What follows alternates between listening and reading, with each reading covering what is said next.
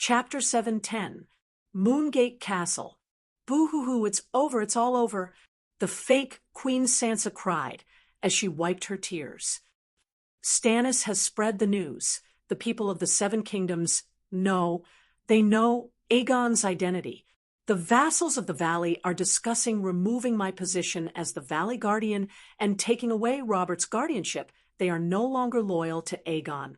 You still have me, the Northern Territory. Jon comforted his sister with a bitter face. You are Sansa Stark, the eldest daughter of Ide and Catelyn, the eternal princess of the Northern Territory. But you also support Stannis. Sansa's teary eyes flashed with anger behind her embroidered handkerchief. She had insisted on letting Aegon go north to Winterfell because she had seen Melji and Gabbert, who had been sent by Jon to ask for help. But Jon had insisted on his false honor and refused to help her and Aegon get rid of Stannis directly. He had even come up with a crooked saying that 5 nights can kill any wizard, causing King Aegon's great situation to collapse. If Aegon had not been captured, the series of events would not have happened. He would still be the son of the noble Rhaegar and Elia, and not the bastard son of a prostitute and a merchant. Aegon was not a bastard son. Scylla and the fatty were officially married, but Scylla was an illegitimate daughter, and Scylla's ancestor, the Blackfire, was also a bastard son of the Targaryen family. I swore I have an alliance with Stannis, just like... Jon rubbed his face hard and said in distress, You know how Robb died. The blood-red wedding is the biggest nightmare of my life. I can learn from anyone, but not Walder Frey. Where's Bran? Where is he? What is he doing? Sansa put down her handkerchief and glared with her red and swollen eyes. You told me that he could know everything about the Westeros through the Weirwood. Why did he arrange such a fate for me? Why didn't he tell me that Melisandre used a ruby to make a double? And this time, if we knew that Stannis was putting on an act, if we knew that he was going to cheat the alliance of their pterosaurs and horns, maybe if he had helped me just once, I wouldn't have ended up in such a humiliating state. Her face was contorted as she vented her dissatisfaction with Bran to Jon. I don't know. Maybe he's under some kind of restriction, or maybe he got into an accident. I've been trying to contact him recently, but I haven't succeeded even once. Jon shook his head dejectedly. Actually, he was the one who told me about the theory of the 5 nights. After Melisandre's attitude towards me changed, he was the one who taught me supernatural knowledge. He knew the spells of the shadow-binding nights, as well as fire spells. He even helped me create the Winter Wolf Howl, based on Dany Alice's soul attacks. He clearly knew all about Dragon Queen's moves, and even taught me defensive spells. But for some reason, he rarely mentioned Melisandre, nor did he analyze her spells for me. At that time, I thought that I already knew all of Melisandre's trump cards, so Bran didn't say anything.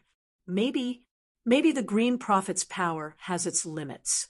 He doesn't know about Melisandre's abilities or her plans. Jon said hesitantly, Jon, and suddenly Jon's eyes rolled back and his body stiffened as he collapsed on the chair. His 4 limbs and head twitched as if he was having epilepsy. Jon, save me, Jon, he's here, Jon. This was Bran's voice. It exploded in Jon's mind like fireworks under the noon sun, loud but weak. It became more and more urgent, forming an unrecognizable howl. Bran, is that you? What's wrong? Who's here? How can I save you? Sansa looked at Jon, who suddenly had epilepsy, then started screaming and struggling for no reason. She was confused and shocked. Jon, what's wrong? I don't blame you anymore. Don't go crazy. Don't scare me, she shouted with a sobbing tone. He's here. He's trying to take the seal of the Green Prophet. No. Shouted an order to the children of the forest, who were throwing magic grenades. John was bleeding from his 7 orifices, and the veins on his face and neck were almost popping out of his skin. He used a voice that did not belong to him to let out a thunderous roar. Burn them all. Boom. It was as if a soul nuclear bomb had been detonated in the Moongate Castle. John's consciousness was connected to Bran's, and the powerful willpower of the Green Prophet's seal entered John's mind through that connection. Then, it suddenly spread throughout the Moongate Castle. Sansa, who was shaking John's body with all her might, fell to the ground as if someone had hit her in the face with a club. She was bleeding from her 7 orifices, but she shouted at the top of her lungs, "Burn them all!" Everyone in the Moongate Castle, including the nobles, knights, servants, guards, and even the sows in the pigsty, had ferocious expressions as they roared at the sky. Burn them all! The sows and dogs did not speak human language. They used their own vocal cords to shout. An image appeared in the minds of everyone in the Moongate Castle. In a dark and cramped stone cave, an icy cold fog surged in from outside. A few squirrel-like monsters were holding black stones the size of melons. As they retreated, they threw them into the fog. Boom! The melons and black stones fell to the ground, and sparks flew everywhere. They exploded into a ball of red flames the size of a washtub. The flames sizzled in the pale fog that was suffused with a faint blue light. They weakened visibly until they were finally extinguished. But after burn them all, the squirrel people began to throw black stone fireballs at the white, snake-like tree roots around them. The tree roots seemed to have been poured with oil, and they ignited with a light touch. The white snake-like tree roots burned with red flames. They were like the tentacles of a flame demon, blocking the icy fog. The image disappeared. Other than John, Sansa's soul power was the strongest in the Moongate Castle. She was the first to groan and recover. My head hurts. What happened? She shook her head hard and muttered in a daze. John slowly opened his bleeding eyes and said weakly, Bran, it's Bran. Before he could finish his sentence, his gray eyes that had regained clarity began to roll back again. John opened his mouth wide and roared, "Oh no, hold the door." At that moment, Bran's emotions were too agitated. The more agitated his emotions were, the more intense his conflict with the cold and merciless seal of the Green Prophet became. The intense conflict caused a huge amount of energy to leak out. Sansa saw in horror that the John in front of her was becoming illusory, as if he was about to disappear from this space and time. No. Finally, John was not immortal.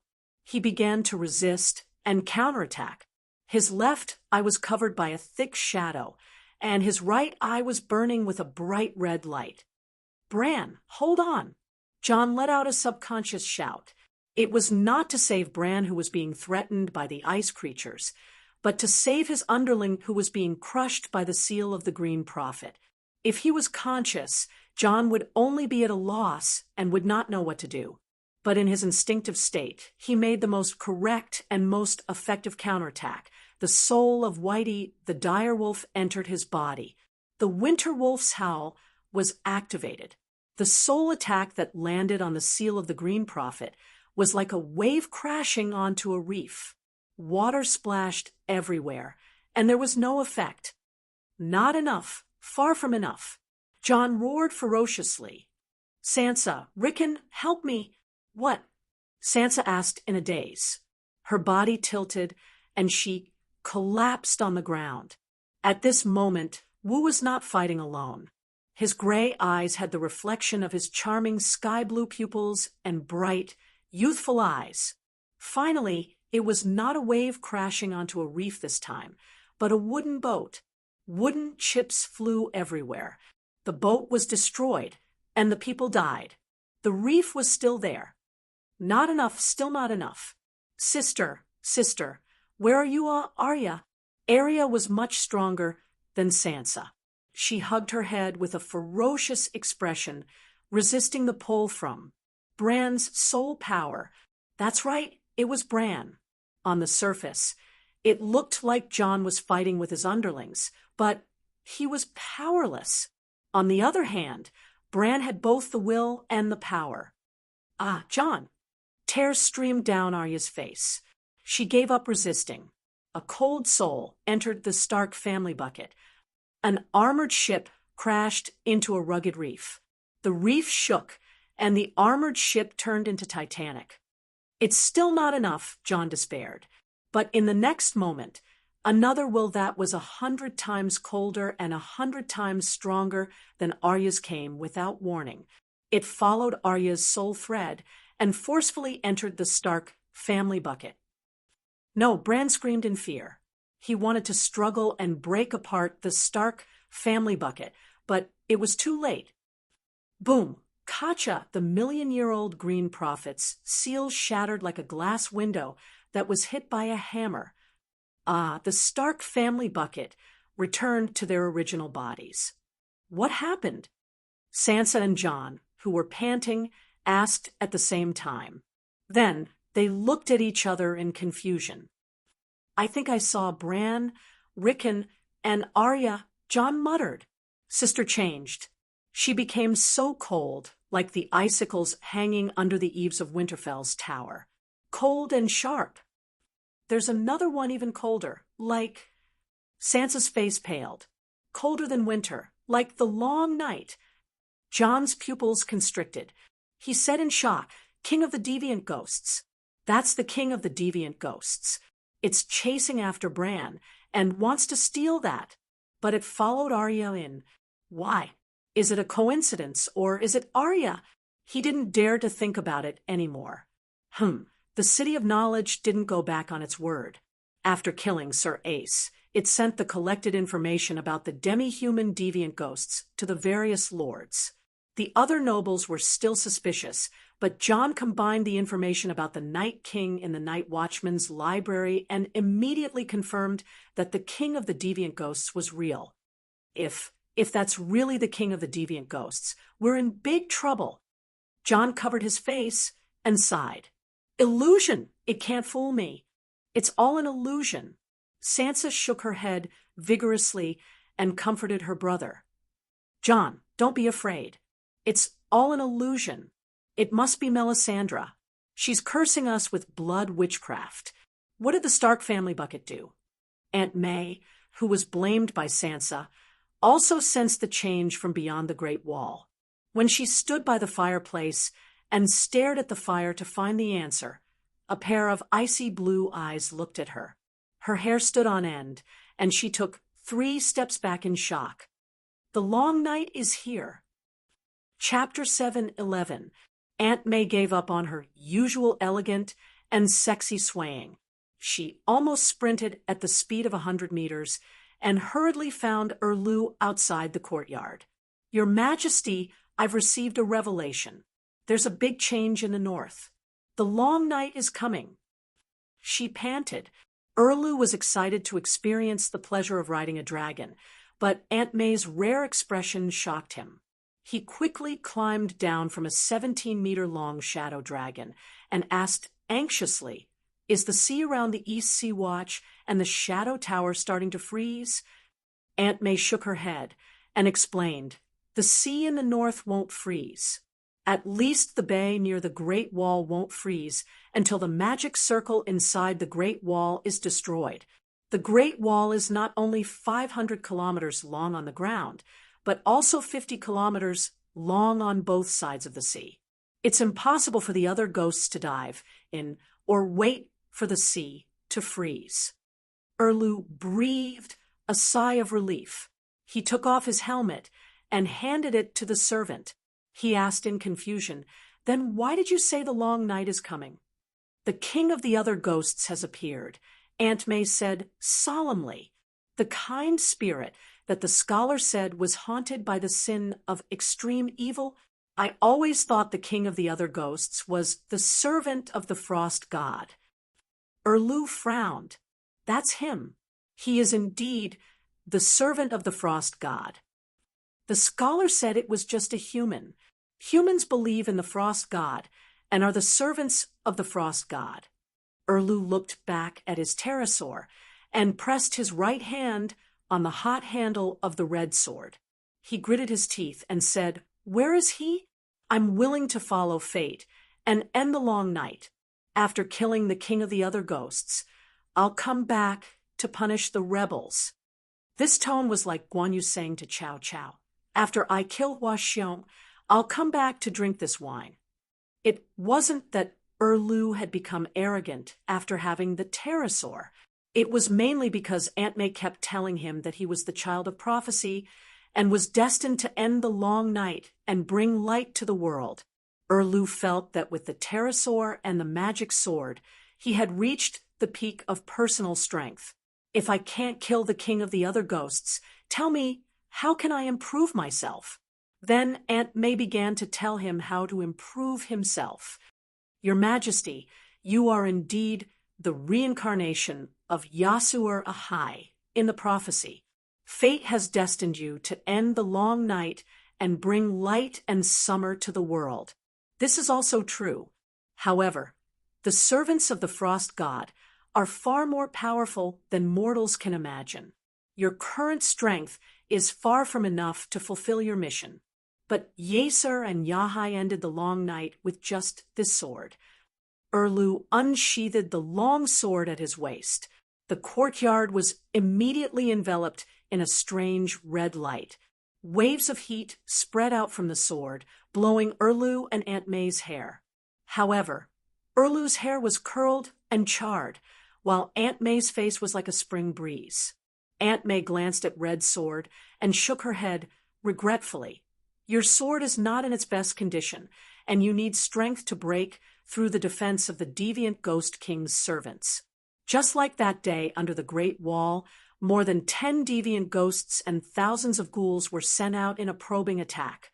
Danny and Liz also had to rely on the help of thousands of savages to get rid of them. Thinking back to the battle between gods and demons, Erlu's pride from the pterosaur completely disappeared. He nodded heavily and said in a deep voice, "You are right. I need more strength. First, I have to take down the valley quickly before Bronze John, and the others come back. I don't need to take down the entire valley. As long as I attack the Moongate Castle and take over the Blood Gate from the back, the vassals of the valley who are blocked outside will have no choice but to surrender after getting the loyalty of the valley and going to the king's territory. 10 pterosaurs should be enough to take over the king's landing, right? When I am officially crowned as king with the power of the 7 countries, it should be enough to deal with the other ghosts, right?" "No, it's not enough." Aunt May shook her head and said, "I have a feeling that after the other ghost king defeated Esgod's servant, his strength has increased tremendously. It is impossible to obtain the final victory with just the strength of a mortal." Erlu immediately understood Aunt May's thoughts. His eyes became sharp and he puffed up his cheeks. He gritted his teeth and said, "I can't kill him.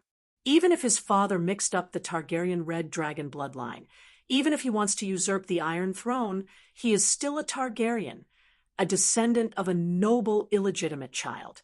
He is not a complete foreigner. He was captured in the war as a noble and even paid me a ransom. I can't hurt him. Yes, he has the Targaryen true dragon bloodline, but it is because of this that his king's blood is even more valuable.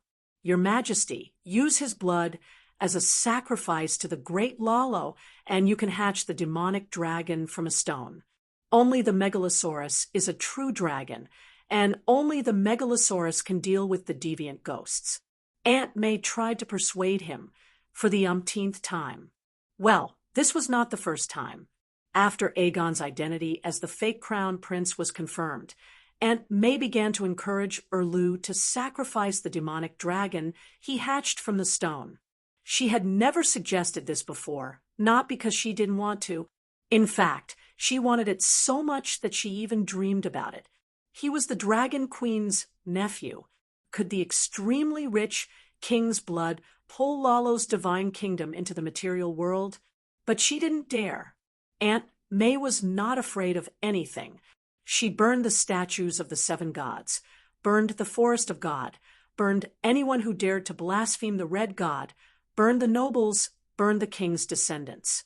She dared to burn anything because those existences could not threaten her. But the Dragon Queen could take her life. Was Aunt May afraid of death? It was hard to say, but she definitely did not want to die because she had a mission. In order to fulfill Asha's prophecy, she had waited for hundreds of years. She definitely did not want to die until she saw the end of the long night. But she had touched the Dragon Queen's nephew, so she had to die even if she didn't want to. But if Aegon was the fake nephew, then she should hate him as much as she loved him before. If she burned him, it would have nothing to do with the Dragon Queen. However, Erlu was stubborn. He held on to the false honor and refused to let go. Was Erlu a righteous and just person? Dany could not figure out Erlu's personality, but when it was not a matter of life and death, Erlu could really be strict with himself and treat others harshly. In fact, to understand Erlu's personality, one could refer to Liu Bei in the Romance of the Three Kingdoms. Everyone scolded Liu Bei for being a big-eared thief and a hypocrite, but he really did not do anything evil in his life. Compared to the honest and cute trader, Boss Liu, who never massacred a city, was as kind as an angel. If there really was a God, even if Boss Liu did not become a saint after his death, he would at least be reincarnated into a middle-class family in his next life.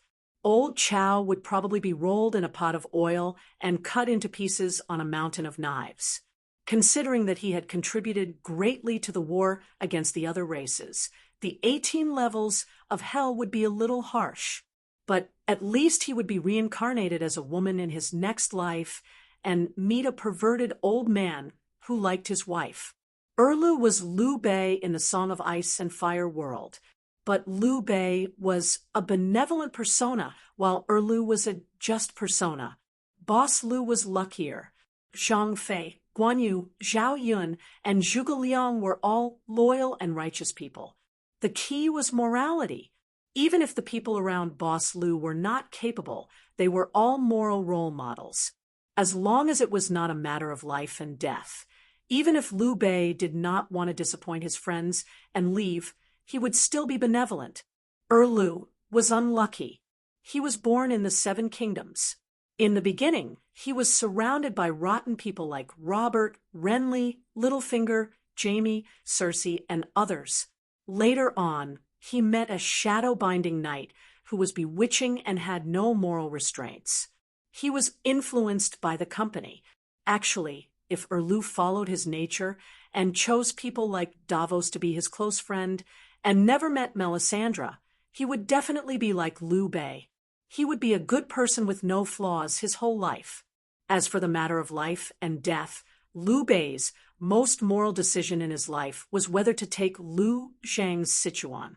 At that time, Cao Cao had already decided to attack Hanzhong. Liu Zhang had indeed asked Liu Bei for help. Liu Zhang and Liu Bei were not related. They were not relatives either. Hence, Liu Bei's choice of success or failure did not cause much moral damage. Erlu was the opposite. The biggest stain in his life was killing his own relatives. At the beginning of the War of the Four Kings, Erlu was able to follow the tradition of Bella Theon's brother in Sanlu. It was a tradition that Erlu set himself. His unconditional loyalty to Robert had nothing to do with brotherly love. It was a responsibility that stemmed from the interests of his family and the country. Robert was dead. Now that he was the elder brother, he hoped that Sanlu would be as loyal to him as he was in the past, for the sake of lumbering and the country. Then, Renly threw a peach to him with a smile. "I can treat you to a peach. Loyalty? Ha ha ha." At that time, Erlu's choice of success or failure was to swallow his anger and retreat to Dragonstone Island under his younger brother's scornful gaze. He would admit defeat and give up his power. Erlu's right of succession was indeed higher than Renly's. Or he would give the foolish tease a peach and pluck his peach. He would then take over the King's Landing and carry out his responsibility as Robert's successor. If Liu Bei was in Erlu's position, Liu Bei might also break his character. Of course, Erlu did not have any capable people by his side. If Zhuge Liang was used to replace Aunt May, Erlu would most likely be able to pluck Renly's peach easily. He might even have a brilliant plan to make Renly submit to him willingly. Or perhaps the Zhuge of the fantasy world would come up with the maze of Eightfold Maze and defeat Tyrion, the fake Shouyu, without even having to pluck Renly's peaches. The ugly dwarf setting fire to the Blackwater River was a bit like Shouyu setting fire to the Red Cliffs. No matter what, with Zhuge Liang's wisdom, Erlu would not have to face the choice of success or failure. All right, I've digressed. Erlu did not have Liu Bei's luck and became a failed Liu Bei. But a failed Liu Bei would not lose his integrity unless it was a matter of life and death. That was why Erlu had always rejected Aunt May's suggestion to sacrifice Aegon, just like how he had always opposed the sacrifice of Robert's illegitimate son, Derek. And although Aunt May was not as smart as Zhuge Liang, she understood the character of the person she was serving. She said seriously, "Your Majesty, it's fine if the King of Strange Ghosts does not move. But once it appears, it means that the long night has officially begun." Erlu looked up at the sky. It was a rare sunny day in winter. The sun parted the thick gray clouds, like a shy ant peeping at the mortal world behind the curtains. "This is the long night." He pointed to the sky and asked. Aunt May nodded. "The long night is like the wind. The wind rises and blows from the distant land of eternal winter. Although the distance is far, it will definitely come. Tell me, what if the King of Strange Ghosts crosses the Great Wall?" Erlu asked again. Aunt May frowned.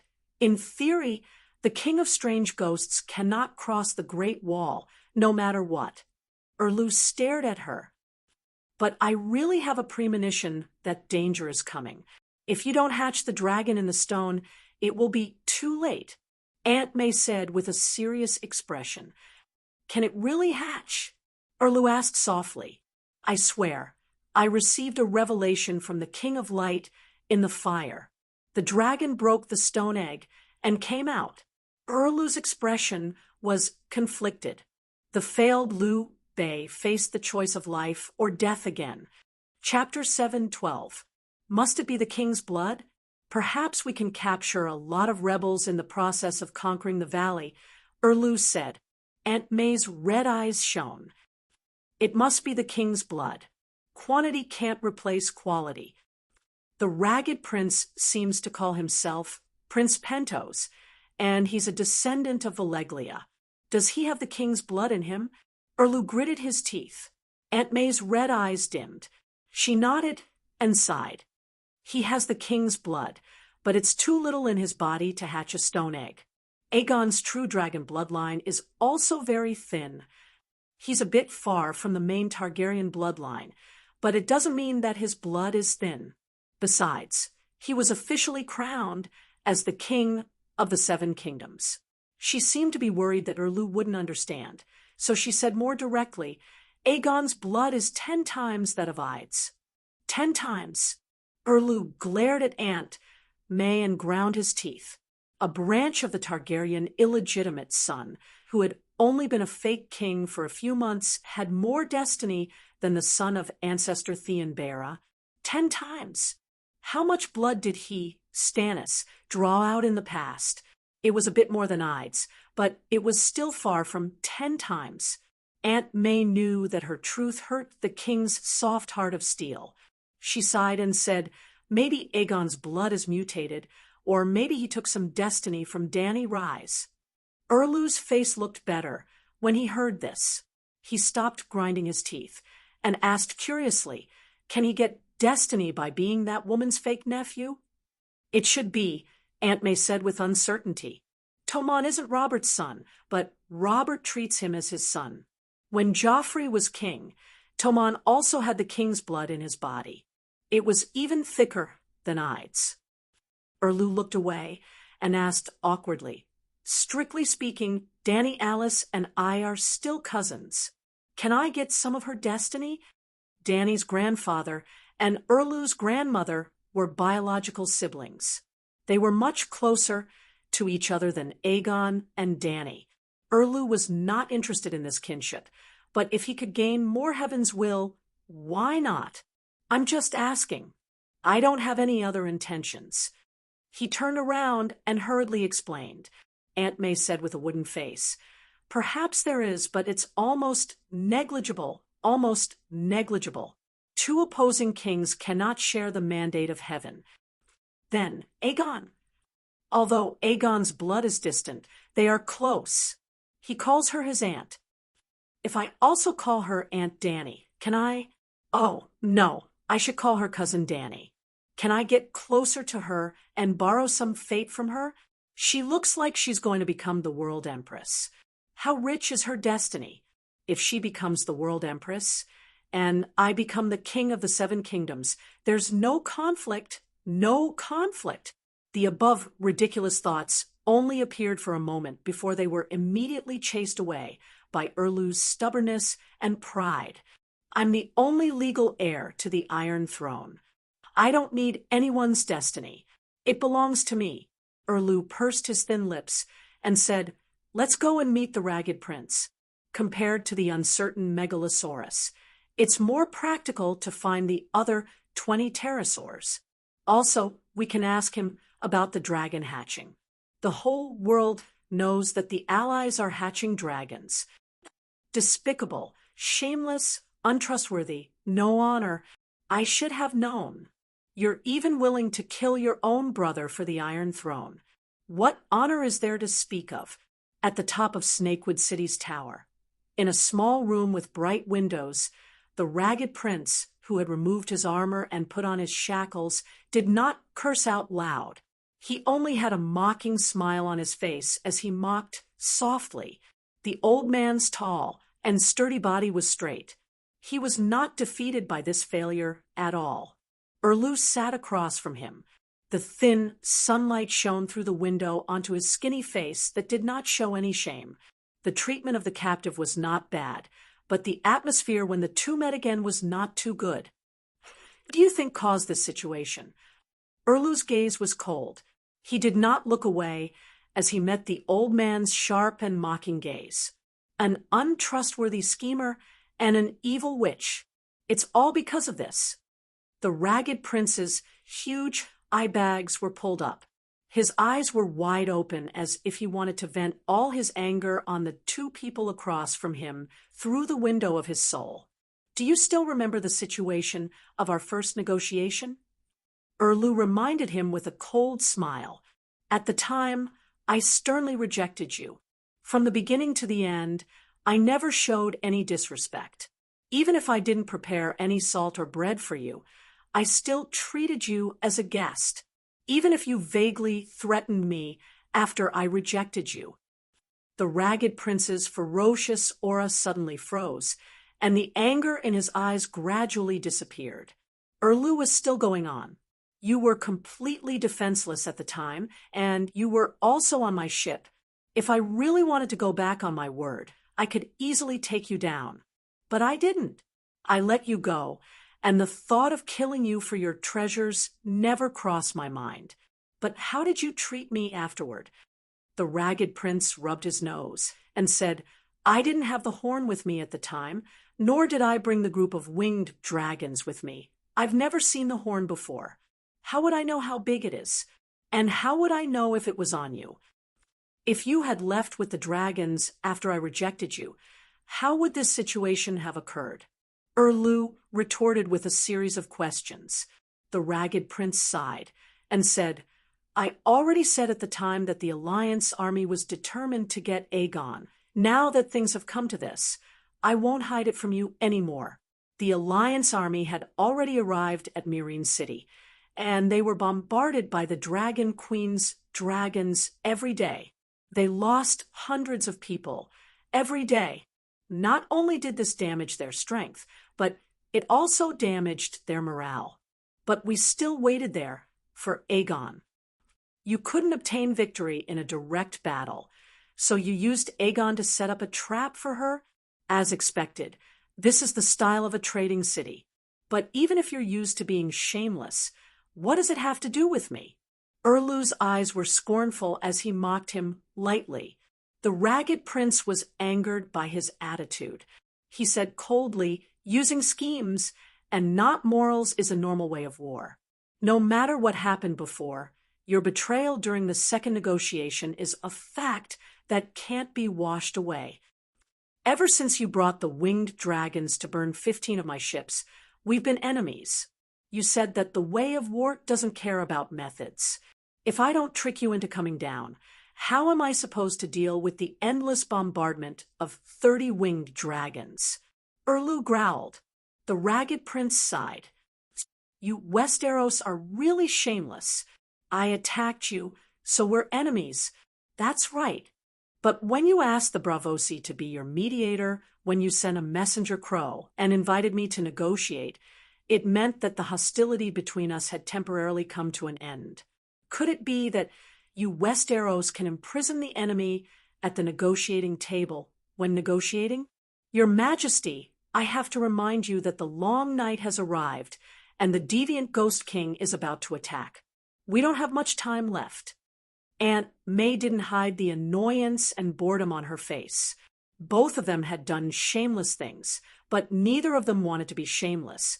So they tried to prove that the other was shameless to cover up their own shamelessness. How shameless could they be? Hearing that the long night had arrived, the ragged prince was stunned. However, he didn't care about the deviant ghosts that belonged to the Westeros at all. He asked nervously, is Aegon really a fake? The news hasn't spread yet, right? If we're fast enough. Erlu waved his hand and coldly cut off his last hope. He's Illyrio's son, it's true. Announcing it in front of so many people would cause such a commotion. And Dany Alice would definitely know. Sigh. The ragged prince's straight back immediately bent down. That damn fatty. He tricked us so badly. Westeros, this damn shit pit, treacherous and evil. There are traps everywhere, and everyone is depraved. No wonder before leaving, High Priestess Jenny repeatedly warned him to be careful, careful, and careful. But he was already being careful enough. Erlu said, the dragon's horn cracked. Did you do something to it? Do you know what's sealed in the dragon's horn? The ragged prince smiled, faintly. Dragon soul. A demigod dragon soul, one of the 3 ancestors of Valeglia, Megalosaurus, Vagor, Erlu said. The tall, old man's pupils contracted in shock. You know so much? Did the dragon's soul leave? He almost escaped. Melisandre smiled charmingly. I was really fooled that day. Fortunately, I was the one who blew the horn. You can also stop the dragon soul. The ragged prince said in disbelief. Also, Melisandre's eyes flashed, and she guessed, is it Dany Alice? Looking at the old mercenary's expression, Aunt May knew that she had guessed correctly. I didn't expect her to really receive a gift from the Great Wall. She's clearly a Targaryen of another race, but she doesn't believe in the old gods, she said with a complicated expression. You didn't succeed in stopping him? Just as the ragged prince's face relaxed, the red-robed woman shook her head again. I couldn't stop the dragon soul, but I didn't give him a chance to return to Vagor, she said, just like the dragon slayer's horn. If the magic runes in the dragon binder were destroyed, the demigod dragon soul sealed in the horn would regain its freedom and could instantly reunite with its master, the dragon soul. The value of a demigod dragon soul was too high. Jenny really needed Aunt Dany's nephew, but she didn't want to give her treasure to an aunt that she didn't care about in terms of identity, status, and ability. So she used a little trick. The horn could be blown many times, but once the ability to control the pterosaurs was used, the runes in the horn would automatically be destroyed. Then, the dragon soul would break free and merge with the soul of Goat Egg's younger brother, Goat Horn Vagger, in the form of a dragon soul. Actually, it was still Goat Egg. The three brothers had already merged into one. Aren't you afraid of offending the alliance? The ragged prince said with an unpleasant expression. The alliance is very strong, but you probably won't be able to get past Danny Alice, Aunt May said with a smile. You can't imagine how strong Valeglia is, the ragged prince said proudly. Erlu sneered and said, You can win with your own strength. Why spend so much effort to kidnap her fake nephew? You don't understand. I don't need to understand. Now, tell me where the other 20 pterosaurs are. Erlu interrupted him. The ragged prince closed his eyes and said calmly, I'm not Aegon. Don't try to take my peaches like you did to him. I'm Prince Pentos. Give me the treatment of a prince. Then, let's continue to waste time. Let's see if you can outlast the alliance. The peach-picking secret book had a limit to greed. Never think about taking all of someone's peaches. So, Erlu didn't insist. He stood up and looked at the tall old man, meaningfully, and said, Don't worry. I'll definitely receive you as the king. Chapter 7:13. Erlu did not stop and arrived at the guest room of the Iron Treasury. Sir Taichu, you are not a captive. You can leave at any time. Aren't you afraid of offending the alliance? Taichu's long and thin goat-like face showed obvious dissatisfaction. Will I offend the Iron Treasury by doing that? Erlu looked at him calmly and asked in return. Taichu's eyes flickered a few times. He said ambiguously, The Iron Treasury is the witness of your negotiation with the Ragged Prince. Your actions this time can be considered as tarnishing the Iron Treasury's reputation. I don't know how the Iron Treasury will react, but it is obvious that your actions will put us in a difficult position. Perhaps the Iron Treasury will seriously consider reducing your loan amount and interest rate.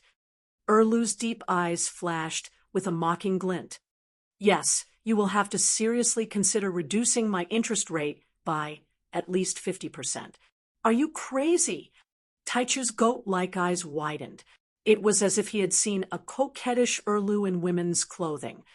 The one who is crazy is you, the Iron Treasury. How dare you interfere in the kidnapping of Danny Rise's loved ones? Have you forgotten the wrath of the Wings of Death? How dare you side with the Pentos mercenaries in the negotiation right in front of me? You even sold him information about the fleet, causing me to lose hundreds of thousands of gold royals. Erlu got angrier as he spoke. He pointed at Taichu's nose and gritted his teeth. Do you really think that Stannis, Bella, and Theon are your puppets to control the Westeros? You can try. Taichu was momentarily intimidated by Erlu's aura. He shrank back with a pale face. No, you think too much. We are just pure businessmen, absolutely fair middlemen. We have no intention of offending Danny Rise, nor Taichu suddenly came back to his senses. Are you not the Iron Treasury's puppet? Military funds, food, and troops are all supported by bravos. Why are you being unreasonable in front of me? Your Majesty Stannis, please watch your words. Goatee suddenly stood up, raised his chin slightly, and said proudly, The Iron Treasury is not to be slandered. Erlu's eyes turned sharp. He took a step forward and grabbed Taichu's collar with his well-defined right hand like an iron pincer. His left hand pulled out the red sword with a clang. He pressed the blade against Goatee's neck and made a sizzling sound of roasting meat. Goatee howled. He felt an unbearable pain from his skin to his muscles, spine, and even his soul. It was as if a flame demon was tearing at his flesh with lava dripping from its teeth. Erlu was stunned and quickly moved the blade away. He was just so excited that he was ready to draw his sword and lay it on the neck of the Bravosi to show him his determination. in order not to accidentally injure Goti, Erlu even purposely avoided the sword. Who would have thought? The hero's crimson sword's power has increased, Melisandre said in bewilderment. Is it? Erlu didn't feel anything. Look at him. Aunt May raised her chin and pointed at the representative of the Iron Treasury, who had rolled his eyes and almost fainted. The long night has descended. The sword's spirit seems to be awakening on its own. She said hesitantly. Erlu sheathed his red sword and looked at the crying Tai Chu with disdain. Maybe he's too weak and can't bear the pain. Can a weak person cross thousands of kilometers of the Wolf Forest mountain path? Erlu was silent. Tai Chu had walked at least 2,000 kilometers in the waist-deep snow of the Northern Territory from the Eastern Sea. He was indeed not a weak person. I'm sorry, he said to Braavosi. I apologize for my insulting words to you just now. You are not a coward, but I can only say that you deserve it for burning your neck. Have you forgotten who helped you out of your predicament? Tai Chu wiped the cold sweat off his forehead and gritted his teeth. Don't tell me I don't have to pay my debt. Erlu said indifferently, the Iron Treasury does not allow debts to be owed. Isn't that enough? Erlu mocked. I do owe money to the Iron Treasury, but I don't intend to go back on my word.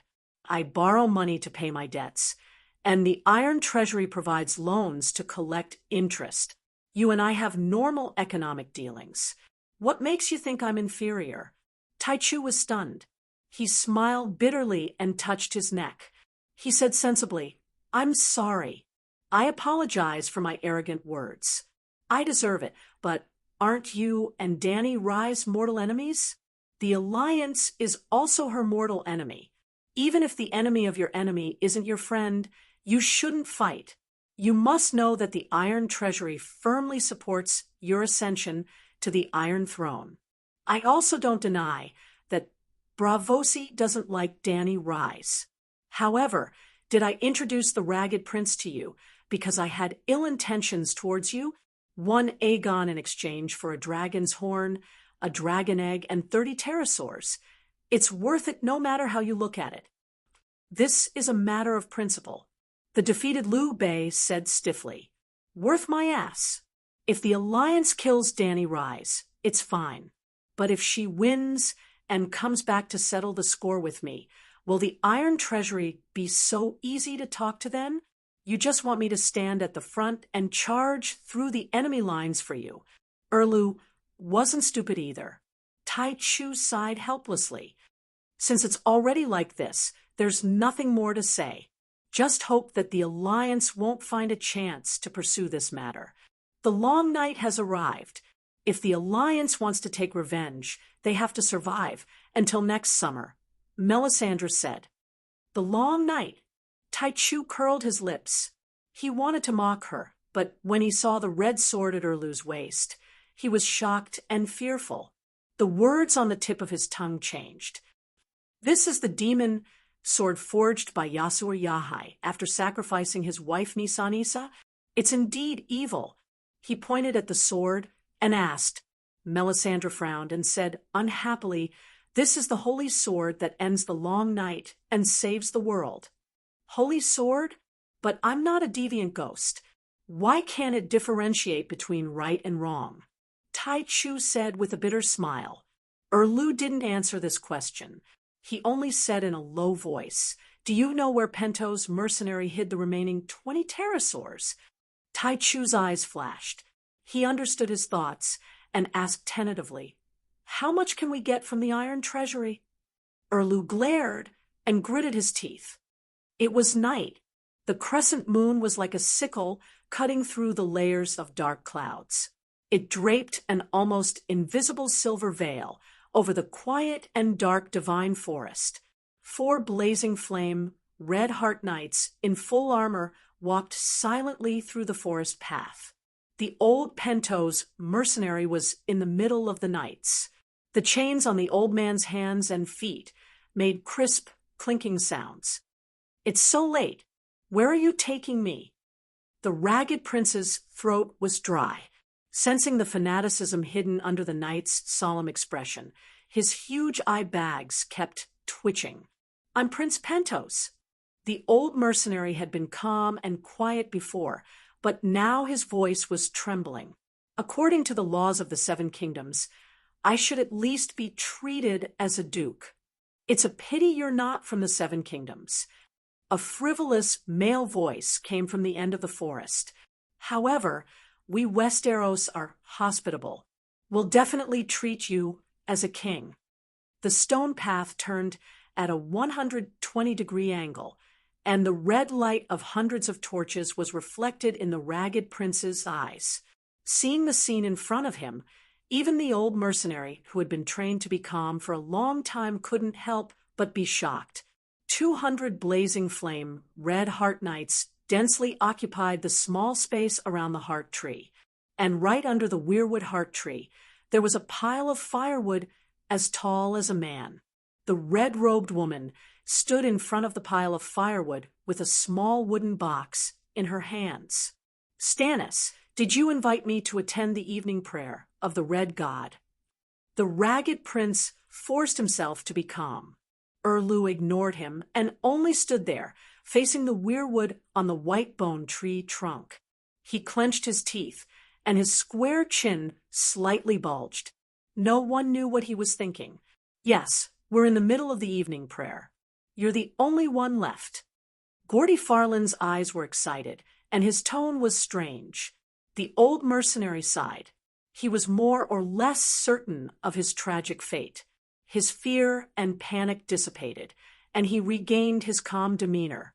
He looked at Erlu and asked, "From the beginning, I knew that the justice and law you insisted on would disappear when you hurt your own interests. So, I can understand you going against the tradition of not harming captives. But I'm really curious. Are you Westeros all so stubborn? Starting from the Dragon Queen to you, Luwin, and now you don't seem to be afraid of the entire world and the allied army formed by dozens of cities. Forget about the Dragon Queen. She's a ruthless person who's never been seen before. But you, Luwin, what do you have? What do you have? Octopus, sea monsters, and witches? Sea monsters are just playthings in Valeglia, and Far East Asia is full of witches. Even if Westeros are desolate, with your status, you shouldn't be so short-sighted." This time, Erlu finally turned his head, his deep blue eyes filled with determination and indifference. "Your nonsense is useless. I've made up my mind. The long night has come, and King Strange Ghost is on his way south. I need power to save the world. This is my mission, and also your destiny." The ragged prince didn't struggle, allowing the 4 red heart knights to tie him up in the pile of firewood. He asked softly, "What power?" "Mystic dragon." Melisandre opened the wooden box and took out a black and red-scaled stone, egg the size of a coconut. "Your king's blood will please the great king of light and awaken the mystic dragon in the stone." "Mystic dragon, mystic dragon, mystic dragon." The surrounding red heart knights' faces flushed red as they cheered fanatically. "Sigh, you've all been deceived by Dany Rise, sacrificing your loved ones." At this point, the ragged prince was stunned. She seemed to only want the king's blood. The allies have sacrificed their loved ones. They're all descendants of the noble royal family. But other than Yuan Kai, not a single megalosaurus has hatched. He smiled bitterly. "That's because your dragon egg is fake," Melisandre said lightly. The ragged prince's pupils contracted. "You found out. He'd received a dragon egg and a horn from you, Luwin, as a reward, but Erlu had snatched them away. The only reason he was willing to use the dragon egg as a bargaining chip was because Jenny had noticed at first glance that the dragon egg was made from broken fossil dragon eggs. So you purposely tricked me with a fake dragon egg." Erlu glared at him. "The dragon egg was given to me by you, Luwin, and you, Luwin's dragon egg was stolen from Dany Rise." The ragged prince shook his head and smiled bitterly. It's very likely that she didn't have the money to buy the immaculate ones, so she made a fake egg to trick slave Master Gith. In the end, half of the world was ruined by her. Erlu's tightly clenched jaw loosened as he was stunned. That woman is so cunning. She's so evil, Gordy Farron said in shock. Aunt May looked up at the sky and saw the crescent moon hanging in the sky. She said loudly, "The time has come. Prepare to light the fire." Scarface Knight Richard excitedly carried a basin of palm oil and splashed it on the ragged prince's head. He shouted fanatically, "Long live Lalo! Long live His Majesty Stannis! Long live the Mystic Dragon!" The ragged prince licked the oil that slid down his old face and suddenly roared, "Stannis, I'll wait for you in Lalo's purgatory of death." He struggled with his hands that were tied to his waist and raised two middle fingers, one pointed at Erlu and the other at the ground. "Hypocrite of justice! Dogs hit Westeros! May hell not have any of you! Unfortunately, all of you deserve to go to hell." "Shit!" Aunt May raised her slender finger and pointed in front of her. Boom! The ragged prince and the pile of firewood burst into flames. "Ah!" the old mercenary wailed in the flames. "The night is long and dangerous." Only my lord, the believer, prayed loudly. A shadow reached out from the flames and wrapped around Aunt May like an octopus tentacle. Crack, crack! A crack appeared on the eggshell. Chapter 7:14. The Lindelli family of Snakewood City had a history of several thousand years. The weirwood tree in the middle of the divine forest was as thick as a canopy. Its white bone-like trunk and blood-red palm leaves extended for more than 10 meters. At this moment, it was like a giant flaming crown that was placed above Snakewood City. The people of the Northern Territory and the nobles of the valley rushed over angrily. Just as they opened their mouths to curse loudly, the curses were stuck in their throats and could not be spat out. Their eyes were wide open, the fear on their faces distorted under the fire and shadows. The bright red flames and the ice-cold shadow tentacles that were as black as ink. The light and shadows projected on the fanatical flame knights twisted like living creatures. Crack, crack, crack. The sound of the dragon egg cracking was very soft. The sound of the surrounding firewood and weirwood burning was very loud, but everyone present heard it and looked over. Just as everyone thought that the dragon egg was about to hatch, the shadow tentacles extended from the flames suddenly retracted. Only the crackling of the burning charcoal could be heard.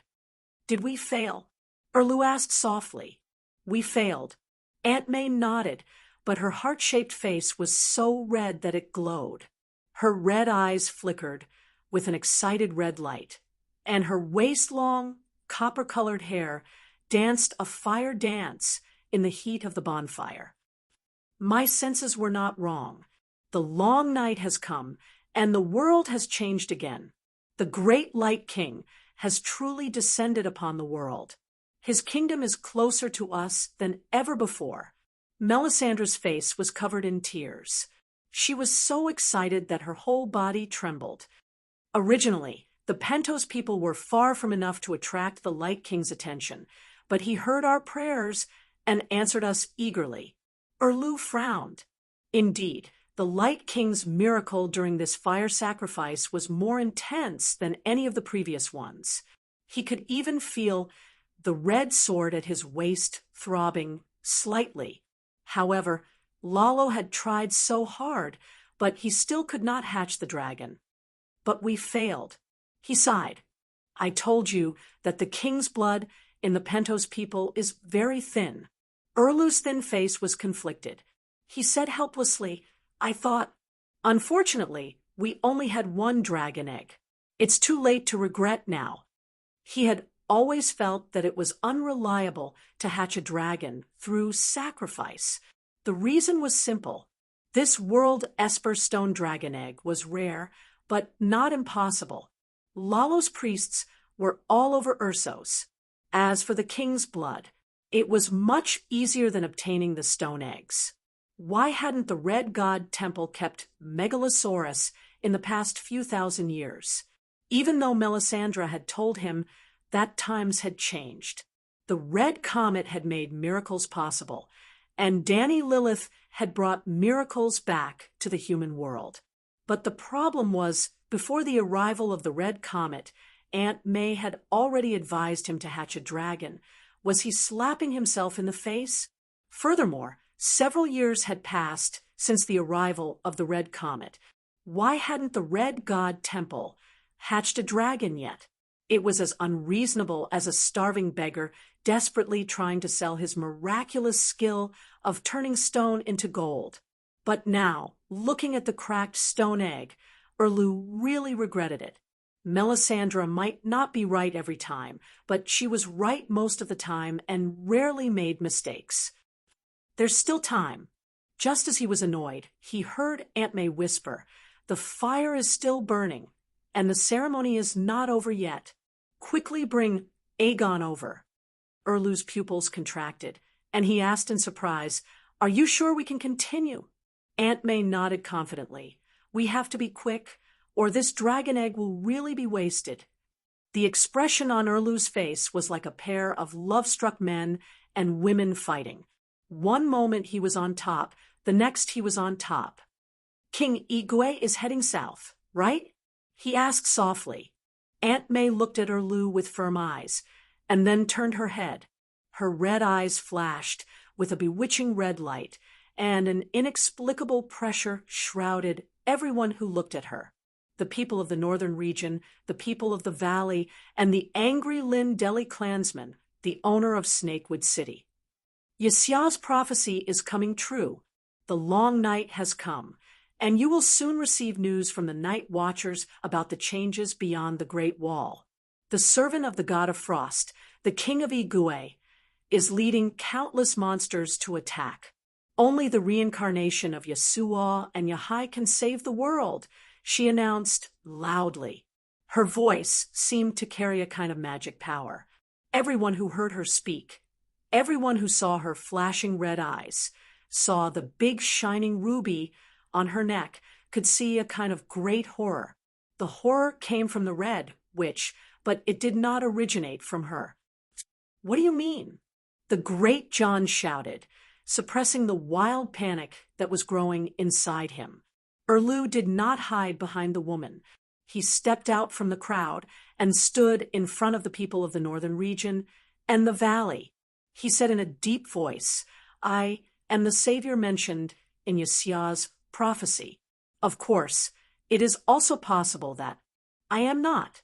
But whether I am the savior or not, the long night has come, and Ygwe is attacking. My responsibility to the Seven Kingdoms and the people of the Seven Kingdoms will not change. My strength is not enough to deal with the king of Ygwe. I need the Megalosaurus, and to hatch the Megalosaurus, I need a sacrifice. You want to burn His Majesty Aegon to death." Meiji was shocked and angry. "You dare." Big John's face was ferocious. He unsheathed his sword and pointed it at Erlu. "If you dare touch a hair on his head, I will cut you alive." Erlu looked down and glanced at Cold Edge, who was 3 feet away, and nodded. "That's right.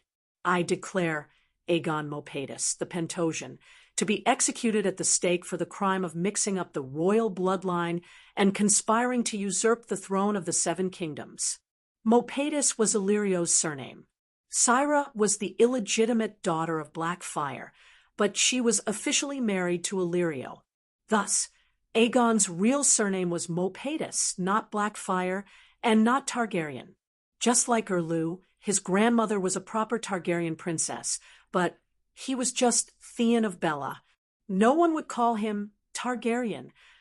When they heard Pentosian, Aegon Mopatis, the curses in the crowd decreased by 70%. That's right. Aegon's maternal grandfather was Blackfyre, and he had his own surname. He could not even be considered a citizen of the Seven Kingdoms. Even the Targaryen of the past, Targaryen had purchased Dragonstone Island, the outpost of Valeglia, which belonged to the Targaryen family, 1,000 years in advance. He had also brought with him epic-making technology and wealth that could rival a kingdom. Then, he had painstakingly operated on Dragonstone Island for 100 years before he could barely assimilate into the Westeros. In other words, he had obtained the precious Westeros residence permit. The ancestors, the Undulls, and the Loinars were all foreign invaders, but they were extremely xenophobic, just like a certain country today. He is the son-in-law of the House of Stark. Countess Meji roared at Erlu, "Don't ever think of harming Stark's people in front of the Northerners." She turned around, and her hard old face twisted into an evil spirit under the light of the fire. She glared and gritted her teeth as she shouted at the people who had come down from silence. "I said, no one can harm the son-in-law of the House of Stark in front of us, right?" "Yes." Big John suddenly came back to his senses and roared into the sky. Whether he is a red dragon or a black dragon, whether he is a foreigner or not, he is Sansa Stark's legal husband. No one can harm him. We swear to defend Stark's honor with our lives. All the Northerners shouted in unison. Their momentum soared to the sky, and even Aunt May's demigod soul was intimidated. Erlu clenched his jaw so hard that his teeth creaked. Aunt May carried the dragon egg and walked over gracefully. She said softly, "How ridiculous. Even Stark doesn't treat him as one of his own. You outsiders are the only ones who are so excited." Big John shouted, What are you talking about? Where have Jon Stark and Sansa Stark been these days?" Aunt May sneered. "They." Big John was at a loss for words. Were they at Moongate Castle, or had they returned to Winterfell? They hadn't been seen for days. Sansa Stark and Tyrion Lannister were also legal husband and wife. Aunt May's smile grew wider. "Do you think Aegon brought her less shame than Tyrion?" "Sigh, poor girl. No matter what choice she makes, I can understand. You should understand too." "Impossible, impossible. You're misleading us." Count Meji's old face was pale. Her eyes, which were once more resolute than a rock, were now filled with panic and doubt. Big John opened his mouth wide. He looked at Meiji, Erlu, Aunt May, and then turned to look at his companions. His heart was in a mess. He wanted to get an answer from them. What should I do? But no one could tell him. Everyone had different expressions. Some were bewildered, some were thoughtful, some were convinced, some were indifferent, some were excited to watch the show, some were hesitant to speak, and some were muttering softly. But no one shouted to die, for Stark's honor. Just as the Red Witch had said, even Stark himself wanted to get rid of Aegon's stain. Why were they so anxious? Erlu gave Gordy Farland a look, and the knight excitedly left with his 4 guards. Some saw them, while others didn't. Some of the people who saw them knew what they were going to do, but no one stopped them. After a while, the blazing Red Heart Knights carried the roofless palanquin. Amidst the clanging of armor and scabbards, they ran through the divine forest and came to the burning weirwood tree. "King Aegon!" Meiji couldn't help but exclaim, worriedly. "Aegon!" Big John didn't call him king anymore, but he looked concerned. Aegon's condition was too bad. His once soft and elegant silver hair had become oily, and his rosy cheeks were pale and sunken. His gradually changing purple eyes were as dim as extinguished charcoal. His tall body was hunched into a ball, curled up on the soft couch, as if he was escaping from the cruel and merciless reality, hearing the cries of Meiji John.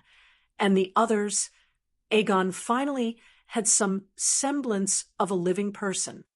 "Where's Sansa? Where is she?" His hoarse voice was filled with fear and anticipation. "Sansa, Queen. She's not feeling well. She probably went back to Winterfell." Meiji didn't dare to look at the pair of eyes that emitted the last light in the embers. Her voice was weak. The last light was extinguished, and Aegon collapsed on the palanquin. "Ha ha, I told you, but you didn't believe me." Gordy Farland's eyes shone with excitement. He bent down and spat out the most vicious words to the disheartened Aegon. "Your mother is a Lys prostitute, and your father is a nouveau riche spice merchant. Ask any of the knights here if they're willing to marry their daughter to the son of those two. From now on, every time your name enters Sansa Stark's ears, it's like she was raped by a noseless, ugly dwarf in public. She's brave enough not to kill herself after such humiliation. What are you still dreaming about?" Puffed. Aegon was so humiliated and desperate that he spat out a mouthful of blood and fell from the palanquin. Chapter 7:15. Awoo! Big John roared and charged at the giant killer with his long legs.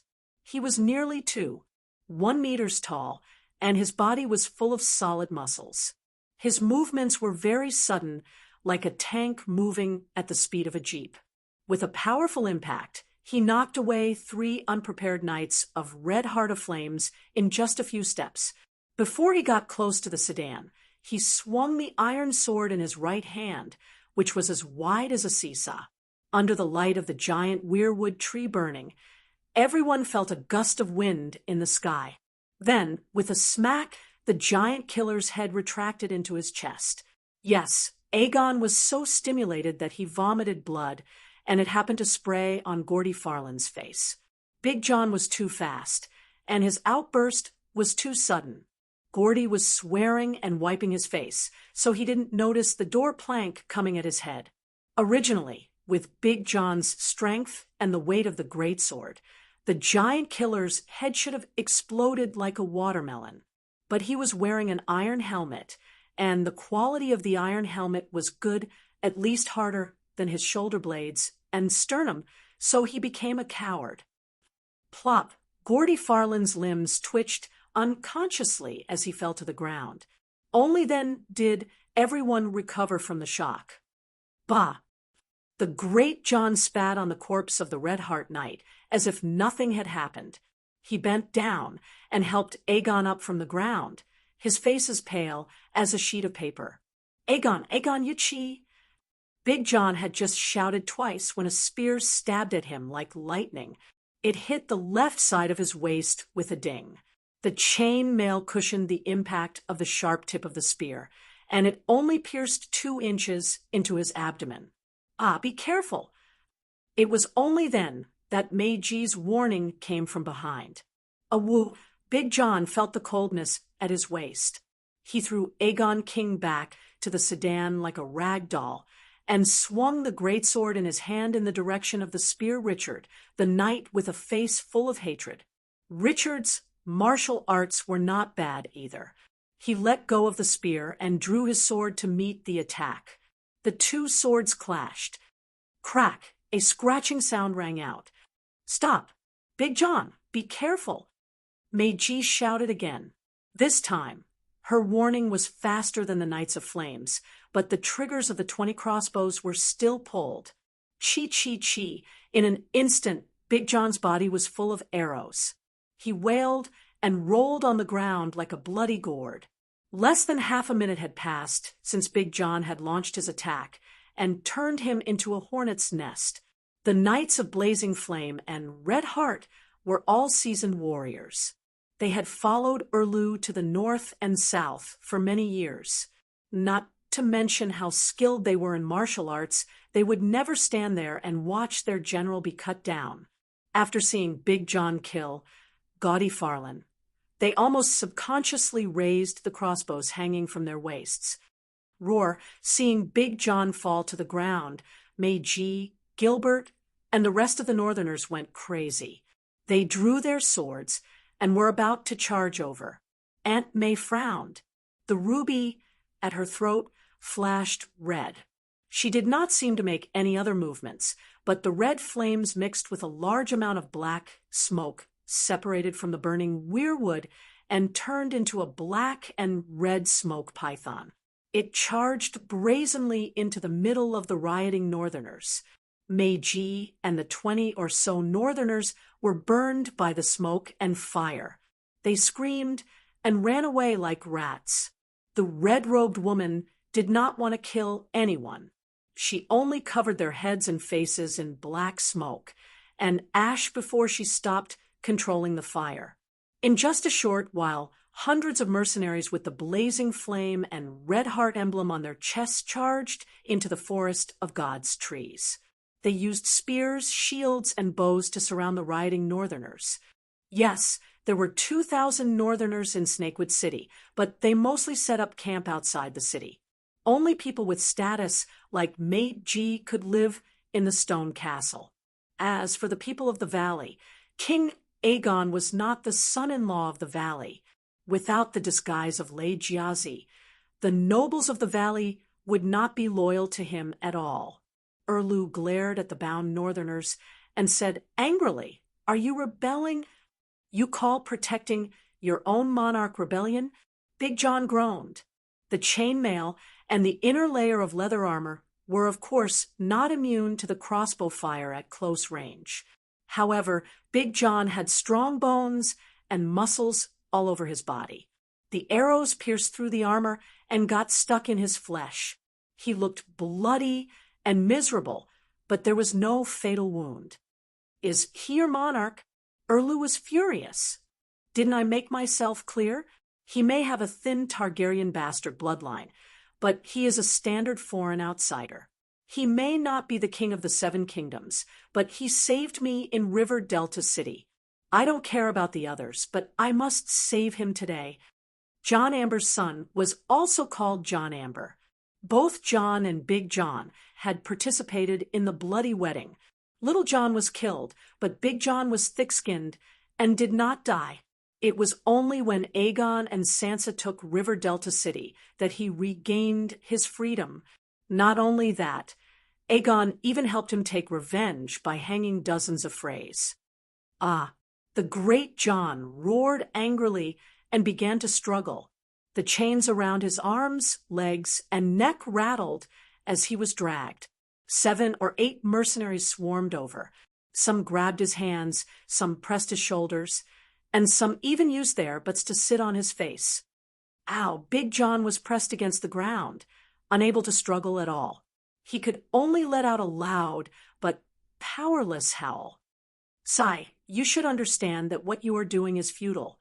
Erlu's gaze softened as he sighed softly. "Ha! At least I killed that idiot knight who insulted him." Big John laughed bitterly. Richard's anger rose when he heard this. He rushed over and kicked Big John. Bang! The steel boot landed squarely on Big John's mouth.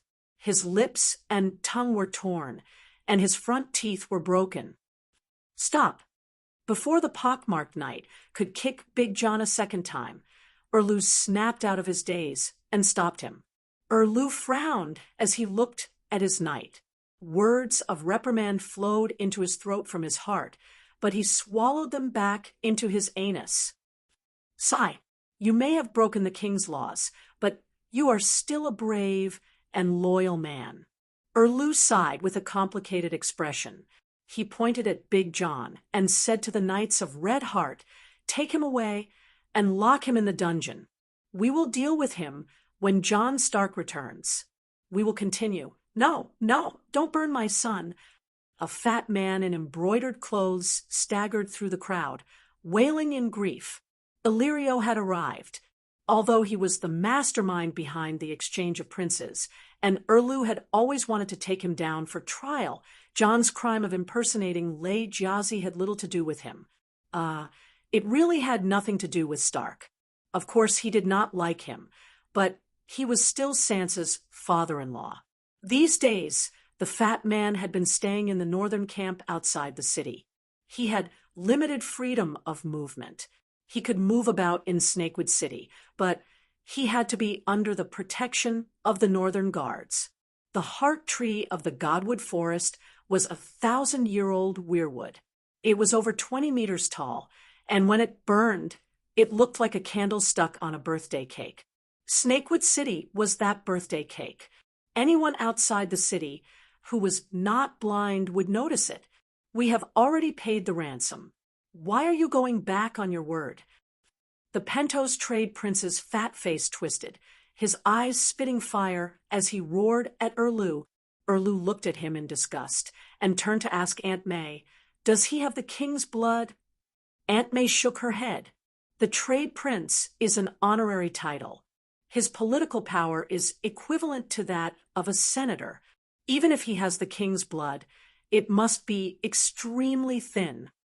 Erlu said coldly, "The ransom was paid for the defeated Aegon Targaryen.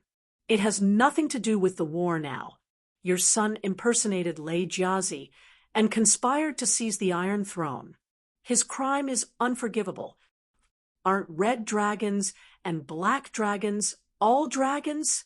The fat merchant said angrily, "You should say that to Dany Rise, to John Clinton, to Sansa Stark, and to all the nobles of the True Dragon Alliance." Erlu waved his hand. The blazing red-heart knight carried the drooping Aegon to the bonfire. "Aegon! Aegon!" Illyrio's eyes were red as he struggled against the two knights. Two hands full of rings reached out desperately, as if trying to pull his son back. Aegon recovered from his rage and spat out blood. He turned to look at the fat face that was both familiar and unfamiliar. His cheeks, as pale as charcoal, flushed with excitement. This was the first time the two of them met after their identities were exposed. Aegon was looking forward to this moment as much as he was looking forward to Sansa's "I don't care about your identity," and Aunt Dany's "You are still my nephew" acknowledgement. So he began to struggle. He roared at Illyrio, "You lied to me! You ruined my life!" Illyrio's heart felt like it was being stabbed. Tears streamed down his face. "I did it all for you. You deserve the best in the world." Dogs hit. Aegon's expression twisted. "The best in dogs hit. I pursued the Iron Throne because I was told my life's mission from the time I could remember to take back the honor that the Targaryens had lost, to avenge my parents and sister. Rhaegar, who died in Theon's rebellion, was my father.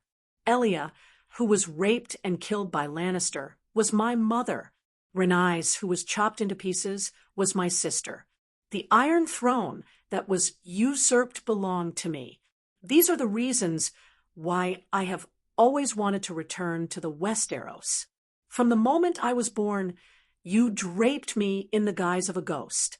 My dreams were given to me by you. My fate was twisted by you. Now you tell me that this is for my own good.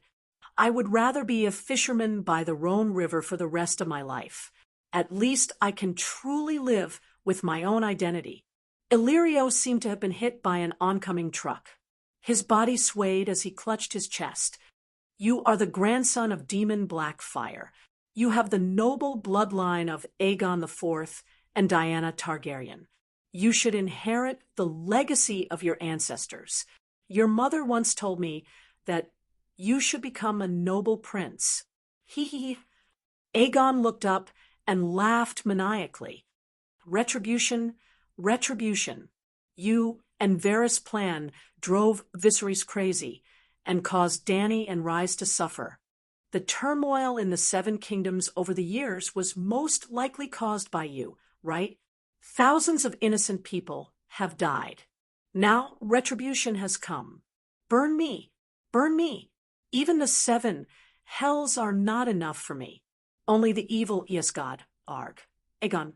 "No," the fatty stretched out his neck and wailed. When they heard the interaction between Aegon and Illyrio, including Erlu and Aunt May, the Red Heart Knights of Blazing Flames, the onlookers from the Northern Territory, and the people from the Valley were all enjoying the show.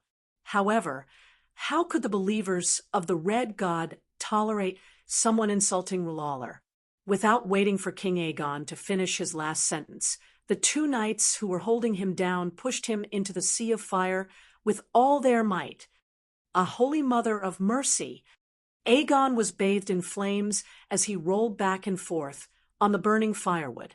The realization of being in the evil gods' hell was thrown out of his mind as he began to shout for the Holy Mother of Mercy. The night is long, and danger is everywhere. Fortunately, there is Allah, who overflows me. Aunt May recited the Red God ritual again, and the Red Heart Knights around her followed suit. It formed a strange harmony with Aegon's wails and Illyrio's curses, and cries. There seemed to be a gluttonous monster hidden in the fire. Aegon's pain from his soul was its food. It once again extended its shadow tentacles greedily and wrapped them around the rolling Aegon in the bright fire. The red fire and the pitch-black shadow swayed happily in the fire, as if it was extracting something from Aegon's body.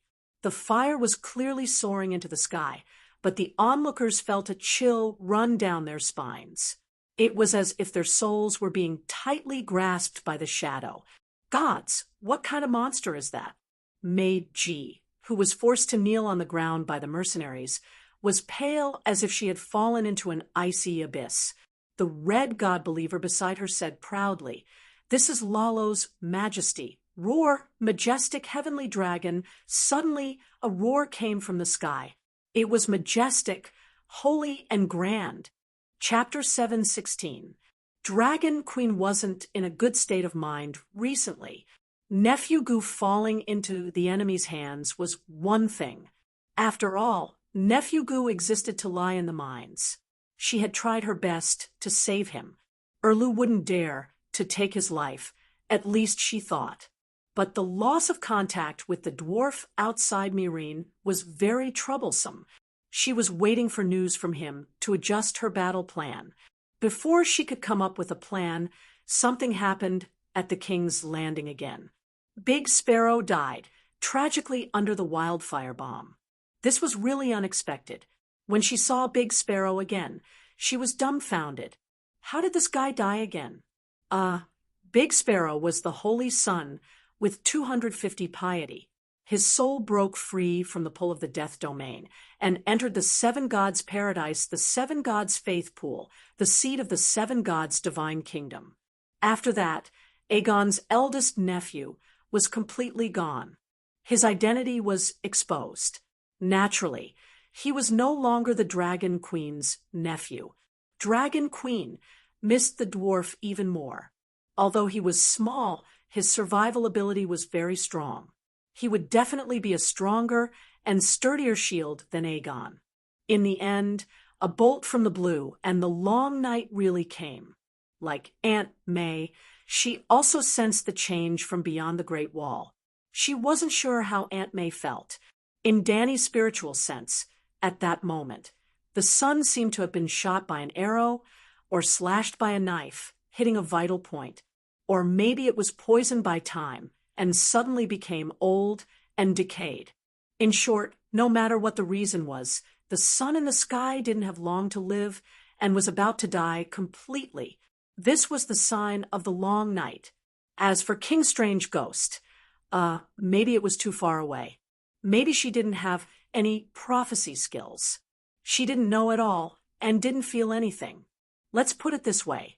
Because of the long night, King Strange Ghost, who was previously hiding somewhere, went out to relax.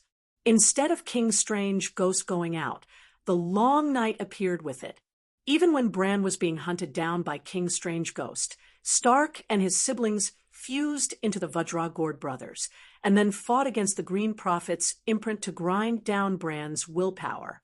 She didn't know about this series of actions either. After that, King Strange Ghost followed Arya's will and joined the Stark family to counterattack the Green Prophet's seal. Dany still didn't notice. Until the very last moment, Dany had already condensed the Song of Wind, and the birth of the first Green Prophet came from the children of the forest who listened to the Song of Wind of the Door God. It could be said that Wind Song was the origin of the Green Prophet. As such, when the Green Prophet's seal shattered, she felt it far more clearly than Melisandre. At that moment, the sky seemed to have collapsed for Westeros. At that moment, she was both shocked and at a loss. She was also pleasantly surprised, as if a pie had fallen on her head. The Green Prophet's seal had always been monopolized by the Three-Eyed Crows. Others couldn't even see it at least. Dani had never sensed its existence. She had condensed the Song of Wind, and had even become a wind demigod.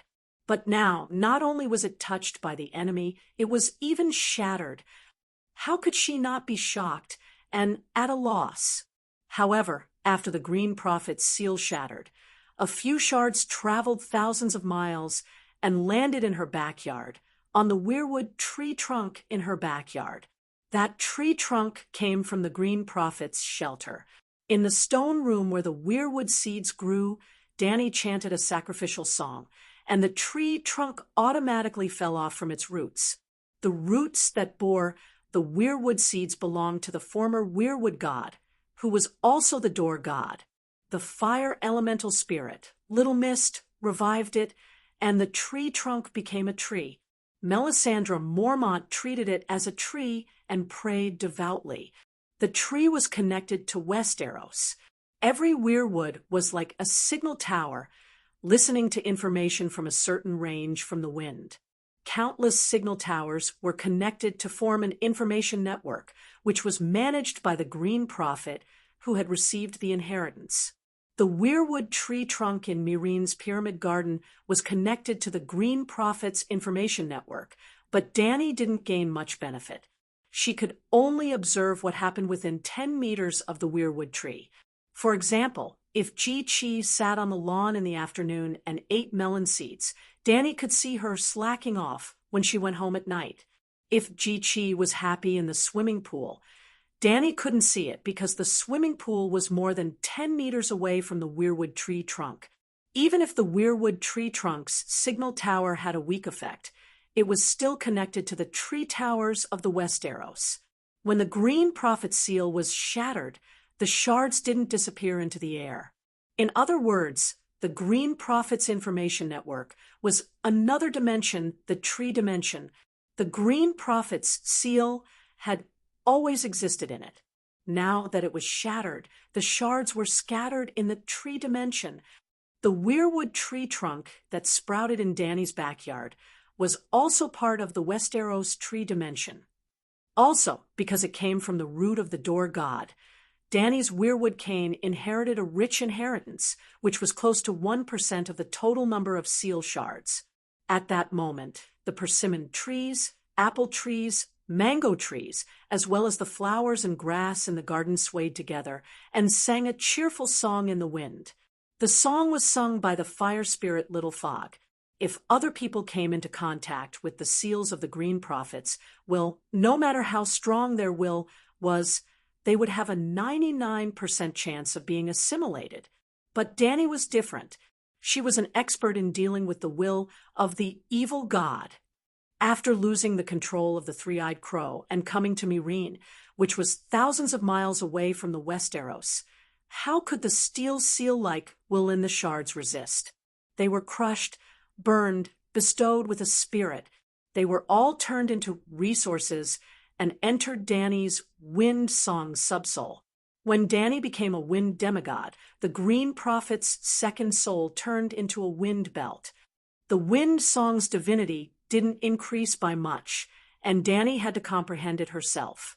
It was like eating a pig's brain to nourish the brain, but it definitely wouldn't increase the pig's experience and knowledge. Well, Dani and Bran used different methods to use the Green Prophet seal. Dani ate it and absorbed its nutrients, while Bran connected the pig's brain to his own, which was equivalent to adding another pig's brain. Generally speaking, Bran used the seal more efficiently, while Dani wasted a natural treasure recklessly. But there weren't any side effects, and her will wouldn't be affected. But the pig's brain was too nutritious, and Dani's wind song subsoul's body increased by 100 times, and she ate until she became fat. Currently, her sea of consciousness was filled with all kinds of wind, such as breezes, strong gales, hurricanes, tornadoes, and so on.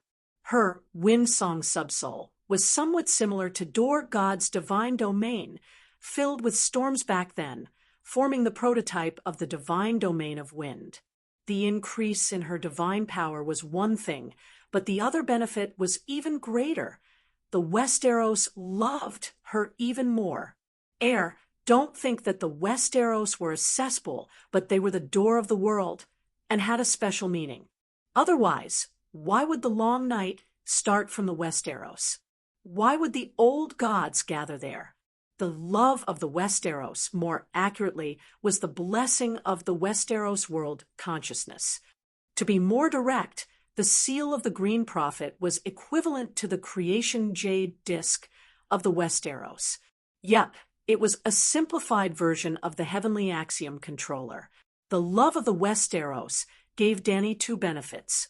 First, when she was in the Westeros, her cultivation speed would become faster.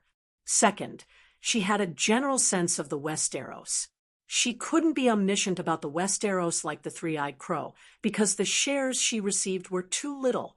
Also, she didn't fuse with the fragment of the Green Prophet's seal, but absorbed it through spiritual bestowment. A hatchet could chop firewood, but when the hatchet was melted into iron and then forged into steel, the steel would lose the hatchet's ability to chop firewood. The fragment that Dany absorbed wasn't the Green Prophet's seal, so she couldn't be omniscient. But Dany was the mother of the seven gods. If she and Blackie entered the dragon spirit state, they could faintly sense the prayers of the seven gods' devout believers. Just like in the Seven Kingdoms, there were already more than 100 monks who received blessings from the Holy Mother through their prayers. In the past, the seven gods could only listen to the prayers of believers with more than 200 piety points at any time and place. They didn't need to be in the Holy Church, and they didn't need the believers to face the Holy Mother statue. They could only respond to the prayers of true believers with more than 10 piety points, but they needed the Holy Church, which had a long history and rich power of faith. They also needed the believers to sincerely pray to the Holy Mother statue. But now, things were different. After receiving a portion of the love of the Westeros, Blackie and Dany's dragon spirit sensed the believers so much so that they could fly. If the communication between the seven gods and their believers was compared to information exchange on the internet, then Blackie used the phone line plus cat mode to communicate with the believers. Not only was it slow, but it was also extremely expensive. It was so expensive that the Holy Mother Dany could only bestow divine arts to monks with more than 200 piety points. For example, the Big Sparrow had 250 piety points. He contributed 100 points of power of faith to the pool of faith. Dany deducted 50 points and gave them to Blackie. The remaining 50 points were stored in the pool of faith and belonged to the Big Sparrow. When the Big Sparrow needed to use divine arts, all the stored 50 points were transferred to him. He thought he got 50 points, but in fact, only 25 points were actually used, and the remaining 25 points were consumed in the process of transfer. Not only would the divine arts bestowed by the gods be consumed, but even the power of faith provided by the believers when they prayed to the seven gods would also be consumed. Dany received 100 points of power of faith from the Big Sparrow. Maybe the Big Sparrow contributed 120 points, and the remaining 20 points were lost in maintaining the channel of faith. The Big Sparrow was the Holy Sun. The channels of faith of other believers were far more thin than his, and the consumption was greater. Therefore, Dany could only bless the saints with more than 200 piety points. That was the era of the phone line internet. But now it had changed. After being favored by the heavenly axiom, the connection between the seven gods and their believers instantly surpassed 3G and entered the 4G era. The speed and efficiency were increased dozens of times, and the cost was reduced dozens of times. Originally, in the state of the Holy Mother with the big black dragon, there were only a few hundred red dots distributed in the land of sunset in the west. Now, the red dots were densely packed and stacked, and countless information poured into the seven gods' minds. They were all the prayers of the believers. They couldn't sense it before, but now that they had entered the 4G era, they could do live broadcasts anytime and anywhere. However, there was too much information for Danny's human brain to process. It was like 10,000 mosquitoes buzzing around her, but the big nephew's cry was too sad and desperate, and she was very familiar with him. Therefore, she responded to the big nephew and established a connection with him. The big nephew, who was rolling in the flames, saw the Holy Mother. Oh, 7 gods, the Holy Mother is so kind, so gentle, and a little familiar. The Holy Mother is merciful. He wailed, Holy Mother, save me. He asked the Holy Mother for help. Then Danny discovered in shock and anger that a familiar evil aura was entangled around her dear big nephew. It was Lalo. Lalo, the shadow devil, was extracting the power in his bloodline and corrupting his soul. Erlu, that square-jawed guy, dared to sacrifice her cute big nephew. Danny was furious. Fine, he was no longer her big nephew. But even if the family was gone, the favor was still there. There had never been any family before. The exposure of her big nephew's identity didn't affect Danny's love for him at all, because she never treated him as family. It was the 4G era, and the transmission speed and efficiency of godly power had increased dozens of times. She didn't have any family love for her big nephew, but for him, she was willing to waste a lot of the 7 gods' godly power. Chapter 717. Great mighty heavenly dragon, the burning weirwood was like a candlelight on the earth. Flames that were 20 to 30 meters high rose. Suddenly, a grand, majestic, and sacred voice came from the sky. It was like the evening drum and the morning bell. It was so loud that it cleansed everyone's souls. In an instant, everyone's fear of the twisted black shadow in the fire disappeared. They looked up and saw a platinum palm the size of a bed for 2 falling from the sky. It slapped the struggling and wailing Emperor Aegon. Boom! The red flames around them exploded. Sparks flew, charcoal flew, and smoke filled the sky. It was as if a missile had hit Emperor Aegon. At the same time, the black shadow tentacles that were wrapped around its body exploded. Squeak, squeak, squeak. The black shadow twisted and made a sound that scratched the soul. The Red Heart Knights, who were chanting the Red God's sacrifice, suddenly stopped. They were stunned and did not know what to do. The people of the Northern Territory, the people of the Valley, and the mercenaries from the other side of the narrow sea were also shocked.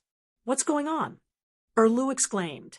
Rustle, rustle, rustle. While everyone was still in shock, the surrounding flames were pulled by a mysterious force.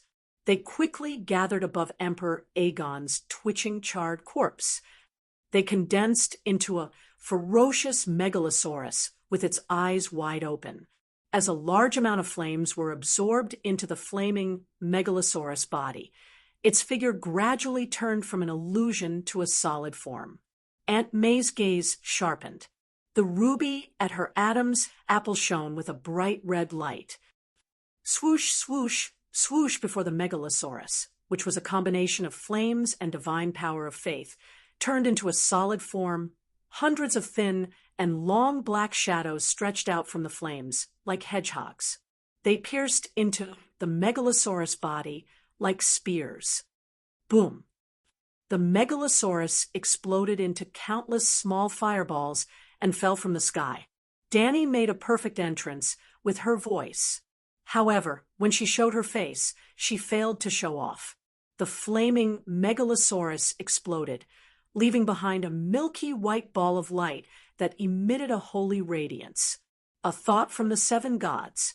Instead of reforming the megalosaurus, Danny directly appeared in front of the world in the form of a holy light ball. She roared, "How dare you, demon? How dare you sacrifice my holy night in my blessed land?" Ah, Holy Mother! Some nobles in the valley suddenly came to their senses and knelt on the ground. They were so excited that their faces were covered with tears. They shouted in a trembling voice, the Holy Mother has come to the world." "Wow," the crowd exclaimed.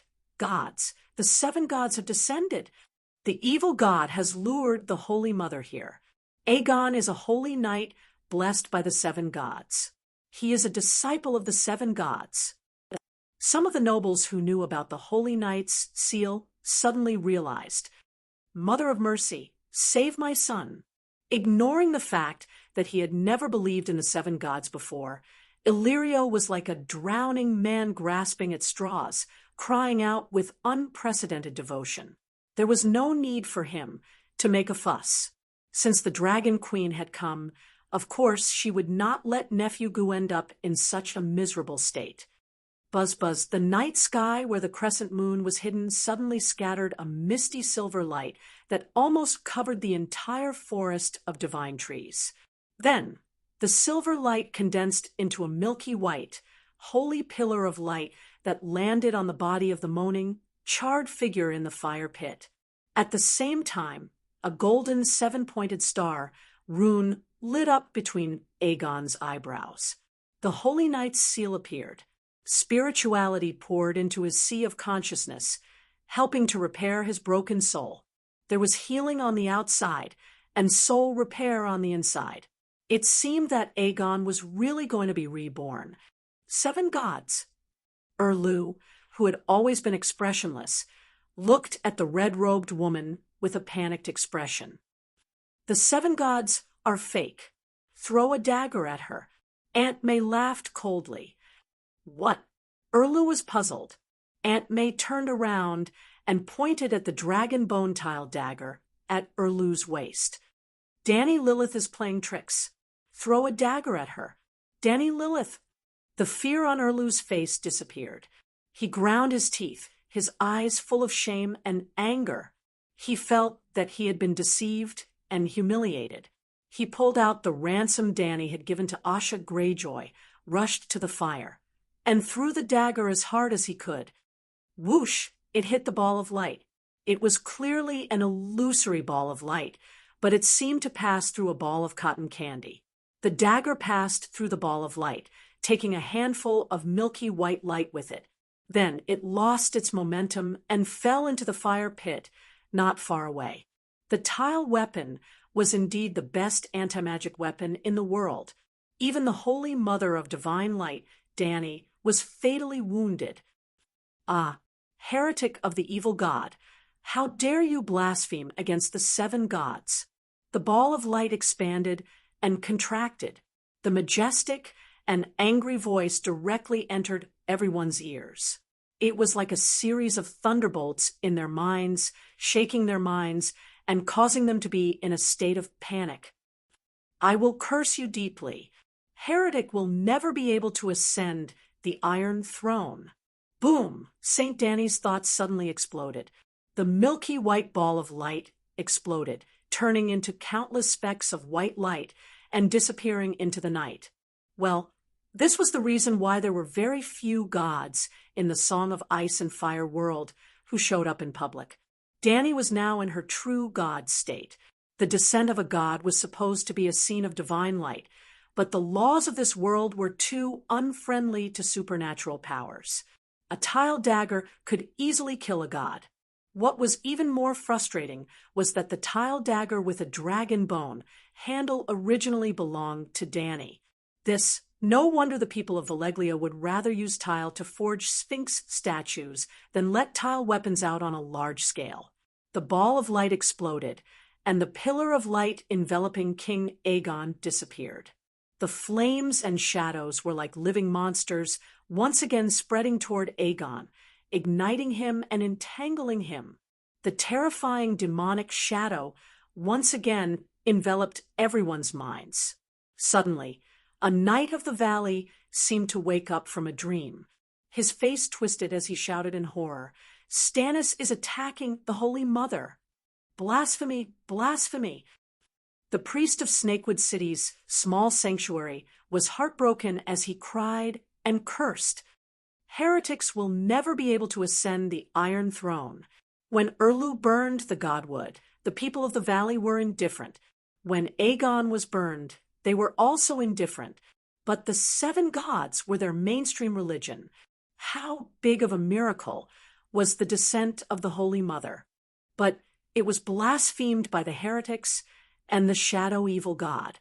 Heretics, blasphemy. Heretics, blasphemy. Westeros don't need a blasphemous king. Almost all the knights and nobles of the valley shouted along. Erlu's fingers cracked as he chewed through his gums. Your Majesty, why don't we sacrifice them all? Aunt May moved close to his ear and suggested. Erlu's expression was uncertain. After a while, he changed the topic and asked, "Can the dragon egg still hatch?" "Of course." Aunt May raised the stone egg high.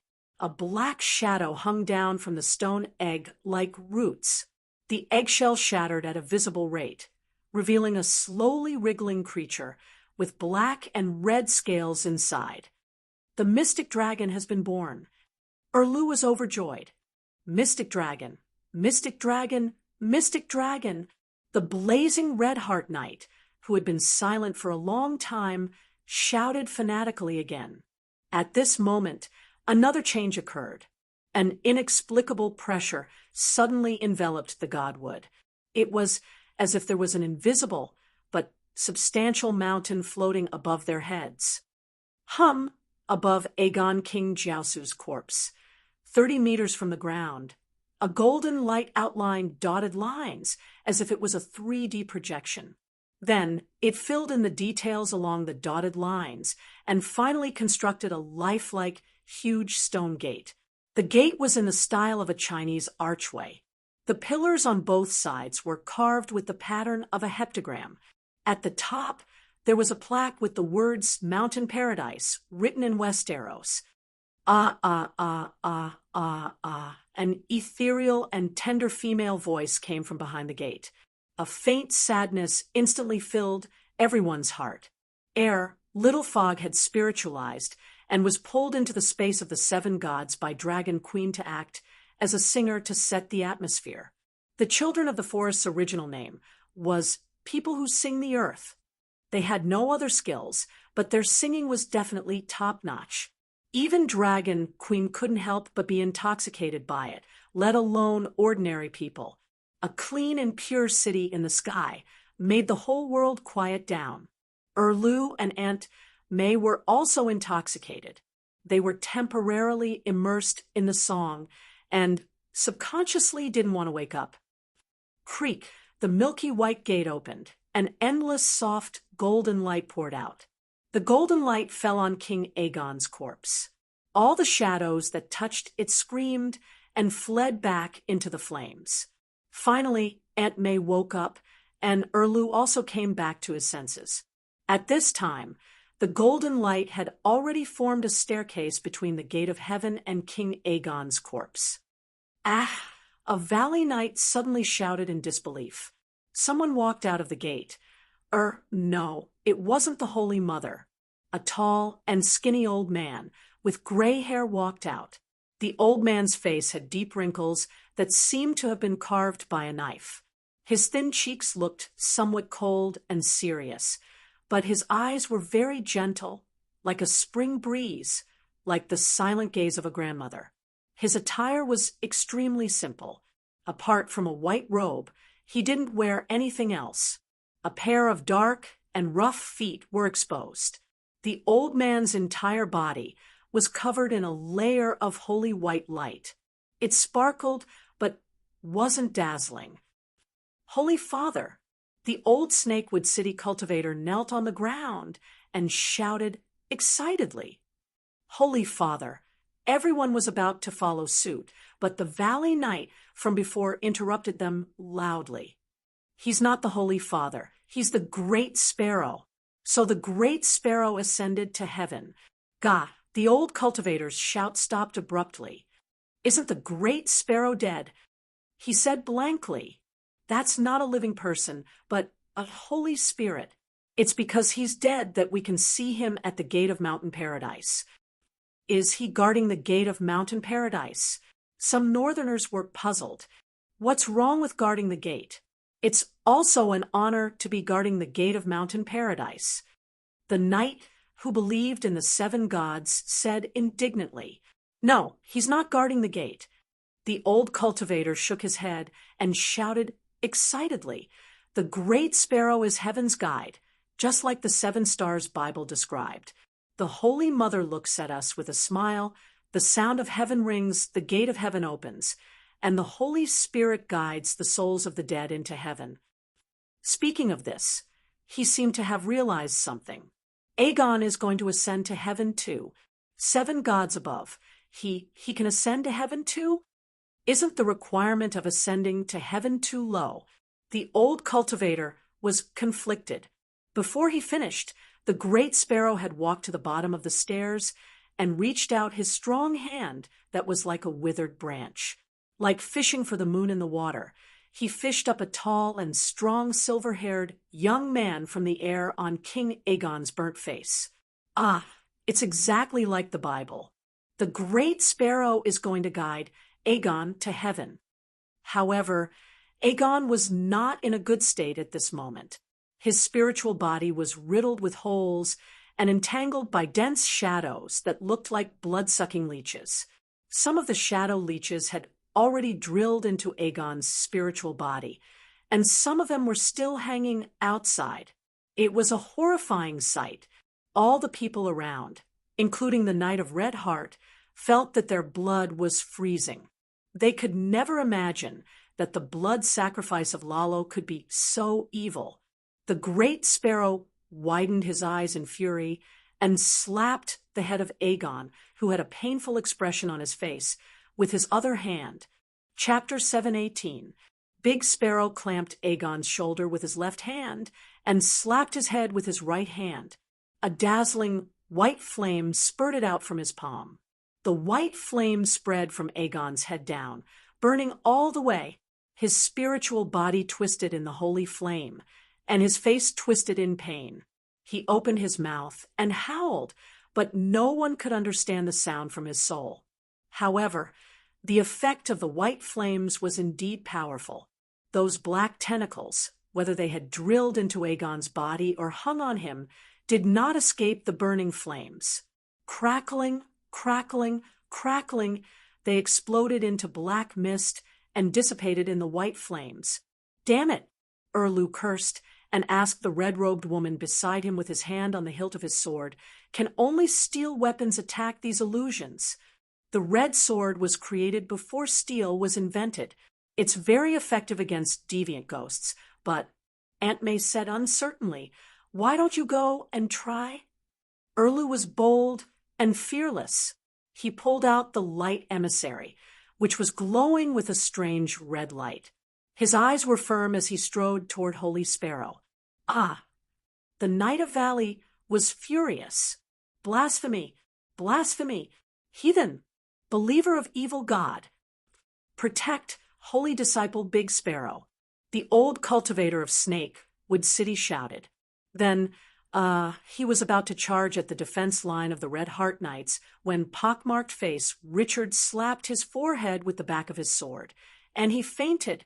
Actually, there was no need for the believer's protection. After receiving King Aegon's soul, the stairs made of golden light went up automatically, almost as if they were running away.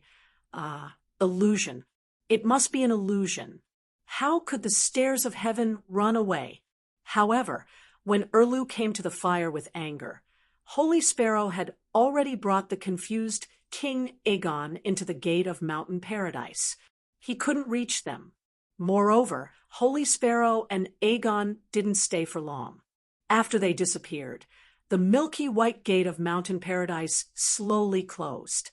The gate that looked like it was made of stone gradually faded and was about to disappear. "Danny Alice, I know you're behind this. Come out, come out." Erlu waved his flaming sword, looked around, and roared. "Will I come out and let you chop me?" Danny had already seen the consequences of not running away immediately after acting tough. She didn't want to use her spirit body to resist his demonic sword again. Is he crazy? Why is she called Dragon Queen when she's one of the seven gods? He's trying to twist the truth and shirk responsibility. blasphemy. Erlu's brave and fearless behavior deeply angered the people of the valley. Don't go, Holy Mother, Big Sparrow, come down and fight with the Red God King. Well, only the people of the valley believed in the 7 gods, while the people of the northern region were just watching from the sidelines, complaining that the melons weren't ripe yet. They were quite dissatisfied with Mountain Paradise's retreat. Great mighty heavenly dragon plus Buddha's palm was so eye-catching and unexpected, and Mountain Paradise's light and shadow were so splendid with the background music. Everybody was expecting the 7 gods to teach the blasphemous king of fire and Red Heart a lesson, but you're retreating in silence? Danny was also very dissatisfied with the arrival of the gods this time. A thought of the 7 gods was hurt by a dagger. Wasn't it too cowardly? At this moment, there should be a thunderbolt from the sky, and a chain of lightning should smash Erlu, who was yelling and pulling out his sword. Unfortunately, she couldn't do it. The gate of faith at this moment consumed enough power of faith for Big Sparrow to pray devoutly for 10 years.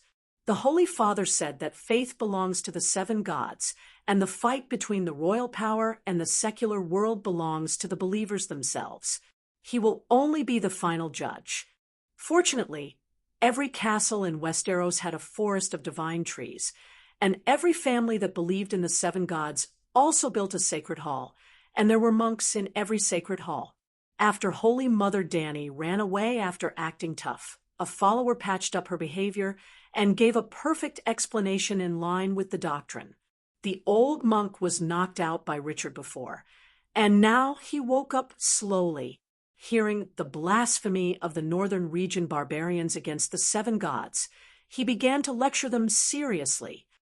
The soul of Saint Aegon has been saved by the Holy Mother from the evil gods. He has fulfilled his promise to the believers' faith belongs to the 7 gods. The fight against the blasphemer Stannis belongs to us, to all the believers of the 7 gods in Westeros.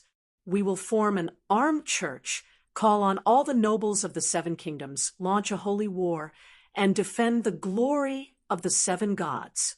Clang, clang, clang. The sound of a large number of swords being unsheathed sounded. Well, it was not that the people of the valley were inspired by the old monk and wanted to rebel against Erlu, but that the Red Heart Knights were so angry that they pulled out their swords and wanted to cut the old monk. You are threatening me, but I am not afraid. The old man held his head high, his expression firm, and said word by word. Aunt May raised her chin and said lightly, "It just so happens that the dragon egg needs some time to hatch, and the priests of the 7 gods can also please the great king of light."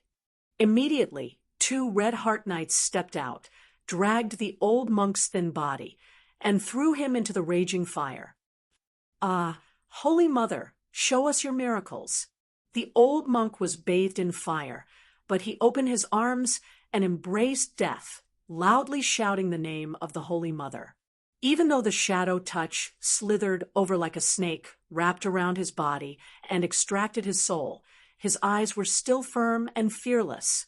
He firmly believed that the Holy Mother would not let him down.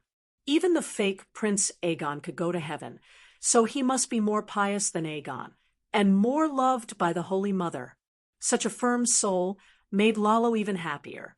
The eggshell in Aunt May's hand quickly fell off, revealing a monster the size of a kitten. Mountain Paradise did not appear again. Sorry, Holy Mother Danny went offline. She could not hear or see.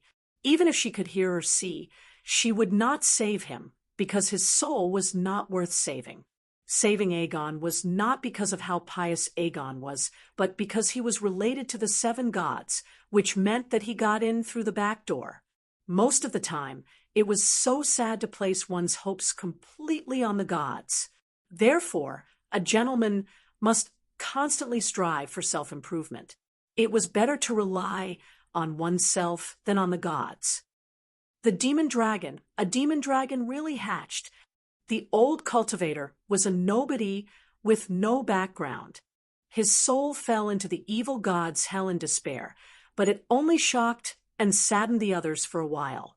Soon, the birth of the demon dragon attracted everyone's attention.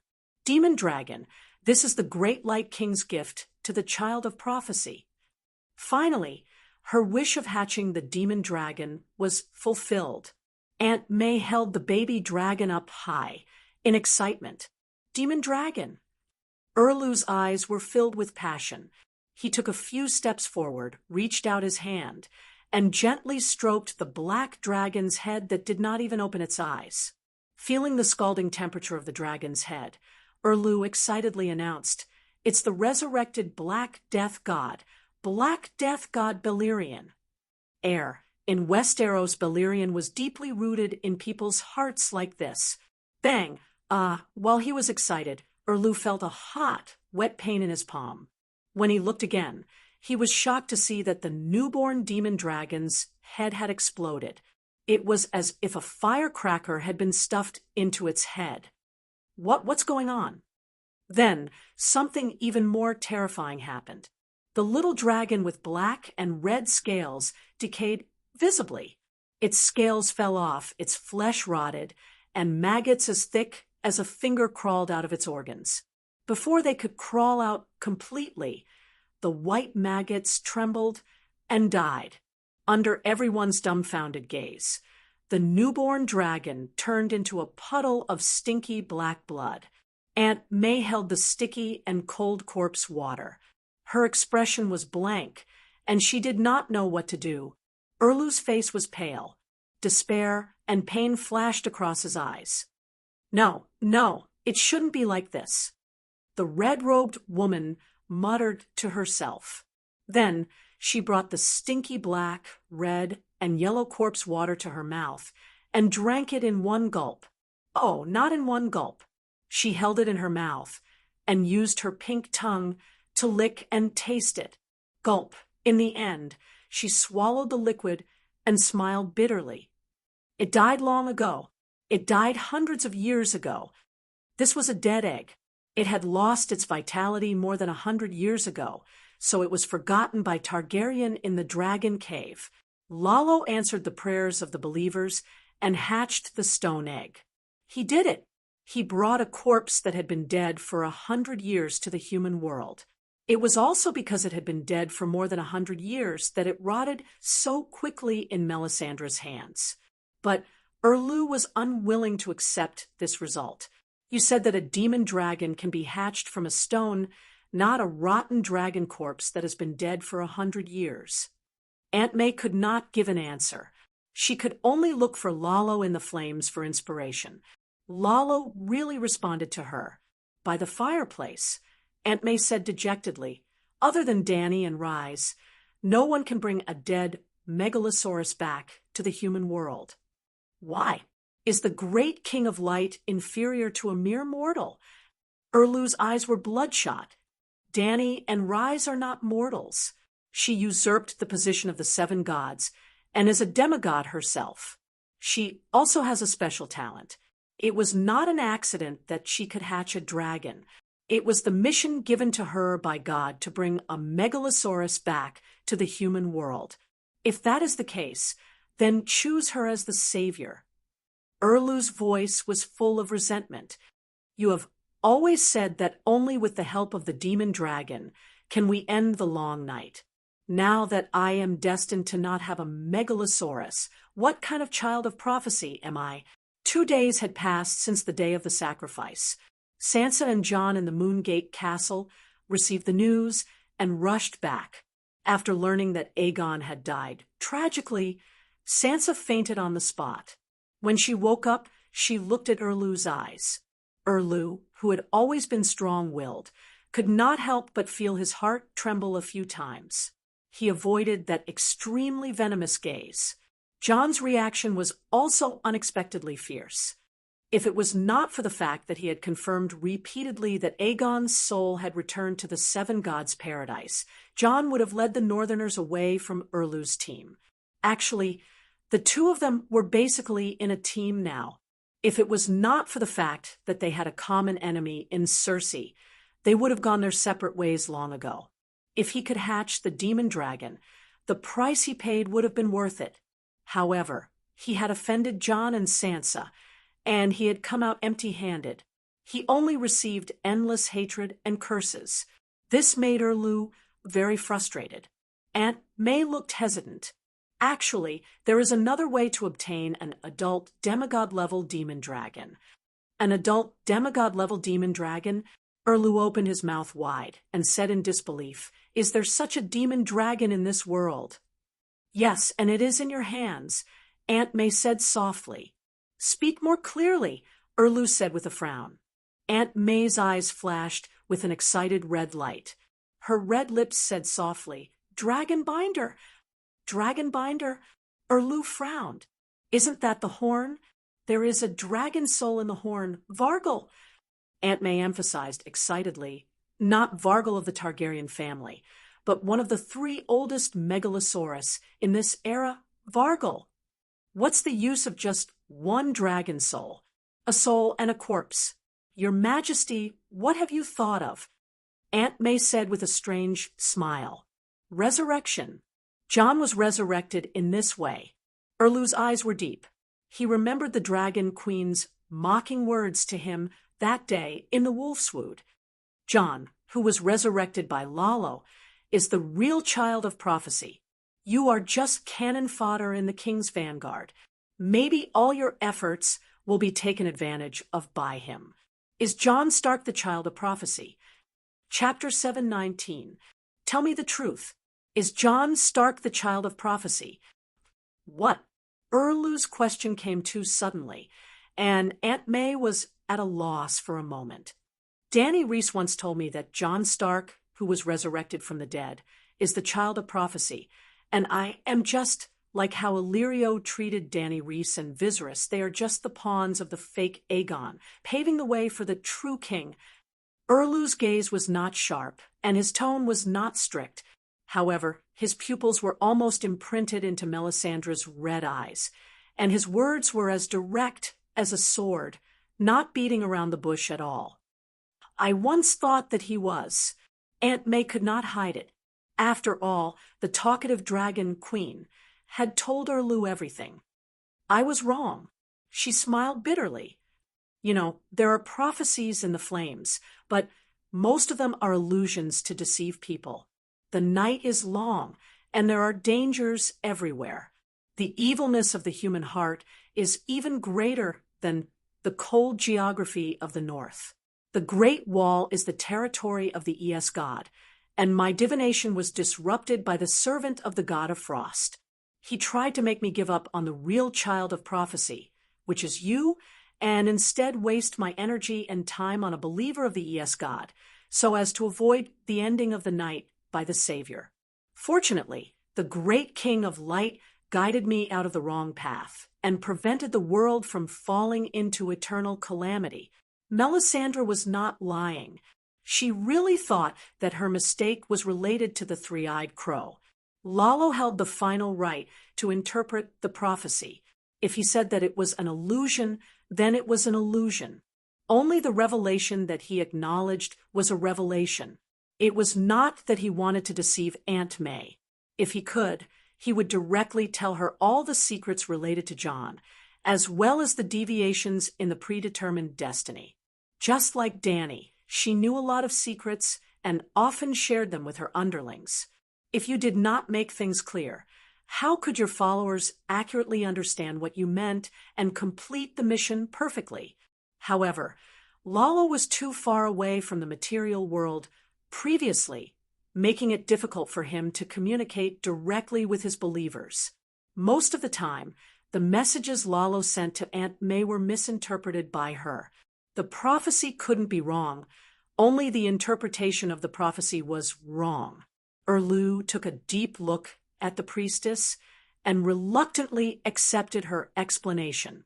After confirming his identity as the child of prophecy once again, he began to ask about the mage's dragon mount that was part of the Savior equipment set. The body of the dragon soul in the horn has been dead for thousands of years. How can it be revived? We have pterosaurs. Pterosaur? Erlu asked doubtfully. What's the point of reviving a pterosaur? Have you read Friar Bath's The Unnatural History of the Dragon? Aunt May asked. Erlu pursed his lips and said impatiently, That book is very famous. I've heard of it before, but the content of the book is absurd and evil. It was banned by Saint Bailey. It's not absurd. The Targaryens moved to Dragonstone Island 400 years ago.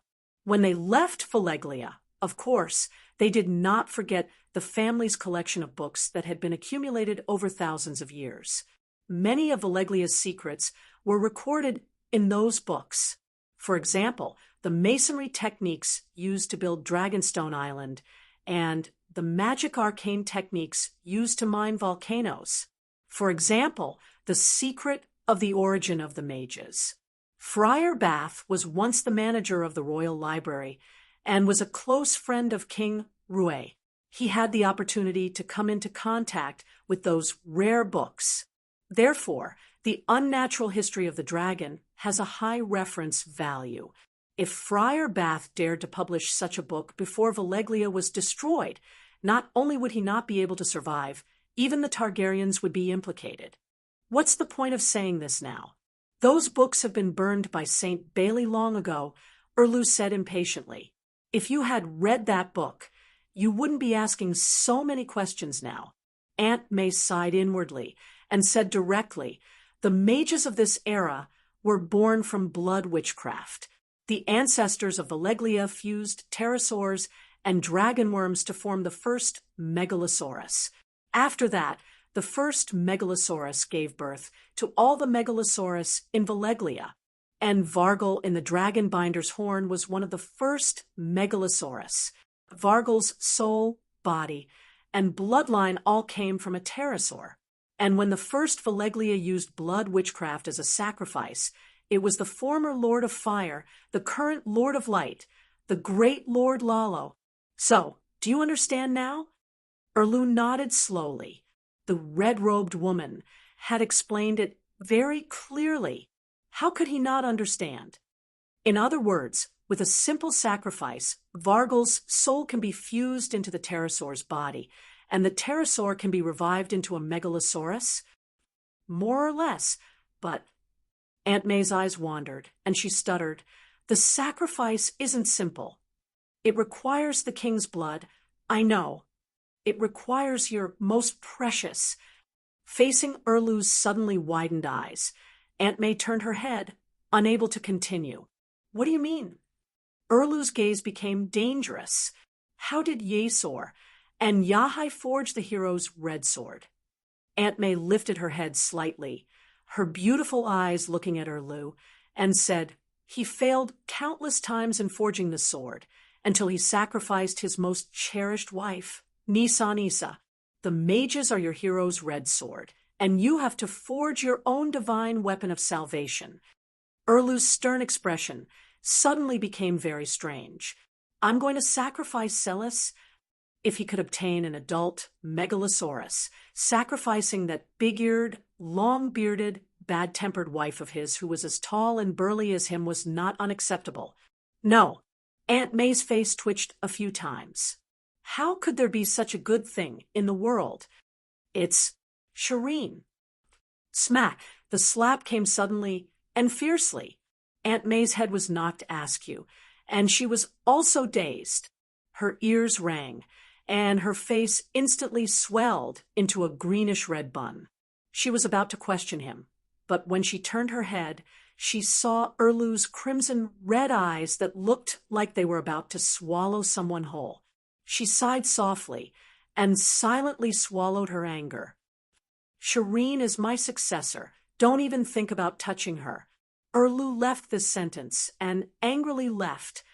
Where is this? Aegon walked in a white world. He looked left and right and was at a loss. There was a white jade staircase under his feet, and as far as his eyes could see, it was empty. Only clouds that emitted white and golden light floated past him.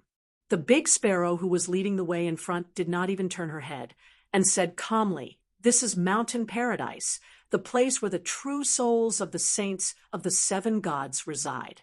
I'm in heaven.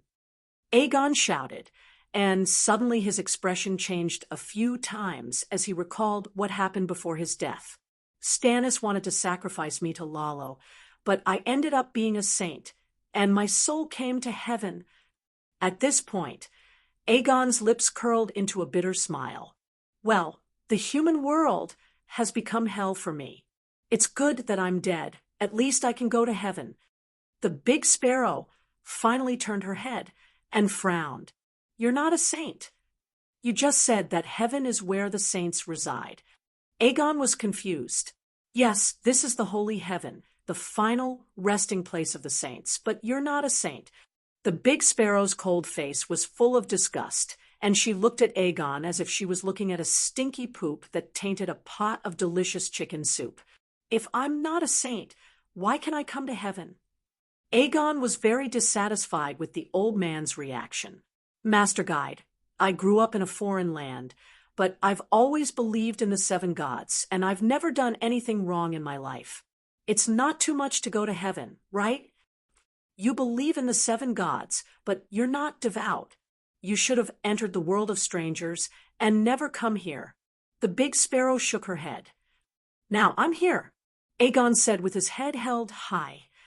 That's because of Dany Rise. And Dany. Aegon's expression became absent-minded. That was a familiar yet distant name, but he did not expect to hear it in heaven.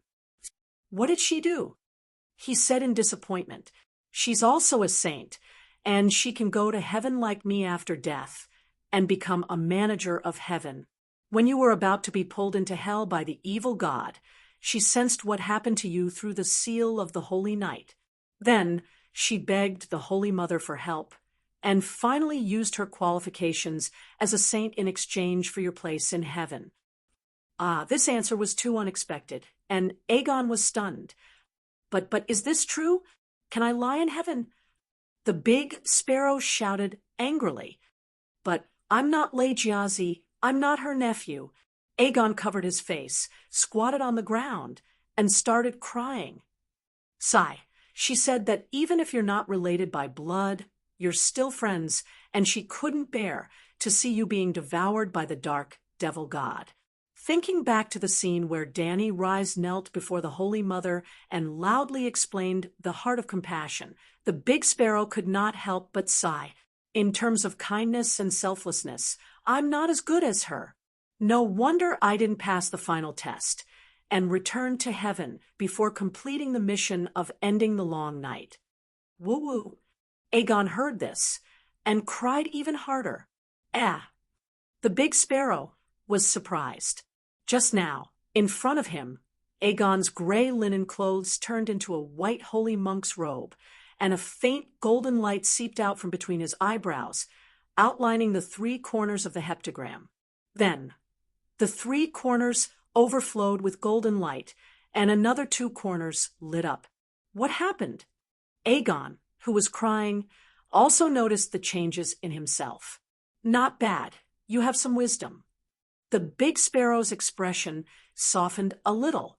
You have a new understanding of the 7 gods doctrine, and you've been promoted to a 5-star believer, and you're only 1 level away from becoming a saint in heaven. 5-star believer?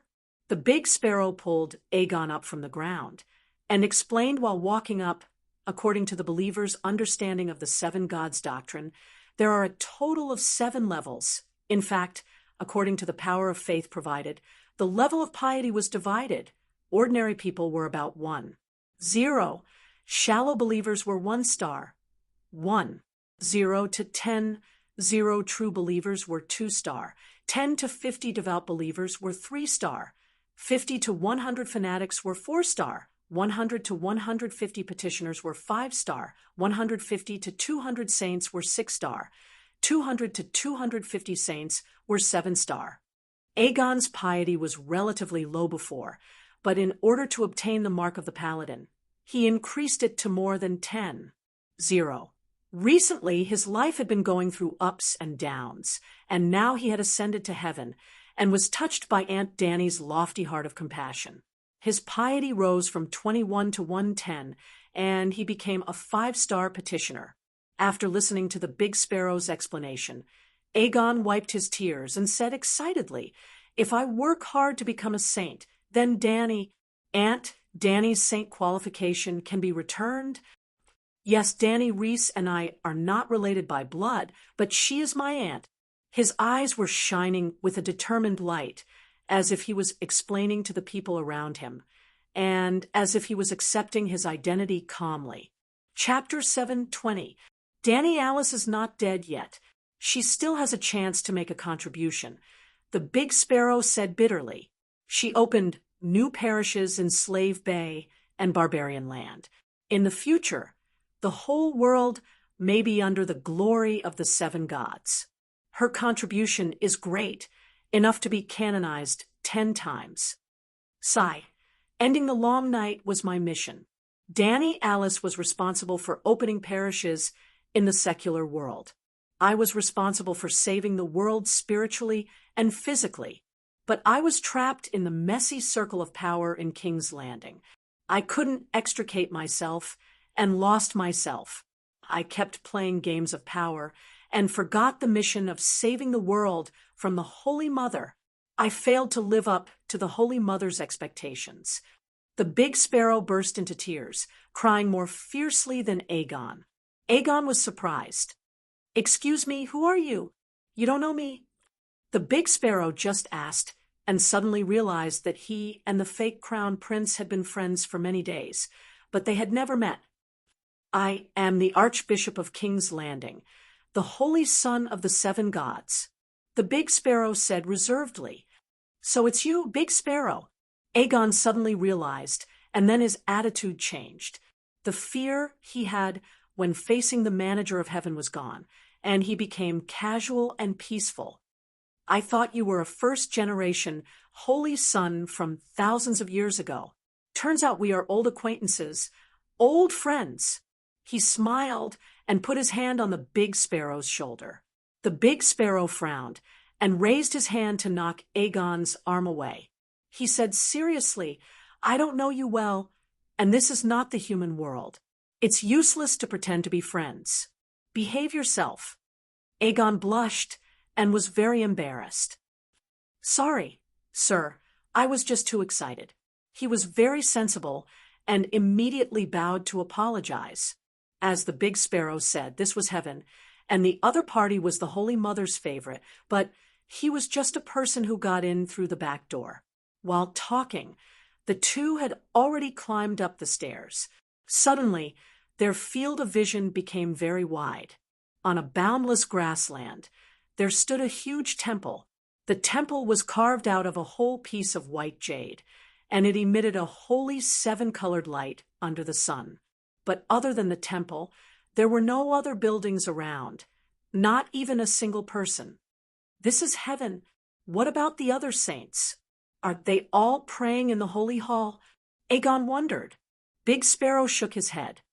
"There are only 2 of us on this island." "Are you sure? Even if I'm not a saint, the church has been passed down for thousands of years. You and Aunt Danny can't be the only 2 saints, right? Where's St. Bailey?" "They are no longer here." The Big Sparrow brought Aegon into the sanctuary. The walls of the sacred hall were made of jade, and the dome was made of gold and crystal. It was more luxurious, sacred, and magnificent than the palaces of all the kings in the world. But there was no one inside. After praying to the statues of the 7 gods, the Big Sparrow explained the situation in heaven to Aegon. They stood on a cliff at the edge of the island. In front of them was a boundless blue sea. Above the sea, they could vaguely see several islands floating in midair. They were surrounded by clouds and mist, like celestial mountains in the sea. The saints are scattered and live on different islands. When I first entered Mountain Paradise, it was St. Bailey who came to receive me. At first, I lived on St. Bailey's Island. That's the one. Big Sparrow pointed at the island closest to them.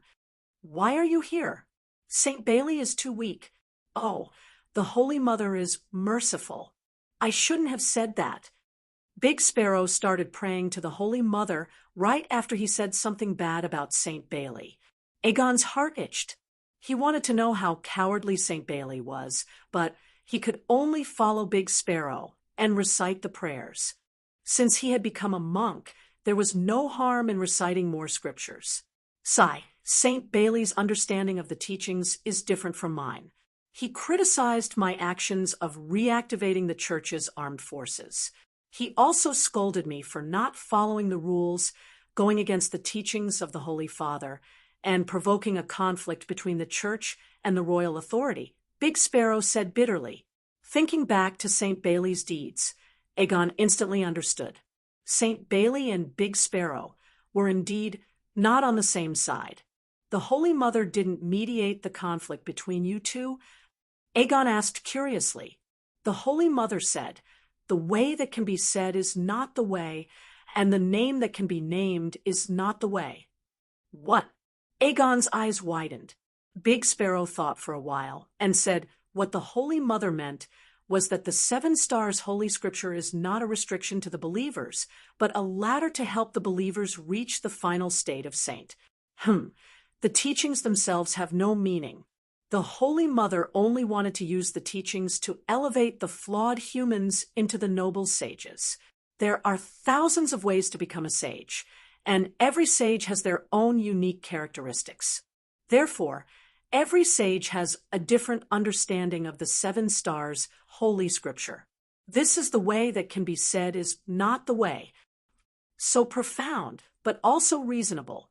As expected of the Holy Mother, Aegon said respectfully, "Although I still don't understand, since I've become a monk, there's nothing wrong with praising Buddha." "Can I also have an island to myself?" he asked again. "You're not even a saint. What right do you have to be an angel?" Big Sparrow said, angrily. "Angel? Above the saint is the son of saint, and the son of saint is one step further to become the messenger of heaven. I'm an angel." Big Sparrow pointed around proudly. "Look, open your eyes and look. The kingdom of heaven is so big, but there are only a few islands." Aegon counted seriously. In this direction, there were 5 islands, and there must be more further. "That's not a small number," he muttered. "What do you know?" Big Sparrow said disdainfully, "Do you think Mountain Paradise only manages our world? Humph! The multiverse, trillions of planes, and countless believers of the 7 gods will return here." Multiverse? Planes? What's that? Aegon was confused. The great Sparrow immediately applied what he had learned from Saint Denis to Aegon's face. Hearing this, the fake crown prince was dumbfounded, and his brain was about to explode. Really? Aegon's worldview was suddenly shattered. Of course it's true. I've even been to a realm called Earth. The people there are so simple and honest. They're so much more noble than the people of Westeros who are trapped in the mire of lust. The Big Sparrow sighed. "Tell me about it," Aegon said excitedly. There were only 2 people on the island. Aegon, and Big Sparrow was willing to talk to him. The people on Earth have a kind of magic called technology. They don't need a horse to drive the iron box on the ground. There's also a kind of information transmission chip called mobile phone. The people on Earth don't like to hunt on horseback. They usually stay at home, read novels on their mobile phones, and check Weibo. Wait! Aegon hurriedly stopped her and asked in confusion, "What are you talking about? How can the iron box run without a horse? And mobile phone, Weibo, I don't understand at all." Big Sparrow sighed. "I know I look like a lunatic now, but that's a different world. 1 acre of land can harvest 500 kilograms of wheat. The nobles live in small houses and eat vegetables instead of meat. The poor live in magnificent buildings with dozens of floors high and eat meat every meal. Everyone's face is rosy and chubby. What kind of world is that? It's so strange," Aegon said in disbelief. "Yes, it's a highly developed civilization. The society is progressive, and the people are simple. It's a perfect world." Big Sparrow was fascinated. "How simple are they?" What's the dream of ordinary Westeros? Big Sparrow asked in return.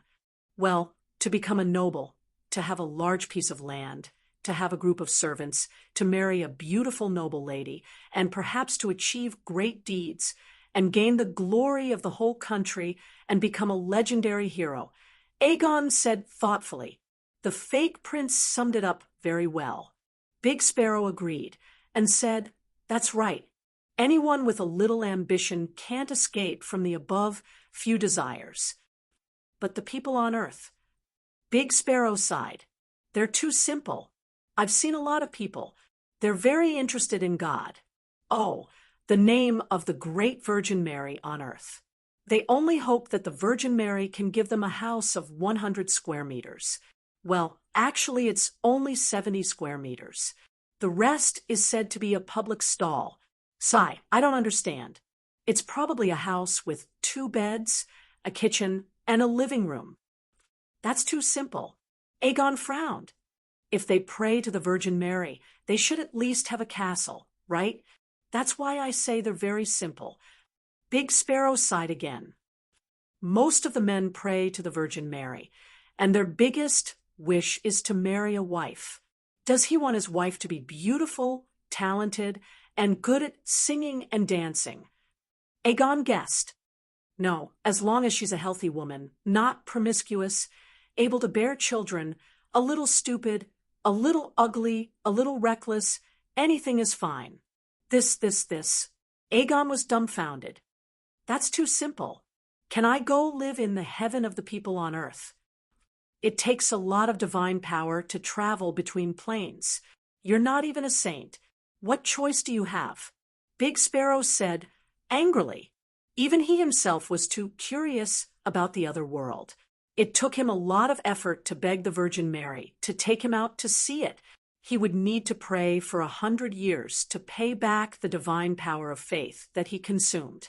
Aegon looked back at the vast grassland and sighed.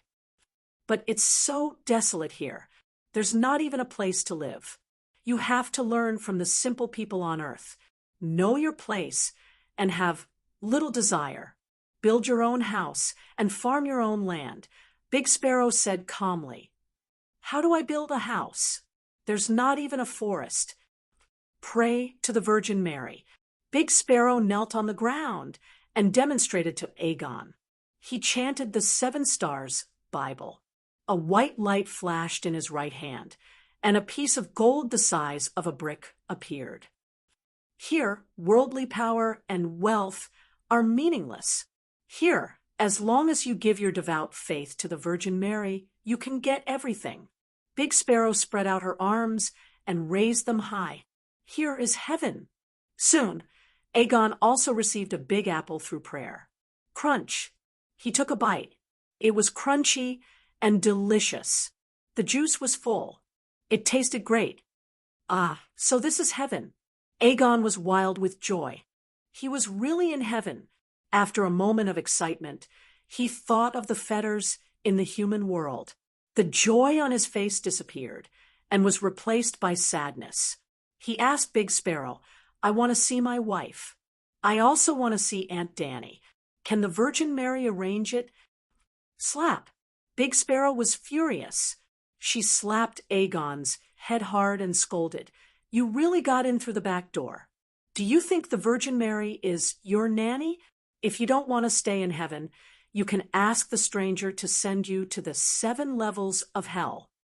Aegon was submissive. He didn't dare to be angry or say anything. Dragon Queen looked at the sandbox-like scene in front of her and said with a smile, maybe you can start a dream-telling service and let the saints communicate with the human world to a limited extent. Big Sparrow's island of thousands miles was like a grain of sand floating on the sea of divine power of water song. The sea of water song was in Dany's mind. A thought was born from a wave of neurons. In other words, the heaven of Big Sparrow and Aegon was just a thought of Dany, a thought. Chapter 7:21. The pool of faith of the 7 gods was a strange space filled with the power of faith. Only spirits and magic power could exist. Since the trial of martial arts, when the soul of the big sparrow broke in for the first time, Danny had the idea of building a heaven of the seven gods. Before Dahe usurped the position of the seven gods, the pool of faith of the seven gods was in a closed state. It could only passively absorb the power of faith. No matter how devout the believers of the seven gods were, they couldn't open the door of faith and enter it. Children of the seven gods, like Saint Bailey, didn't have any preferential treatment compared to non-believers after death. They all entered the world of death, returned to heaven and earth, were captured by evil gods, or became wandering ghosts. When the pool of faith had an owner, it began to form a real space with structure and scale. At that time, along the line of faith between believers and Dahe, devout believers could enter Dahe's kingdom. Dahe didn't have a kingdom, so they could only enter the space of faith in the prototype of the kingdom. In other words, after Dahe obtained the first priesthood of the seven gods, uninvited believers like the big sparrow would definitely appear. The big sparrow wasn't the first. As Dahe and Danny's strength increased, the threshold to enter the pool of faith would be lower. In the beginning, only saints with more than 200 piety points, like the big sparrow, could enter. Later, saints with more than 150 piety points could also enter. When Danny obtained 1% of the fragment of the Green Prophet's seal and received the blessing of the will of the Westeros world, the threshold was further lowered. Fanatics with more than 100 piety points could also enter after death. If Danny was willing to consume extra power, believers with more than 10 piety points could also take the initiative to enter, such as Aegon. If Danny's strength continued to increase, one day she would condense the complete Song of Law. One day she would become a true god. One day she would become a god king. The threshold to enter the kingdom of heaven was getting lower and lower. In the end, as long as people believed in the seven gods, 1, 0, and above, could take the initiative to enter the kingdom of heaven. At that time, Danny would take the initiative to restrict and differentiate believers. Well, the God King was too far away, but there would be more and more believers who would open the door of faith and enter the pool of faith after death. Therefore, Danny had to do the saint soul placement work as soon as possible. She didn't know how other demigods and true gods with believers did it.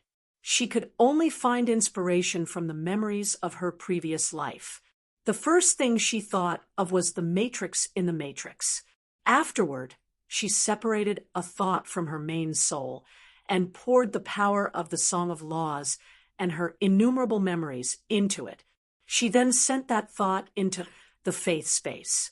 Afterward, she guided the believer's soul into the thought. In other words, the believers lived in Danny's mind.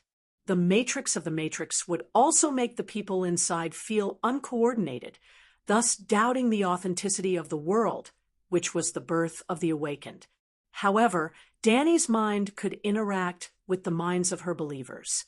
She was not omniscient and omnipotent, but she could obtain the truth from her believers' minds and then repair the loopholes in her logic and improve the inadequacies of her thoughts. For example, Danny had eaten mangoes before, but she had never eaten durian. However, the big sparrow wanted to eat durian. Danny could not deceive him with her own thoughts, but she could extract the complete feeling of eating durian from the big sparrow's thoughts. Then, she used the big sparrow's own feelings to deceive the big sparrow. Therefore, would the big sparrow suspect that it had eaten a digitized durian? The world in front of her believers was actually created by Danny and all her believers. The more believers there were in the future, the more realistic the thoughts obtained from them, and the more realistic the world would be. This was a process of continuous evolution. Let's use eating durian as an example. Both the big sparrow and Aegon had eaten durian. The big sparrow thought it was sweet and sour, but Aegon thought it was like eating shit. Danny could not give Aegon's feelings to the big sparrow, nor could she give the big sparrow's sweet and sour to Aegon. However, the database had two more options. For someone who had never eaten durian, such as Danny, her understanding of the durian's taste was closer to the truth. Well, if the 5 blind men in the story of the blind man touching the elephant entered Danny's mind, she could infer the true form of the giant elephant through the 5 different feelings of the 5 people. Of course, even the matrix in the matrix consumed energy in the process of operation. Danny's thought interaction, collection of information, feedback of information, storage of information, and growth of thoughts with the increase of population and time all required energy. Where did the energy come from? That was why she placed her thoughts on the pool of faith. The essence of the power of faith was the power of thought. It could completely satisfy the growth of the mind's mind. Moreover, the souls of the saints in the mind's mind were not for nothing. They were all devout believers and had to pray every day. The power of faith produced by praying was used to maintain the operation of the mind's mind and even infinitely evolve. Danny was looking forward to what this mind would develop into after thousands or tens of millions of years. Maybe it could really become omniscient and omnipotent, or maybe the mind would grow into an independent god and truly believe in the 7 gods of Yangling. En Leo. Oh, Jenny's blonde hair was swaying wildly. Her fair cheeks were dyed red from lust. Her cherry lips were moaning in a soul-stirring voice. Moving his gaze down, he saw her flushed neck, her fair shoulders dripping with sweat, and further down was a scene that would dispel any man's fantasies. Starting from her chest, the beauty's flesh and blood suddenly turned into dark red earthworms that were as thick as a thumb, 3 to 4 meters long, and had slippery skin. There was no A4 waist with 2 abdominal muscles, no delicate and round pelvic bones, no 2 long legs that could crush the ambitions of men in the world. There was only a pool of squirming dragon worms. It was as if a peerless beauty was cut in half at the waist and then sewed on 1,000 long giant earthworms from her broken waist. As for the dwarf, he was buried under the red and sticky dragon worms. Only his head was exposed. Dozens of giant earthworm-like dragon worms were wrapped around his neck. It was wet and hot. Jenny on top of him was in a frenzy. The dwarf below had his eyes tightly shut and his teeth clenched. His face was pale, as if he was enduring extreme pain. "My dear, scream. Don't be like a block of wood." Jenny was very dissatisfied with the dwarf's reaction. Immediately, 4 to 5 dragon worms crawled up his neck before his mouth was stuffed. The dwarf hurriedly opened his eyes and shouted, "Fuck you." After shouting, he said in an extremely aggrieved tone, "Can you not use this form? I'm scared." "What are you scared of? You're a dragon.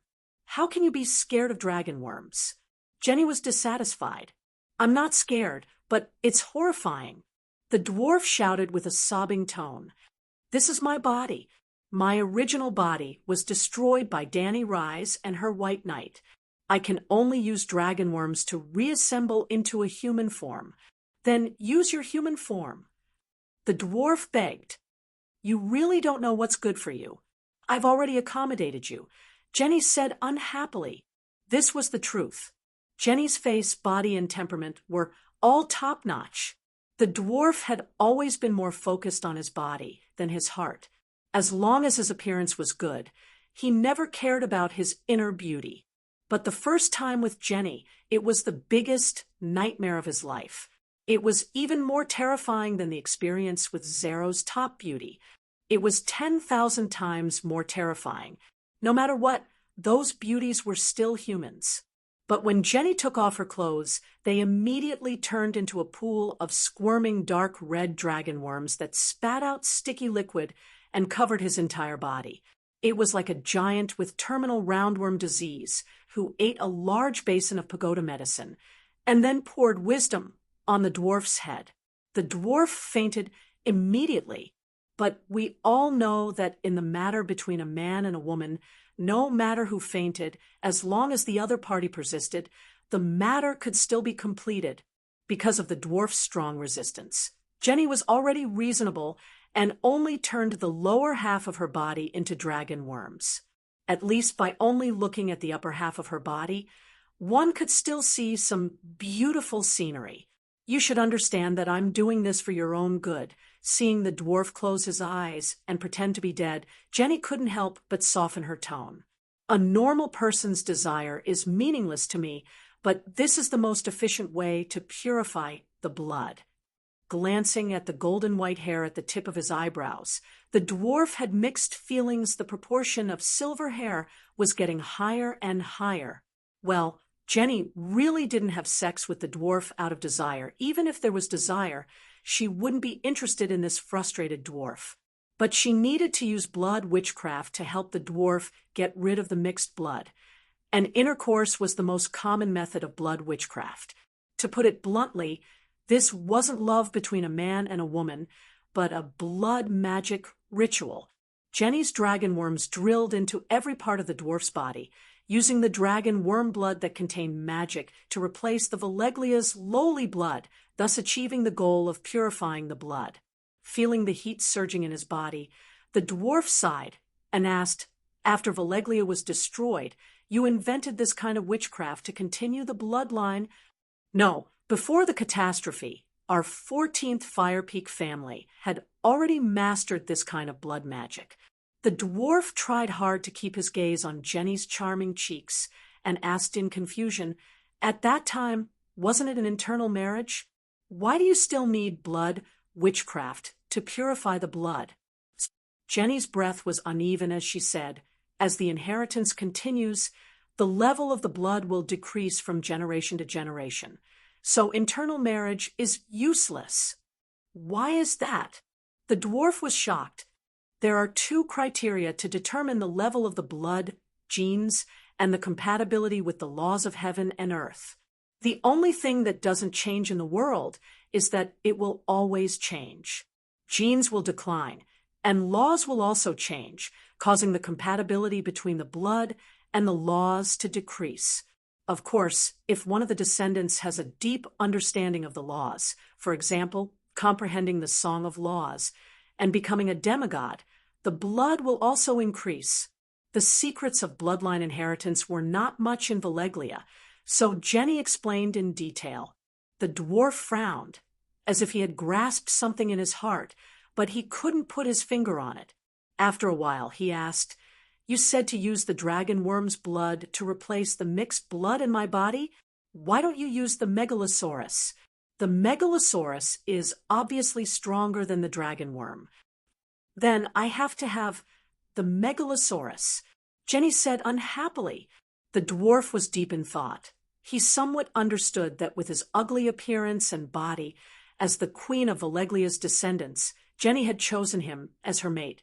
The blood of Valeglia's descendants was really degenerating.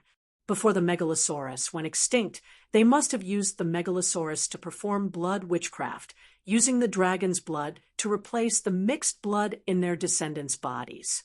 After the catastrophe, the megalosaurus was destroyed, and Jenny's ancestors could only use the dragon worm. When Jenny's parents gave birth to Jenny, they must have used this kind of blood purification witchcraft. So Jenny's body was filled with the genes of the dragon worm, and she could directly fuse with the dragon worm. Chapter 7:22. I heard that Valeglia's ancestors were just shepherds under the 14 Fire Peaks. Their bloodline wasn't that great arg. Before the dwarf could finish his sentence, his words had already touched Jenny's sensitive nerves. She immediately used a move called earthworm burrowing, and the densely packed giant earthworm-like dragon worms entered the hole they saw, covering the dwarf's entire body. The dwarf's body twitched as if he had been electrocuted. After a while, Jenny let him go, or she only let him go halfway, and let his head out. "Don't you dare speak to me of your ridiculous hearsay insults to the great ancestor," Jenny warned him. After being tormented, the dwarf was also angry. He stubbornly said, "There's only the two of us here. What's so hard to say? Whose ancestors didn't rise from humble beginnings?" Jenny shook her head and said, Valeglia's ancestors are divided into the ancestors of the 14 Fire Peaks and the ancestors of the rest of the Valeglia family. The ancestors of the 14 Fire Peaks were 3 noble princes. They ruled over all the nomadic tribes on the plains around the 14 Fire Peaks. The 3 princes were born with noble bloodlines, far more noble than anyone else in the world. They comprehended the laws on their own and engraved the bloodlines that fit the laws into the genes of the 14 Fire Peaks. The remaining first-generation Valeglia were the prince's subjects. They were the shepherds. Their bloodlines were fused with the blood of the Megalosaurus through blood witchcraft. For example, the Targaryens. Their ancestors didn't even have a name. They were just one of the first prince's many servants. But the Targaryens' bloodline isn't low. The dwarf was skeptical. That depends on who you're comparing it to. Compared to the uncivilized savages of the Westeros, the Targaryens are, of course, as noble as gods, Jenny said proudly. I mean, Dragon Queen's bloodline seems to be more. The dwarf carefully looked at Jenny's expression. Jenny was not angry this time. In fact, everyone had seen the Dragon Queen's achievements. There was no way to hide it with words. After the Great Cataclysm, Valeglia lost her right to rule the world, and the Targaryens became royalty instead. She sighed helplessly. As I said before, royalty can be recognized by the laws of the universe, and this gave her the foundation for the positive mutation of her bloodline. Just like you are also a member of the royal family. Although the Valeglia bloodline is thin because of the royal blood, there is a slight possibility of atavism. If that's the case, why didn't you fuse with the Targaryen bloodline after the Great Calamity? They are royalty, and there is also a Megalosaurus. The dwarf was puzzled. Jenny's expression changed a few times. It's not that there aren't any. After a while, she said with a complicated tone, I've never heard of a marriage alliance between Targaryen and Valeglia. It was impossible for the dwarf to not know about such a big matter. What are you thinking? How can a Targaryen be worthy of a marriage alliance with a 14th Fire Peak family? Didn't you say you wanted to fuse with their bloodline? The dwarf asked doubtfully. Humph, is marriage the only way to fuse bloodlines? Aren't you fusing with the dragon worm bloodline now? The dwarf's expression changed, and he said in shock, You plan to use blood witchcraft to seize the Targaryen bloodline. Different colors flashed across Jenny's blue eyes, and her pupils overlapped with each other. After a while, she shook her head regretfully and said, What a pity, such a rare dragon spirit talent. The dwarf's heart skipped a beat, and he asked again, What is the dragon spirit talent? Dragon spirit. He had heard the Dragon Queen vaguely mention it a few times, as if she had the dragon spirit talent, but he did not understand the specific effects of the dragon spirit. A true dragon taming talent. Jenny had already treated the dwarf as one of her own. Humans were still humans, and she did not intend to hide many secrets that did not involve Balerion. I see. While the dwarf was amazed, he could not help but feel a chill in his heart. The Dragon Queen and Big Black must be related to the dragon spirit. Other than her, no one else could become Big Black's dragon tamer. But Aegon had been trying to subdue Big Black before this. It was completely useless. Then her care for Aegon. Even Aegon's identity. The Westeros suspected that Aegon was a fake crown prince, and he had already guessed it when he was on the Rhone River. But the Dragon Queen was such a shrewd person, but the dwarf shuddered, and he did not dare to think further. You are trembling. Jenny noticed the person below her shuddering, and she stared at him meaningfully. What are you afraid of? Jenny, don't seize my bloodline. The dwarf did not explain, and only begged bitterly. If you don't explain, you are not hiding, and if you don't hide, it means that you are not guilty. The dwarf's expression changed quickly and naturally, and he was a little impressed by himself. after this undercover mission is completed, I may be able to become an actor in a troupe. Yes, the current fourth Prince Leo of Ko-Chang Island was not even comparable to Targaryen back then. Jenny felt that Targaryen was not worthy of marrying the noble descendants of the 14th Fire Peak, and naturally, Leo was even more unworthy. Don't worry. After the incident with Arya Targaryen, we will not kill the goose that lays the golden eggs. Jenny chuckled and comforted him. Damn, kill the goose that lays the golden eggs. I was not afraid at first, but after hearing what you said, the dwarf started to tremble in fear, and Jenny cried, "Oh, who is that Arya Targaryen?" He forced a smile. That was 250 years ago. At that time, the Targaryen dynasty had just been established, and it was during the most prosperous and glorious period of the true dragon family. Arya Targaryen was the crown princess at that time. She had a noble status, a pure bloodline, awakened the talent of the dragon spirit, and even subdued Balerion of the Targaryen family. The Megalosaurus expert gradually had some impression of Princess Arya, because he remembered the names of all the Megalosaurus in the Seven Kingdoms, as well as the dragon riders of the Megalosaurus, and even the ending of the Dragon Riders. It seems that, according to the official records, Princess Arya died of fever? That's not right. Princess Arya had once left the Westeros with Balerion for almost a year and passed away in a bizarre manner within 2 days of her return. This is not normal. There must be a huge secret hidden by the Targaryen royal family. Thinking of this, the dwarf was really interested. What happened at that time? Why do you care about this? Jenny asked curiously. I feel the same way. The dwarf let out a long sigh. I am also a prince, and also of Valeglia's side bloodline. I have also awakened the noble pure blood of Valeglia, and I have also been chosen by you. You think too much, Jenny looked at him with disdain. You are a few hundred streets behind her. No matter how lowly the Targaryen bloodline is, it is still only relative to the 14 Fire Peaks. In front of mortals, the servants of the 14 Fire Peaks are also gods. Moreover, her talent, Jenny swayed her body a few times, thinking deeply, and commented, she has just awakened the dragon spirit. You are far from her in this aspect, but your bloodline is a little special. The help it provides to me is probably no less than the Targaryen dragon spirit. How special! The dwarf began to tremble in fear again. Since it is so special, will it be devoured by you?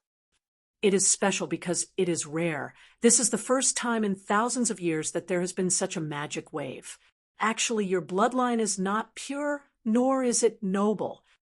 Then Jenny noticed his expression and said unhappily, only our child will merge with the great Balerion. Don't think too much. That's good. That's good. Thank you for the arrogance of the 14 Fire Peaks of Valeglia. Thank you for looking down on me. High Priestess. The dwarf heaved a sigh of relief and asked again, what happened to that Arya later?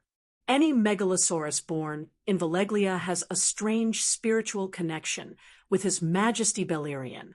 So, after Arya became the Black Death God's Dragon Knight, we could directly summon the Black Death God home. Although the former Valeglia is now in ruins, the Black Death God will not get lost, nor will he be blocked by the Wall of Storm. The dwarf suddenly realized that the Black Death God Balerion was indeed born in Valeglia before the Great Cataclysm and before the Targaryen were exiled. Returning to the smoke sea was like returning home to the Black Death God.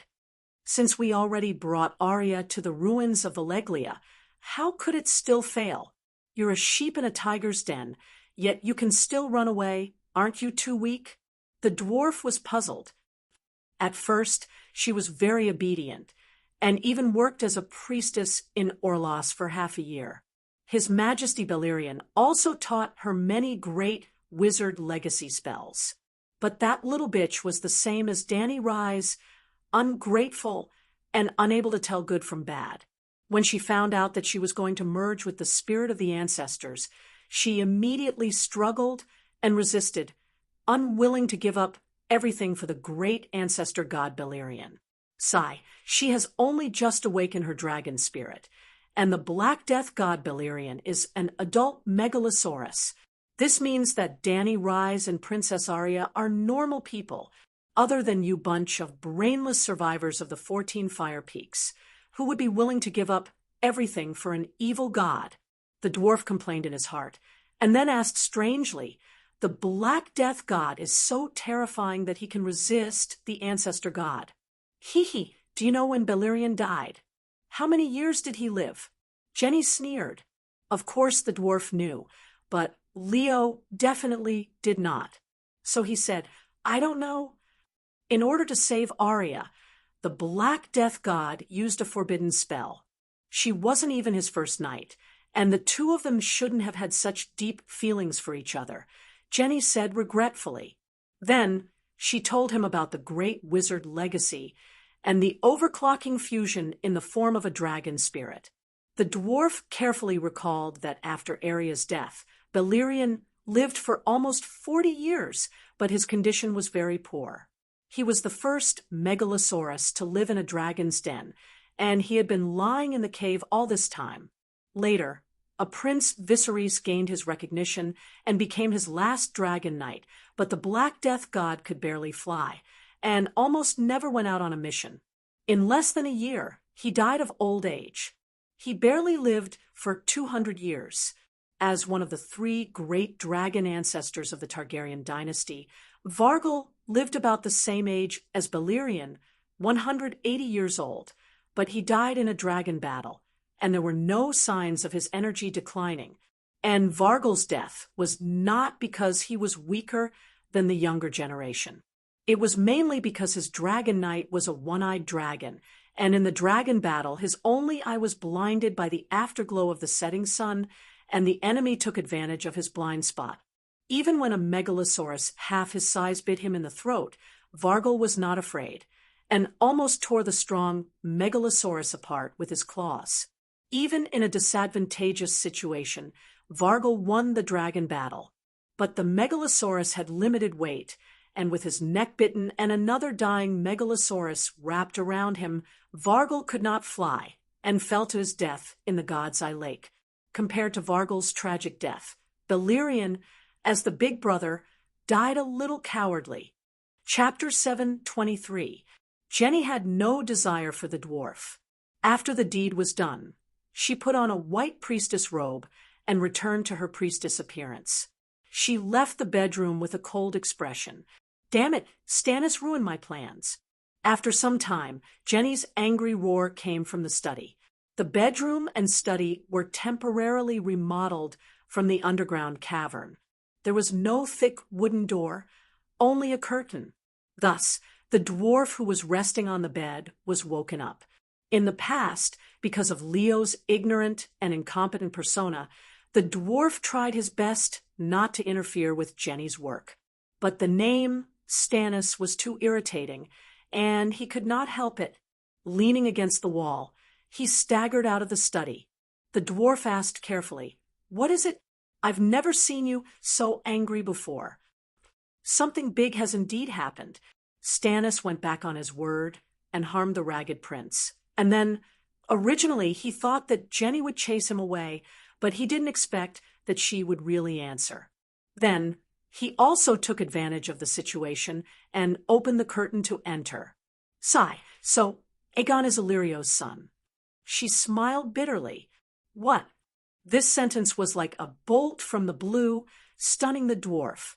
The dwarf exclaimed, but it did not arouse Jenny's suspicion. She was just as shocked when she first heard this news. Illyrio took the initiative to reveal Aegon's identity to the public.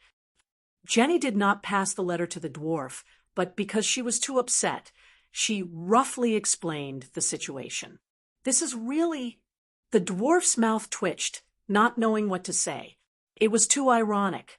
Only Varys and Illyrio knew the truth. As long as they did not say anything, even if others suspected, they would not have any evidence. But Illyrio revealed the secret himself.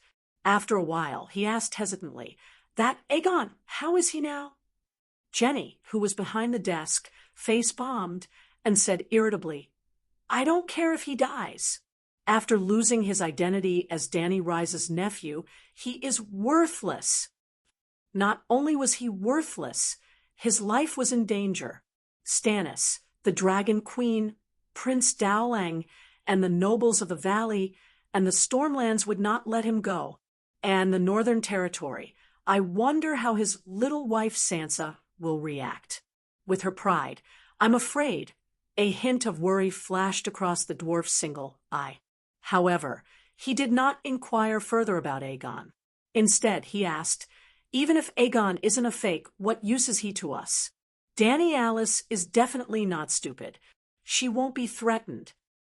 How did you get here? Jenny asked.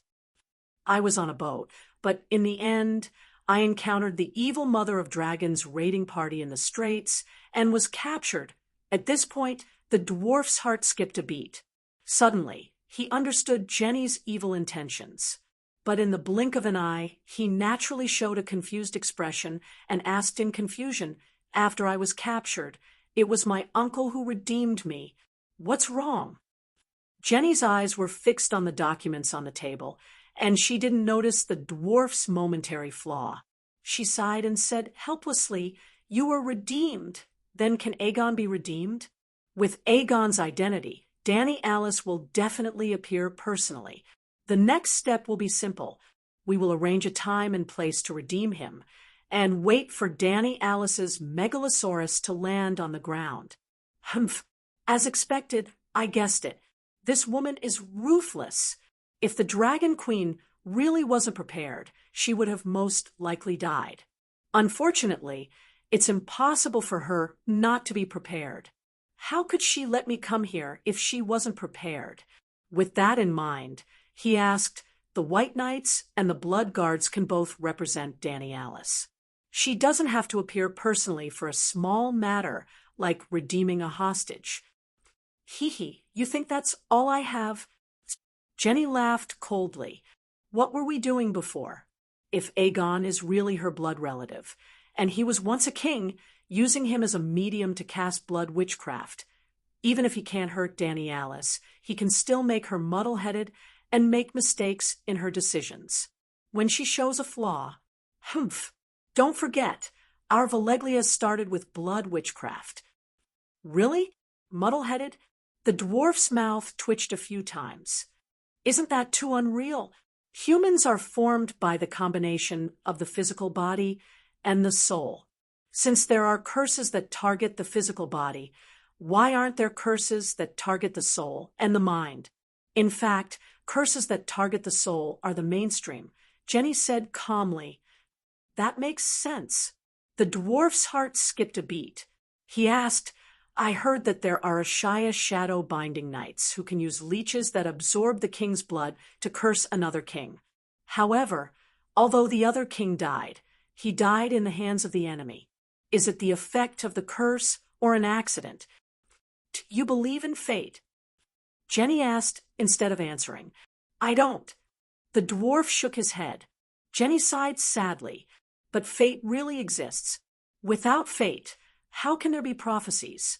The so-called prophecies are peaking at a corner of the river of fate. Everyone's fate converges in the river of fate. No one can change fate. If he really changes fate, it only means that the fate he peaked at before is fake. If you say so, then fate really can't be changed. The dwarf's mouth twitched. You don't understand. I'm not playing word games. Jenny shook her head. Suddenly, she caught a glimpse of the small beetle crawling on the table. She pointed at it and asked, I think you can guess its fate. The dwarf said thoughtfully, it will be crushed to death by you, crushed to death by me, and continue to be ignored by us. But you have the final say here, so its fate is in your hands. Not bad. You're not as stupid as everyone says. Jenny looked at him appreciatively. It has at least 3 fates, as you said. But when I noticed it and decided to make a choice, its fate was determined. There's only one. After saying that, she smiled mischievously at the dwarf. She lowered her head, stuck out her pink tongue, and put the beetle into her mouth. Crunch, crunch, crunch. The yellow juice slid down the corner of her mouth. Before it fell, it was licked by her tongue that was covered in black and green minced meat. Ugh, the dwarf's face turned pale, and he wanted to vomit. Hee, Jenny laughed happily. You don't know anything. This is a meat longhorn beetle. It can be eaten raw. As long as you're happy, the dwarf mumbled. Going back to the curse technique mentioned earlier, the king could be betrayed by his subordinates, could be killed by the enemy, could be killed in an accident while riding a horse, but more likely he wouldn't die before a conscious being observes his fate. No one knows what his fate will be. In other words, his fate is uncertain. When a conscious being observes the king's fate, that consciousness will see the fate that he chose for the king. In this way, the king's fate will be predicted by that consciousness. If that consciousness has ill intentions towards the king, he might subconsciously choose a fate that is not good for the king. Of course, his prediction might not be accurate. It's very likely that what he saw was just a fantasy. Understanding this, it's not hard for you to understand how the curse works. Even if I can't observe his fate, I can sacrifice power to the river of fate and pray that the worst fate will befall the king. Yes, if you can't come into contact with the river of fate, you can sacrifice evil gods to obtain temporary power. The dwarf frowned and said, if that's the case, it's best not to find someone to help you predict, and don't come into contact with witches that know how to curse. Yes, if you don't have power, don't come into contact with extraordinaires. If you have extraordinary power, it will be very difficult for the curse to work. Otherwise, I would have cursed that little bitch Daenerys to death. At the end, Jenny's pretty face twisted, her eyes full of hatred and greed. The dwarf said strangely, you said before that you want to use Aegon to curse her. Blood relatives have a miraculous effect. I don't want to be cursed. Jenny, can you teach me witchcraft? The dwarf asked expectantly. Jenny looked at the dwarf from head to toe and finally stopped at his waist. Her blue, watery eyes flashed with satisfaction. She nodded and said, I've been purifying your blood these days. You're almost qualified to come into contact with Valeglia's secret technique. Ah, you're really willing to teach me? The dwarf was overjoyed. Without Aegon, I'm afraid this battle will. Jenny closed the document, sighed helplessly, and said, Meereen is built at the mouth of the river, and the underground water is too abundant. 3 days ago, in the process of digging a tunnel under Meereen City, 5 adult dragon worms drowned. In a head-on clash, although the dragon worms are strong, they can't fly. Since that's the case, you have to prepare for the worst. If something happens to me, you have to live on. His Majesty Balerion can't be without a clone. If I die, you will replace me and become the new high priest of the land of long summer. Jenny's subtext was like this. Jenny, the dwarf didn't understand, so he was really touched, and his eyes turned red. Jenny waved to the dwarf. Come here, I'll teach you the inheritance of the great shaman. The dwarf took a few steps forward excitedly, went around the desk, and came to Jenny. Suddenly, he reacted and asked in confusion, the inheritance of the great shaman? Is it another way of saying the inheritance of the great wizard? What are you thinking about? Jenny's eyes widened, and her big blue eyes were suddenly dyed with a layer of blood red. Her flat round pupils also turned into the multi-layered deep vertical pupils of the megalosaurus. In the next moment, the dwarf's body stopped moving, and he couldn't see what was happening in the outside world. His consciousness came to a blood-red spiritual space. It wasn't the first time he encountered this situation. The last time when he and Jenny were on their wedding night, facing the complete high priest, he howled and wanted to run away. Jenny used this move, Magic Dragon's Gaze, and fixed him on the spot, allowing her to do whatever she wanted. In the real world, Jenny pinched open the dwarf's mouth, lowered her head, Jenny was taller than the dwarf, and opened her mouth. Ugh! Jenny hugged the dwarf's head, like a drunk woman hugging the toilet bowl in the bathroom. She spat out a pile of sticky roundworms. Oh, no, that was a baby dragon worm. What are you doing? In the dark red space of consciousness, the dwarf howled in confusion. He couldn't see what was happening in the real world, but his soul could feel the piercing pain coming from his body. It was full of holes, helping you understand the inheritance of the great shaman, not the great wizard. The dwarf finally realized that something was wrong. You don't have the qualifications to become a great wizard. You can only be like me, a holy priest under his Majesty Beleriand. Like you? The dwarf was trembling. You're lucky. It's just that the direct descendants of the 14 Fire Peaks have withered. Sigh, when we first met, I didn't even like Danny Rise. Oh no! The dwarf howled.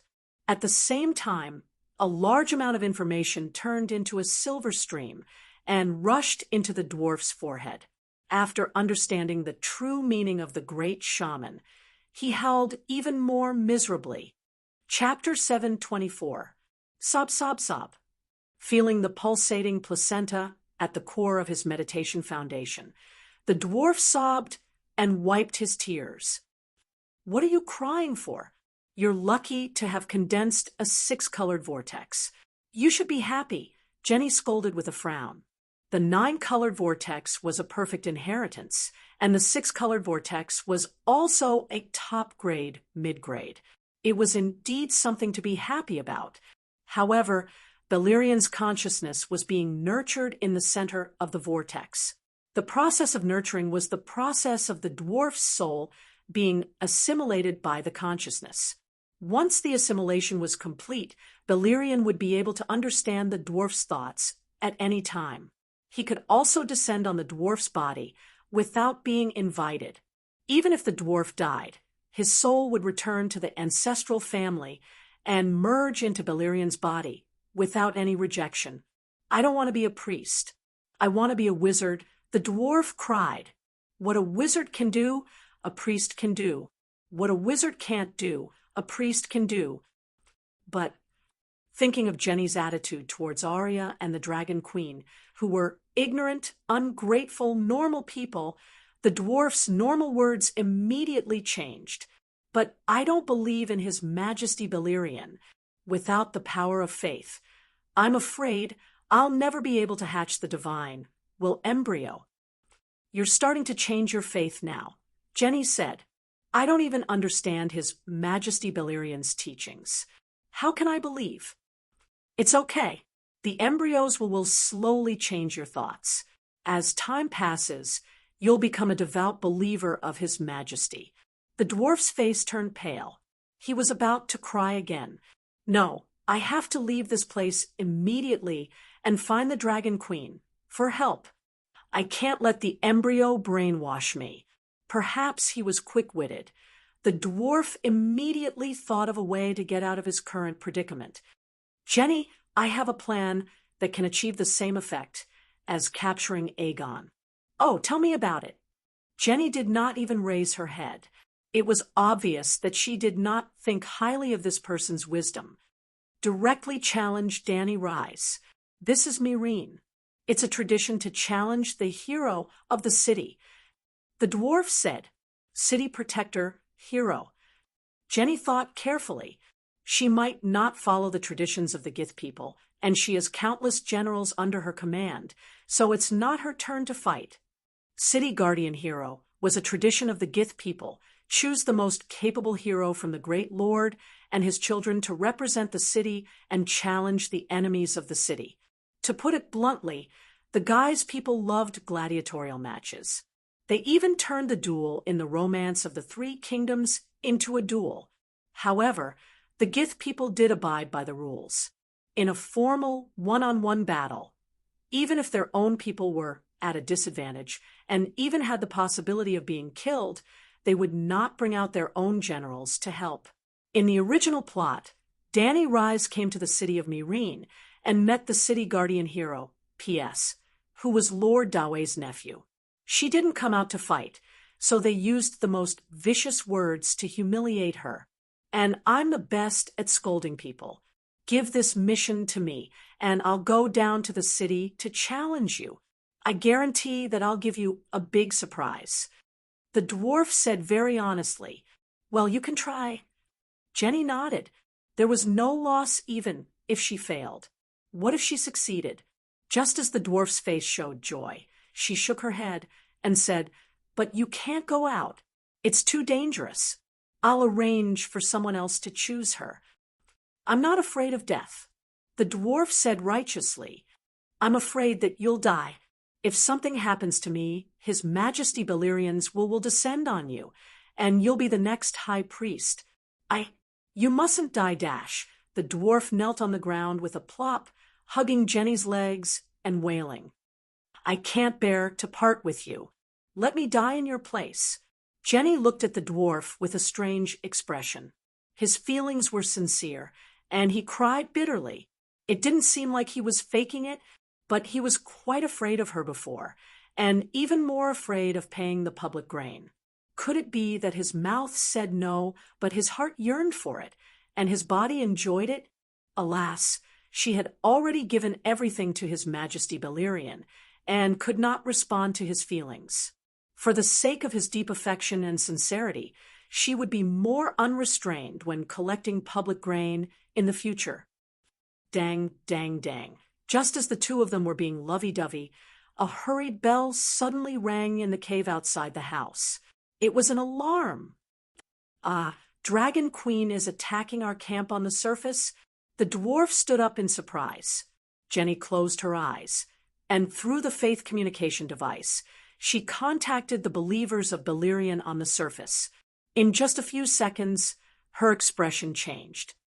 "Danny Lilith has launched an all-out attack." "What?" The dwarf was stunned. It was not an act this time. He, the ace spy, had yet to spread the news. Why was the Dragon Queen so impatiently blowing the horn for the final battle? Also, didn't she say it before? The longer the time dragged on, the more advantageous it would be for her.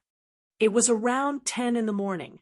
The sun in Slave Base seemed to be covered with a thin veil, and it was no longer as bright and warm. The dwarf was surprised to find that he could even look up at the sun in the sky, but it was not glaring.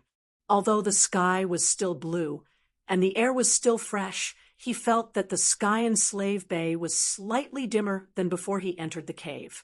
One of the entrances to the cave was located in a dangerous cliff 1 kilometer northwest of the Allied Army's camp. The dwarf begged 100 times before he could go up to the surface with Jenny, standing on the cliff that was more than 30 meters high, and looking down at the camp. The dwarf felt indescribably shocked. This was an unprecedented final battle. The sky, the sea, and the ground were all fighting at the same time. Dragon roars, battle cries, drumming, centaur bells, scimitar, and metal swords clashing. The battle of the dragons in the sky was especially shocking. 40 pterosaurs of the Allied Army vs. 1 Dragon Queen and 4 Megalosaurus. Oh gods, is that even human? The dwarf's hands holding the binoculars were trembling. A silver iron helmet, a pale golden visor, a blue-white plate armor that fit her body, silver lobster gloves, a silver iron skirt armor with blue silk sewn on it, and long iron boots. Dragon Queen's entire body was wrapped in steel armor, and outside the armor, there was a layer of dark red fire mist. It was as if there was a fireball bubble wrapped around her as she flew in the sky. That's right, she did not ride a dragon, but she flew in the sky. Her speed and agility were like a wind fairy. Whether it was the Megalosaurus in the sky or the pterosaurs, they were all larger in size. Even the smallest little gold was now more than 15 meters tall. Hence, Megalosaurus and pterosaurs had a lot of inertia. The faster they were, the worse their ability to turn. Dragon Queen, who was less than 2 meters tall, was like a jumping marble in the huge group of dragons that were dozens of meters long. She moved left and right, up and down, forward and backward, stopping and moving. She moved with a thought from all directions. Roar, suddenly, a mournful howl resounded through the sky, and the surrounding battlefield of more than 10 kilometers was also shaken. The dwarf looked over and saw Dragon Queen crouching down and piercing the shadow dragon's skull with her sword. The demon sword's flames exploded, and flames burned through the pterosaur's brain, coming out of its mouth and nostrils. The dying black-scaled pterosaur let out a mournful cry that shook the soul. And Dragon Queen was like an emotionless Grim Reaper. She immediately pulled out her sword and soared into the sky, as if there were eyes on the back of her head. She avoided the sudden attack of a 30-meter-long dung-green swamp dragon. The pterosaur opened its mouth that was as big as a car door. It could have swallowed Dragon Queen from behind by surprise, but she seemed to have been prepared. Her body glided in an arc in the air, just avoiding the mouth, and floated in front of the swamp dragon's eyes. Her expression could not be seen, but the dwarf swore that she must have been very pleased with herself and had a smile on her face. Because her movements were so flashy and elegant, he was full of envy. She played it down and casually pierced the pterosaur's eyeball that was as big as the steering wheel of a car. No wonder her sword was so big compared to her tall and slender body. It was also very uncoordinated. The black sword in her right hand made the dwarf think of a door plank. The sword was wrapped in raging flames. With a slash of the sword, the blue, silky sky seemed to be cut open by a red line. The sword pierced the pterosaur's eyeball. Raging flames surged, and immediately there was another mournful cry that could shatter the dome of the sky that was like an upside-down bowl. Then, the third pterosaur rushed towards her. It was a shadow dragon with sharp claws and teeth. It was faster than her and also sneaked an attack from her blind spot. Just as she stabbed the sword into the pterosaur's eyeball, its blade-like sharp claws clawed at her body. Without pulling out her sword, she drifted 2 meters to the left and dodged the claw attack. Then, her body spun like a top. Sticking close to the shadow dragon's scales, she slid along its hind legs past its lower abdomen and all the way to the base of its wings. As her body spun like a top, the white sword in her left hand, that was as bright as ice and snow, also blossomed into a dazzling white sword flower. It left bloody scars on the pterosaur's thigh and lower abdomen. Then, the pterosaur's left wing was like a banquet tent that had been crushed by a typhoon. It was tattered, and dragon blood splashed out. The pterosaur could no longer control its flying movements. Like a plane that had lost its momentum, it fell to the ground with a sorrowful cry. Chee! When the storm of swords broke through the pterosaur's wings. It also moved a few steps to the right and cut the dragon knight on the dragon's back, who was adjusting the pterosaur's movements in a panic into two. Then Dragon Queen jumped lightly and landed in front of the forehead of the pterosaur that had pierced its left eye. She slowly pulled out her black sword. His Dragon Queen has become a god. The dwarf watched in a cold sweat and felt dizzy. Dragon Queen's fighting style crushed his worldview. How could a single person be so strong? Yes, she has become a demigod. Jenny's face was gloomy. A powerful elemental demigod. Wind god. Demigod, wind god. The dwarf was at a loss at first, and then he said in horror, Dragon Queen is a demigod. She's using her divine power right now. In my eyes, she's like a small sun. Her divine splendor is dazzling and eye-catching. Speaking of this, Jenny's voice became more resentful. She cursed, Damn it, how did she master wind song? Hasn't wind song always been in the hands of the Westeros monster? The dwarf glanced at the flustered and exasperated Jenny and asked carefully, Is Wind Song very strong? Can't you see? She is flying. She is fighting a group of pterosaurs alone. Jenny roared at him. The dwarf shrank his neck and whispered, Wind Song let her fly, but she is so strong, not only because she can fly.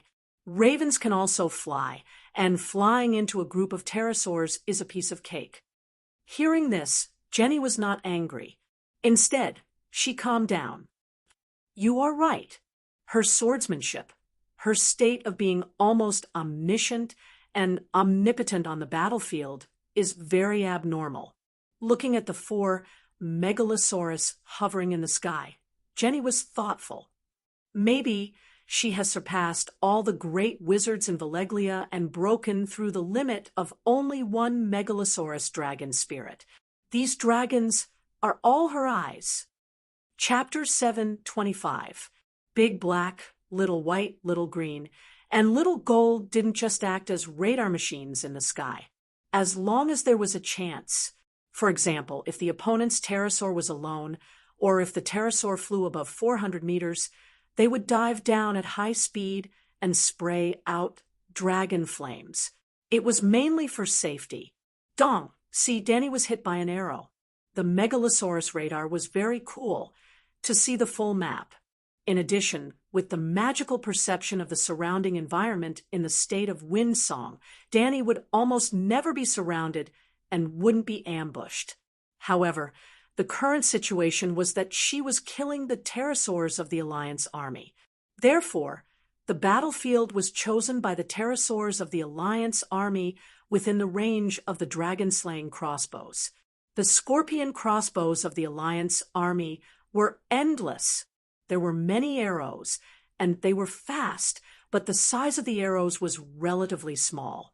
Even if there were no obstructions in the vision range, the dynamic vision of the Megalosaurus couldn't capture all the arrows. When the vision of the ground was blocked by the pterosaurs in the middle space, the Megalosaurus radar in the higher space would miss many arrows. Thus, there was a possibility that Danny would be hit by an arrow. 5 meters long, as thick as a thumb. The tip of the arrow was twisted into a spiral shape, and was as thin as a willow leaf. When it flew, it had its own spiral force. A series of sparks and horrifying sounds were made as it drilled into the lower abdomen of the dragon queen. It actually scratched the painted coating of the queen's armor. It was too hateful. All right, there was almost no penetrating force, but the powerful impact still made the dragon queen fly out uncontrollably. Then, a pterosaur flew over and successfully picked up the corpse. Wow, it swallowed the dragon queen in one bite. That's right. The dragon queen was bitten by a 25-meter-long swamp dragon. Only her 2 legs were hanging by the pterosaur's mouth and swaying nonstop. The dwarf exclaimed. Ha ha ha. Jenny was wild with joy. Victory, victory, victory of the Alliance army. The dragon-slaying crossbows were thunderous with cheers. The centaur cavalry outside the camp of the Alliance army also had a momentary commotion. Malin City, at the top of the Great Pyramid, old Yamant, who was observing Long Jean through telescopic glasses, almost fainted. He clutched his chest and groaned in grief. But the pterosaur was already chewing with its cheeks puffed up, and the dragon queen's exposed legs were still swinging. There was no blood splattering, no broken limbs falling off. Suddenly, there was an almost inaudible cracking sound in the sky, as if something had broken. Awoo! The pterosaur wailed in a muffled voice. 2 broken teeth that were as thick as the soles of feet fell from the sky, reflecting bits of light under the sunlight. Gods! The dwarf held his forehead and exclaimed, Dragon Queen is wearing tile steel armor. It's so sturdy. The pterosaur's teeth are all broken, but it can't bite through it at all. Tile steel armor. Jenny's face twisted. I shouldn't have forged those 2 statues. Valeglia's control over Tile's steel weapons was extremely strict. They had only forged 2,000 Tile's steel weapons in 6,000 years. As for Tyle's steel armor, it was even rarer. Only the direct descendants of the 14 Fire Peaks were qualified to wear it. Maybe it was because they were too pleased with themselves, or maybe it was fate, but Valeglia had left 2 huge loopholes in Gatto. At this moment, Big Black, who was high up in the sky, without anyone noticing, lost its agility and went into a stiff gliding state. Then, everyone was shocked to see a string of golden flames filling the mouth of the pterosaur that was biting Dragon Queen. Black smoke and pillars of fire spurted out from the pterosaur's nostrils, teeth, and eyes. The dwarf even noticed that the dragon's eye, which was as big as a rice cooker, was connected to a green-red nerve tentacle that was as thick as an arm. It hung under the pterosaur's eye socket, and it was like fried meat in a pot of oil sizzling with oil. Dragon Queen's entire body was covered in flames. She broke free from the dragon's kiss and continued her massacre as if nothing had happened. Even the pterosaur's saliva and blood on her body were all cleaned up by the flames. There's no way to fight this battle. He looked at Dragon Queen, who had split the pterosaur knight into 2 with a sword, and said with a complicated expression, "The pterosaur's bite earlier might not have caused a penetrative wound, but it would definitely have caused a blunt injury. If it was a normal person, their organs would have bled and their body would be paralyzed, but the dwarf touched his big nose and could not help but shed tears of sympathy for his allies. The Dragon Queen must also be injured, but she knows healing magic, strong attack, agile movement, high defense, and rapid recovery of HP. Not to mention this low magic and low martial arts world. Even in the game, she would be a bug-like existence. I didn't expect her to have such a strong trump card." Jenny gradually regained her composure. If she didn't expose herself today, I wouldn't even know that she had become a demigod and even learned the Song of Wind and the Song of Fire. She has at least cultivated 2 top-notch meditation techniques, wind and fire, and can at least fight with 2 Megalosaurus dragon spirits. If we follow the original plan, even if we successfully kidnap Aegon, I'm afraid we won't be able to kill her, who can fly quickly. What do we do now? If this goes on, our winged dragons will all die today, and then we'll completely lose control of the air. I can even imagine that the mother of dragons' winged dragon knights, who didn't appear today, will carry kerosene bombs tomorrow and bombard our ports, ships, and barracks without restraint, said the dwarf worriedly. The Allied army's main camp was built near the sea, so they also built a temporary cargo port by the sea. Every day, ships from Tolos would transport food and military supplies. Yes, Tolos did not have any food. It was only a transit station. Ships from all over the world came from afar to unload their goods at Tolos, and then arrange for fast ships to transport them to the Allied army's main camp. Because of the fall of New Gith, and also because of the raiding team in the Strait of Maiden Freedom, the Allied army's logistics costs were 3 times higher than before. Almost every 3 ships that passed through the Strait of Maiden Freedom would be raided, and only one could avoid the patrol ships and patrolling winged dragons' sight. The Strait of Maiden Freedom was too wide, more than 200 kilometers, and it was difficult to completely seal it off. One of the reasons why Dany had not taken the initiative to attack the Allied army before was that the Allied army's logistics team was transporting food for her.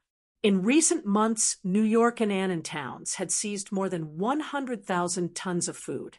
With so much food entering the pockets of the Dragon Queen, the difficulties of the Allied army's logistics could be imagined.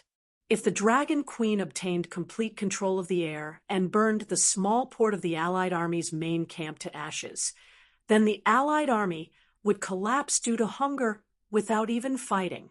Seeing Jenny's thoughtful expression, the dwarf continued to work hard, stomping his feet and wailing, "Priestess, what other trump cards do you have? Don't hide them. The Dragon Queen has already bet all her assets. Don't be reserved anymore." I didn't complete the mission, and there's also a heretical god seed in my head. If I don't bring back some valuable information, Don't mention finding the Dragon Queen to save my life. She'll probably sacrifice me. Sigh. I don't have any more trump cards. Jenny said helplessly. Valeglia has dominated the world for thousands of years. It's impossible that she doesn't have any trump cards, right? The dwarf's face was full of doubt. Valeglia's trump card has always been the Megalosaurus. If one Megalosaurus can't solve a problem, send a team of 5 Megalosaurus. If one team of Megalosaurus can't solve a problem, then send 10. If 10 teams can't solve a problem, then send 100 Megalosaurus to form an army. If 100 Megalosaurus can't solve a problem, then send 200, 300. If it's really not possible, then send out all of them. At our peak, we had more than 500 adult Megalosaurus. What trump card is stronger than 500 Megalosaurus? The dwarf was completely speechless. Yes, what trump card is stronger than 500 Megalosaurus? None. 100 Megalosaurus destroyed the Undul's civilization. 300 Megalosaurus destroyed the Loiner civilization, which had a powerful true god. After that, Valeglia rode Megalosaurus and sang, "Invincible is so lonely." Lady Jenny, Lady Jenny. The triangular-faced Sibirio and war god Yuan Kai, who had a dragon-slaying saber at his waist, rushed over together. They were in a hurry, and there was an unconcealable panic in their voices. You two are the commanders of the army. Jenny was shocked and angry. She scolded, "Why are you all here? Who's commanding at the front line?" Don't talk about commanding. They don't even listen to orders. War god Yuan Kai was also full of resentment. His tone was very aggressive. The bombardment that lasted for more than a month already made the soldiers in the camp anxious and their morale low. Now that they see Danny rise killing the winged dragon army single-handedly with 2 swords, how can they still fight? Not to mention, at this point, the war god looked around. The cliff here wasn't very high. It was only about 30 meters above the horizon. Jenny and the others were standing in the wrong position. They were halfway up the cliff, facing the southeast corner of the camp. They couldn't see the northwest camp behind them, which was being attacked by the centaurs. The war god didn't care about his fear of Jenny. He stretched out his large hand and pulled the petite blonde priestess up the cliff. "If you stand up there, you'll be discovered by the Megalosaurus," the dwarf hurriedly reminded. But Jenny didn't react and let the war god do what he wanted. When they reached the top of the cliff, war god Yuan Kai pointed to the north and said angrily, "Priestess, look, look." The endless horsemen howled as they charged from the northern plains. The Dothraki Sea had become a real ocean. Strong winds blew, and the Dothraki horsemen were like a tsunami. The hooves and roars of the horsemen were like the roar of the waves, and the dust beneath the hooves of the horsemen was the pervasive water vapor. The huge camp of the Alliance army stretched for nearly 20 kilometers along the coastline. It was like a seaside house built by a black-hearted merchant. The first wave knocked down the balcony railings. The second wave swept away the safe in the bedroom and the mistress on the bed. The third wave hit, and the whole house was on the verge of collapse. The fourth wave, of course, not all of the Alliance army were mercenaries, but mercenaries made up at least 60% of them. And the morals of mercenaries were known by everyone in the world. The Dragon Queen had been bombarding the camp for more than a month. The reason why the mercenaries could hold on and not run was because the high-ranking officers of the Alliance army had promised that High Priestess Jenny had a trump card. The Alliance army would definitely win. As long as they held on, they would be able to obtain the countless treasures, boys, girls, and the real Dragon Queen. But when the mercenaries asked what the trump card was, even war god Yuan Kai Grazdan didn't know. Now, in the sky, there was the Dragon Queen on a killing spree. On the sea, Hundreds of warships of the Mother of Dragons surrounded the Alliance Army's small cargo port. On the ground, tens of thousands of roaring warriors trampled on the Alliance Army's camp. High Priestess, our army is collapsing. War god Yuan Kai Graz pointed at the camp that was in a mess and cried, "Our camp is 20 kilometers long, and the collapse of the front camp is spreading to the back camp. I can imagine that when all the winged dragons in the sky die, the entire camp, hundreds of thousands of people will lose their courage. The mercenaries will run like wolves, and the loyal warriors will be at a loss and follow them. Everything will be over." "What plan do you have?" Jenny asked with a gloomy face. "I don't even know your trump card, so what plan do I have?" "My lord, listen to my advice. If you have a trump card, use it directly, in front of Danny Rise. Don't come up with any complicated plans or schemes," War God Yuan Kai Graz said earnestly. Chapter 726. Lady Jenny, the morale of the army is in chaos, and the main camp has already collapsed. If you have a trump card, use it immediately.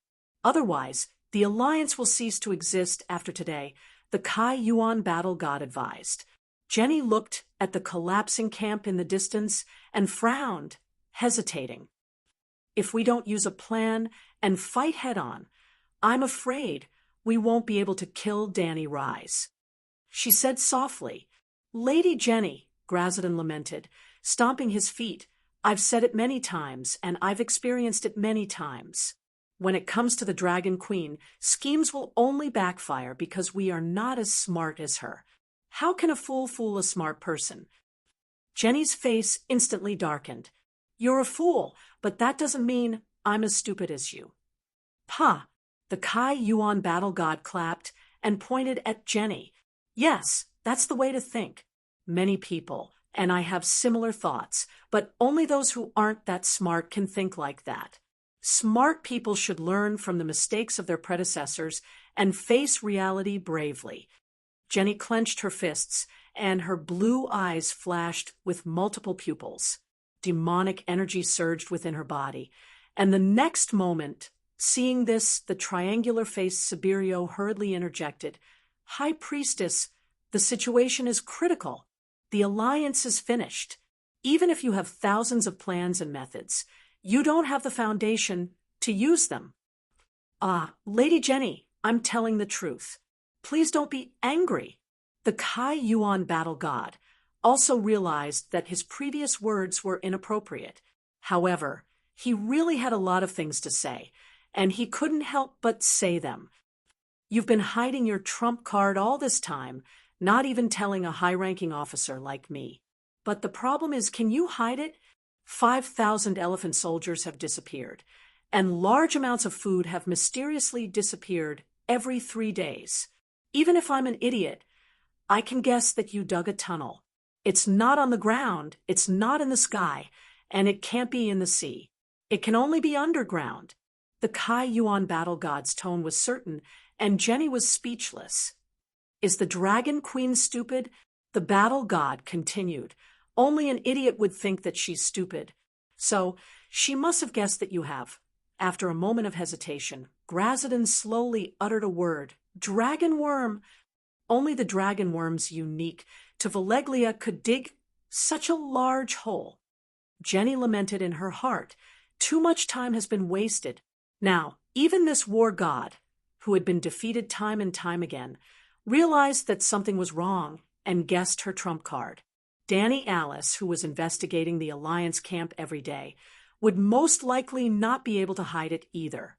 "I originally planned to kidnap Aegon quickly and lure Danny Rise out. Then, the dragon worm would suddenly emerge from the ground and swallow her, who knew that the Westeros were too complicated and wasted too much time." At this point, Jenny no longer concealed her thoughts. She was not stupid. If the 5,000 elephant soldiers only disappeared for a week or two, everyone would slowly investigate and guess where they were hiding. If the elephant soldiers disappeared for a month, and everyone searched everywhere, but did not see them, they might guess the truth. Just like a missing person, the family would only be alerted after 24 hours and call the police. Jenny's original plan was to kidnap King Aegon during that 24 hours when no one would be suspicious. At that time, the two armies of the True Dragon Alliance were already approaching the King's Landing. If Aegon did not fall into Winterfell, the winged dragon mercenary group that Yuluen hired would have already clashed with Aegon. It was less than 3 days after the elephant soldiers disappeared. But everyone knew what happened after that. Stannis brought Aegon from Winterfell to White Harbor and rode for more than a week. Then he went to Snakewood City and floated on the sea for another week. When he arrived at Snakewood City, the Ragged Prince met up with him. Then there was another round. During this period, too much time was wasted. I see. The Cayuan war god Triangle Face and the dwarf finally understood why Jenny left behind such a huge loophole as the 5,000 elephant soldiers that disappeared. In other words, the waters of the Westeros were too muddy. Even the powerful Alliance army could not understand the situation there. Jenny's gaze gradually became resolute. She pointed at the northern camp that was being ravaged by the centaurs and said to Triangle Face, "Withdraw your men and lure the centaurs 10 kilometers away from the camp. Today, I will close the door and beat the dogs. They will not be able to return." Triangle Face was overjoyed. "I will arrange it." Jenny stared at the Dragon Queen who was slaughtering the winged dragons in midair and said coldly, "Be careful. Don't leave any traces behind. Try your best to lure the centaurs in. I want to go on a killing spree too. Our army is really collapsing. It's hard to fake it." Triangle Face laughed bitterly and quickly left on his horse. "You are still not leaving." Jenny looked at the Cayuan war god calmly. Grazidan laughed bitterly. "You didn't tell me the secret of the dragon worm previously because you didn't trust me.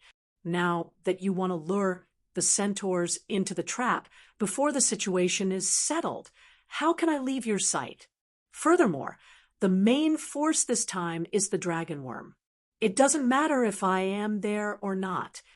In the case of the fall of New Gith, the Cayuan war god was once labeled as a revolutionary spy, together with Zero and Chue-Gu.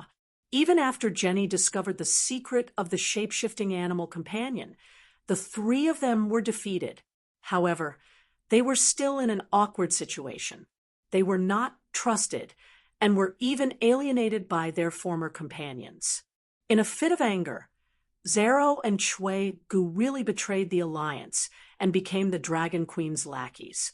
Grazidan's faith was firm, and even the Dragon Queen did not dare to corrupt him. However, it was difficult to judge a book by its cover. His determination was not known by others. For example, Jenny's suspicion of the war god was even higher than Zero and Chue-Gu.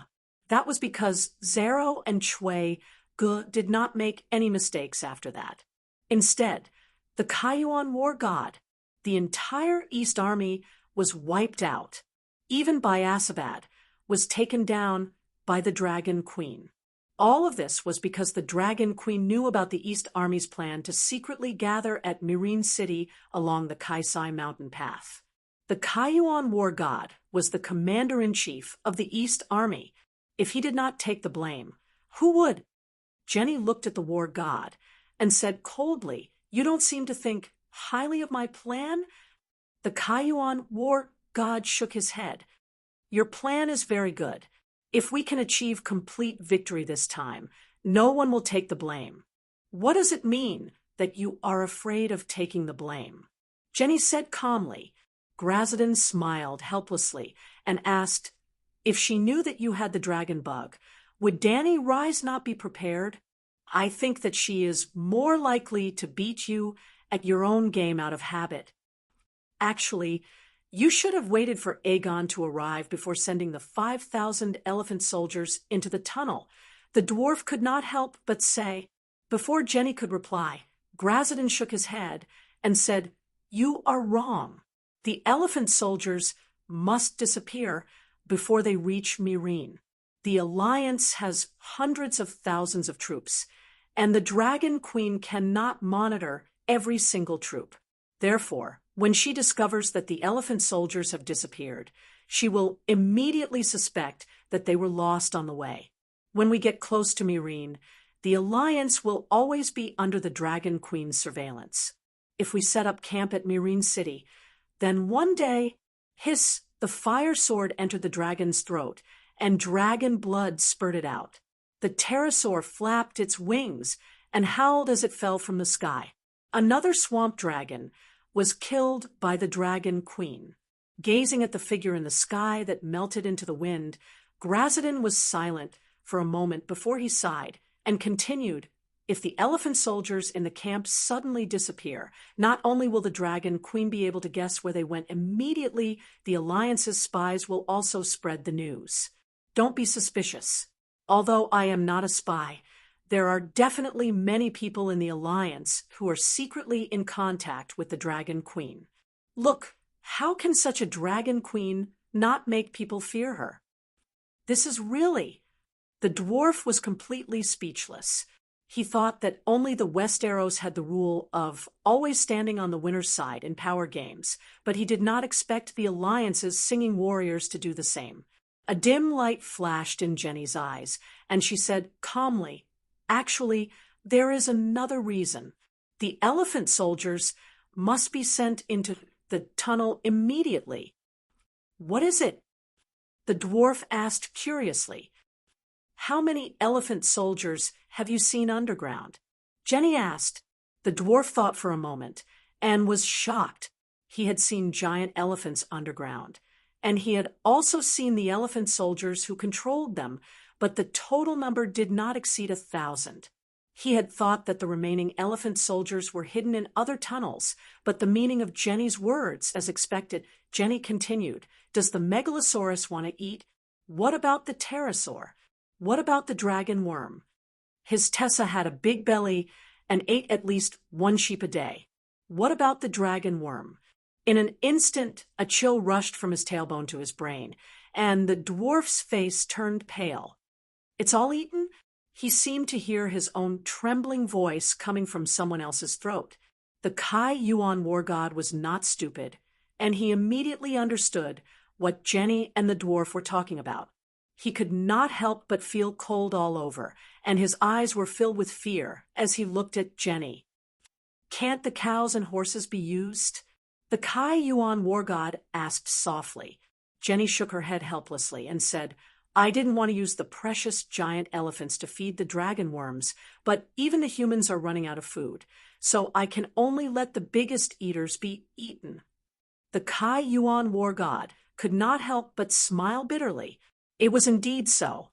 A month ago, the Alliance army had started slaughtering the horses and cows, and half a month ago, the spare war horses, a regular knight was provided with at least 3 horses, were placed on the soldiers' tables one after another. "How many elephant soldiers are left?" the dwarf asked. 2,000. So many, the war god was surprised. The dwarf's mouth twitched. 2,000 is not even half of the total. "I thought it was all eaten, but now it feels like there are 2,000 more," the war god said awkwardly. "The giant elephants are big, so they're full. If the dragon worms don't dig, their consumption is much less than the megalosaurus," Jenny said. The war drums beat above Meereen City, and between the blue sky and white clouds, human figures surrounded by flames floated and flashed. Pterosaurs' blood splattered across the sky, and their cries spread for more than 10 kilometers. To the north of the Alliance Army's camp, the excited sounds of the centaurs could be heard from afar. The horses galloped for more than 10 kilometers, and the cries of the Alliance Army mixed with the cries of the pterosaurs in the sky. However, it was obvious that there were more than 50,000 centaurs that had besieged the camp. Now that the gates of the camp had been broken and the morale of the Alliance army had been destroyed, only about 1/5 of the centaurs had charged into the camp to chase after the ducks. The rest of the centaurs had spread out and hunted the Alliance army's knights in the vast plains outside the camp. In the first half of the camp, tents had collapsed, swords had broken, and blood had dyed the ground red. The fences were burned, and black smoke rose into the sky. It was like the withered fingers of the grim reaper reaching for the sky, wanting to take away the lives of all living things on this land. Only 10,000 men. Jenny's expression was gloomy. The Alliance army has completely collapsed, and the soldiers have no fighting spirit. 10,000 men full of energy is enough to wipe out 100,000 deserters, Glasden lamented. If that's the case, then let the blood and bones of the centaurs reforge the soul of our army. Chapter 727. Danny turned into a ball of fire and blended into the natural wind between heaven and earth. The 4 megalosaurus in the sky transmitted visual and auditory information to her from all directions. She was like a little loach, swimming nimbly in the sky, taking away the lives of the dragon knights and pterosaurs. In the beginning, she was still using her swordsmanship and flying. Every move, she was purposefully slashing the dragon knights and attacking the pterosaurs' vital points. But as she killed and killed, she gradually entered a state of enlightenment, just like Wang Shiji writing preface to the Orchid Pavilion collection. In Kuaiji Mountain, just like Li Bai singing Bringing in the Wine, while drunk, just like the last night of Damo's 9 years of meditation. Danny's divinity of fire, divinity of wind, and divinity of sword were sublimated together. Swinging the sword, slashing, flashing, and flying were no longer skills in her subjective consciousness, but turned into Tao and integrated into her instincts. Others may only feel that her movements were becoming more concise and her sword was becoming sharper, but a master swordsman like Baristan could clearly feel the changes in the Dragon Queen. Because their own realm was not enough, they only felt that the Dragon Queen had changed and become much more powerful, but they did not understand the reason or where her changes were. Suddenly, Danny stopped and summoned Dahe, because the remaining 8 pterosaurs in the sky were scared out of their wits and began to flee in all directions. The fire ladder technique allowed her to levitate, and the song of wind allowed her to fly in the wind, but she was only at the speed of a car on the street, 30 to 40 kilometers per hour, far slower than the pterosaurs. When she landed on Dahe's back, exhaustion surged like a tide. Danny groaned, feeling that her muscles and bones were sore and numb, and her whole body was weak. Her organs seemed to be pierced by thousands of needles, slightly tingling. Her head was as numb as a chopping board, and she almost lost the ability to think. For the first time, she was in a state of magic exhaustion. Flying felt good for a moment, but boom! Danny was sighing with emotion as she commanded Dahe to burn a pterosaur. Suddenly, there was an explosion below her.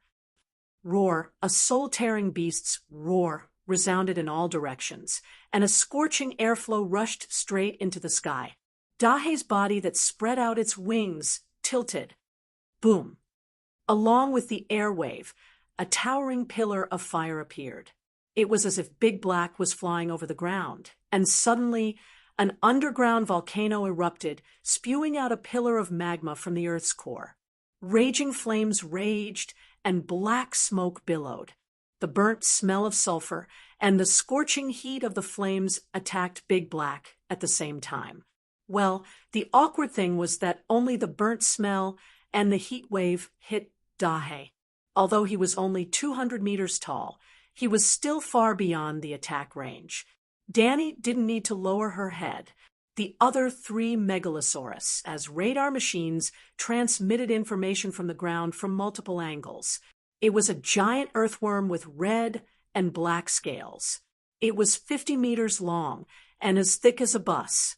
It had no wings or legs. In fact, it had legs, but they had degenerated to the point where they were almost invisible.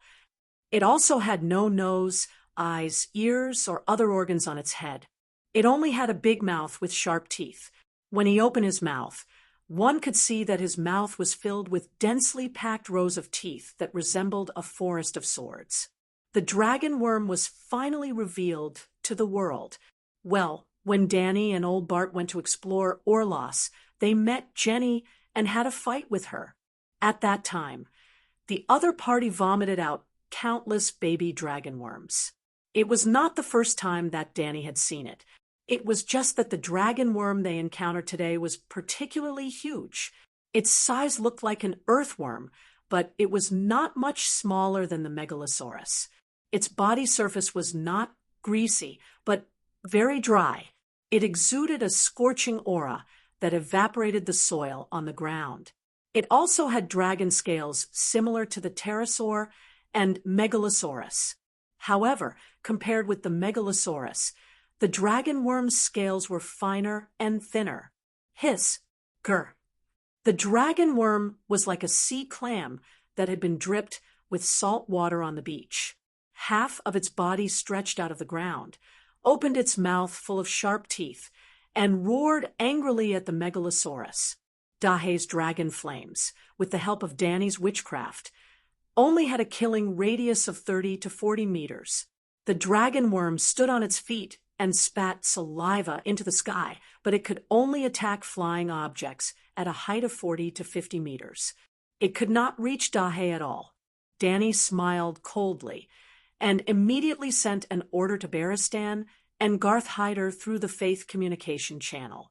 The next moment, woo-woo, outside the camp, a loud and sonorous horn sounded from the Centaur army.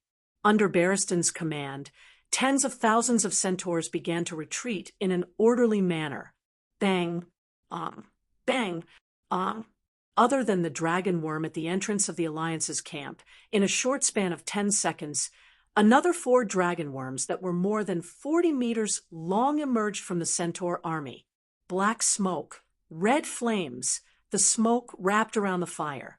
The centaurs were like candles, howling miserably as they melted, while spitting fire. The dragon worms were like stone rollers, rolling their bodies, crushing the centaurs and their horses into a bloody pulp. Green intestines, red blood, and white bones were mixed together with the black soil. There were even more dragon worms that went berserk, and like a bulldozer, they dug into the centaur cavalry. They opened their mouths, and their teeth were like steel sieves, scraping deeply into the ground. Even the thick layer of mud, the horses, and the riders on the horses were all dug in. It was like the gods had drawn a picture of 10,000 horses galloping on the grassland. And then the dragon worms were like an eraser, erasing a blank space on the picture with the grassland as the background. Their mouths were like a meat grinder, and the cries of the centaurs and their horses disappeared in an instant. Only the dark red mud, mixed with blood, seeped out from the gaps of their teeth as their mouths chewed. This scene was like a battle between Godzilla and a primitive man. However, although the centaurs were primitive, the horses were not primitive at all. Hiss, hiss, hiss. The dragon worms did not wreak havoc for long, and a large group of pterosaurs took off from Marine City. We have completely lost control of the air. Slaver's Bay has activated its bombing mode. The dwarf exclaimed. Jenny's face was green. Indeed, without the harassment of their pterosaurs, the other party could calmly carry out their bomb-throwing practice. More than 40 pterosaurs flew out from Marine City, and the rookie dragon knights appeared together. The pterosaurs lined up in formation, and like a dark cloud, they covered the dragon worms. When they arrived above the dragon worms, the pterosaurs reduced their speed and changed their flight mode to hovering. No one knew what the knight on the dragon saddle did, but suddenly the sound of a rubber band snapping came from the sky. Then, the bottom of the wooden box in the pterosaur's claws fell off. Whoosh, whoosh, whoosh, whoosh. It started to rain. Long spears that shone with cold light fell from the wooden box like rain. Under the influence of gravity, they moved faster and faster. This is bad. The dwarf's hand that held the binoculars tightened, and he could not help but exclaim, Scorpion crossbow, made entirely of steel, weighed only 2.5 pounds, had an effective attack height of 300 meters and a maximum height of 400 meters. The pterosaurs flew at a height of 500 meters, and the spears in the box weighed 10 pounds. Between the Dragon Slayer crossbow and the pterosaur flying spears, whose attack power was stronger, the Scorpion crossbow needed at least 2 minutes to reload, and the Scorpion crossbow formation usually had 50 crossbows, which meant that in 2 minutes, 50 crossbow bolts would be shot out. The pterosaurs carried at least 300 pounds, and the swamp dragons carried more than a ton. The Black Reaper that Dany gave to the Aegon King had a maximum weight of close to 3 tons. A ton of weight was equivalent to 200 pterosaur flying spears. More than 40 pterosaurs, more than 10 tons of weight, and close to 3,000 fine steel spears. Wouldn't that be a rain? No. Jenny's eyes were about to split open. She opened her mouth, and soul-suppressing soul sound waves spread out like a tsunami. The pterosaurs in the sky swayed, and their bodies stiffened. Ha ha ha! Dragon Queen's laughter shook the sky, and the souls of the pterosaurs and knights were cleansed, and they regained their mobility. Soul attacks like the true dragon's roar had no effect on Dany's side, or on the Alliance army. Dany and Jenny came from the same sect, so their moves were the same. If you can attack, I can defend. Hey, you're crazy. You exposed our position. The dwarf stomped his feet anxiously. In just a short moment, Little White and Little Green changed their direction and flew towards the cliff where Jenny and the other two were standing. Run! The Kai Yuan war god pulled Jenny and crawled towards the crevice below. The dwarf hurriedly followed, and at the last moment before leaving the cliff, he tilted his head and looked towards the west. Whoosh, whoosh, whoosh, whoosh. TSK, TSK, TSK. Hissed the dwarf, sucked in a breath of cold air. The scales of the dragon worm were like beautiful silk cloth, beautiful but useless. All the spears that landed on them didn't even reach the top. The 2-meter-long steel spears actually pierced into the dragon worm's body. Roar, roar, roar. The dragon worm's round body was like a tire filled with tomato juice, and then it was stabbed a few times with an icicle, and red juice with thick smoke splattered more than 10 meters high. The blood was like lava, falling on the grass, igniting the withered grass stalks, and falling on the centaurs' faces, burning through their bones. Queen of Call, Dany Leezy, Queen of Call. Suddenly, the cheers of the centaurs resounded through the sky. Tens of thousands of centaurs shouted together, shaking the heavens and the earth. The sound waves dispersed the clouds in the sky and washed away the fear that the dragon worm exerted on their hearts. The centaurs suffered heavy losses, eaten by the dragon worm, burned to death, and crushed into teppanyaki. They were also accidentally injured by the steel spears that fell from the sky, just like the cockroaches in Old Ghost Village.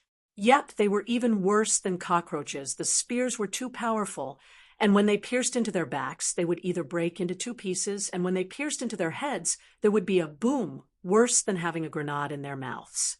However, the 5 Inferno fire demons that crawled out from the ground were all dead. The pterosaur javelins were just that powerful, killing 5 dragon worms in one wave. The scorpion crossbow shot the megalosaurus from the bottom to the top, so the kinetic energy was getting lower and lower. The pterosaur javelins fell from the top, and under the acceleration of gravity, their speed was getting faster and faster. In addition, the pterosaur javelins were heavier than the scorpion crossbow's arrows, so the kinetic energy of the pterosaur javelins increased by dozens of times. Not to mention the soft dragon worms, even the thin-skinned armored vehicles couldn't withstand it. All soldiers of the Alliance army, listen up, the dragon worms have all been killed. You have no hope of turning the tables. Immediately throw down your weapons and surrender. Big Black's loudspeaker came online again, and Dragon Queen rode on her dragon and circled above the Alliance army camp, showing off her might, feeling proud of herself. The Alliance army has been defeated. The Alliance army has been defeated. Long live the Queen! Long live the Queen! The tens of thousands of centaurs at the north end of the camp, and the Mother of Dragons guards in Malin City, 10 kilometers south of the camp, cheered together, beating drums, blowing horns, and shouting loudly. The entire battlefield, which stretched for tens of kilometers, seemed to be echoing with the sound of "The Alliance army has been defeated. Long live the Queen!" Boom, boom, boom, boom. Suddenly, there were 4 consecutive landslides. For landslides, for bottomless pits, and 4 dragon worms stuck their heads out and roared at the sky. Jenny was unwilling to admit defeat, so she continued to work hard. Chapter 7:28. Ong, ong, ong. In an instant, the world was silent. Apart from the roar of the dragon worm, Blackie, the centaurs, and the Mother of Dragons guards in Myrene all went silent. The fleeing Alliance army also stopped and stared blankly in the direction of the dragon worm. Their eyes that were filled with despair once again lit up with the flame of hope. Victory to the Alliance army. Myrene will be broken. In the silence, the Alliance army camp began to shout sporadically. The appearance of the 4 dragon worms not only saved the Alliance army from defeat, but also re-established the belief of victory in the hearts of the crumbling soldiers.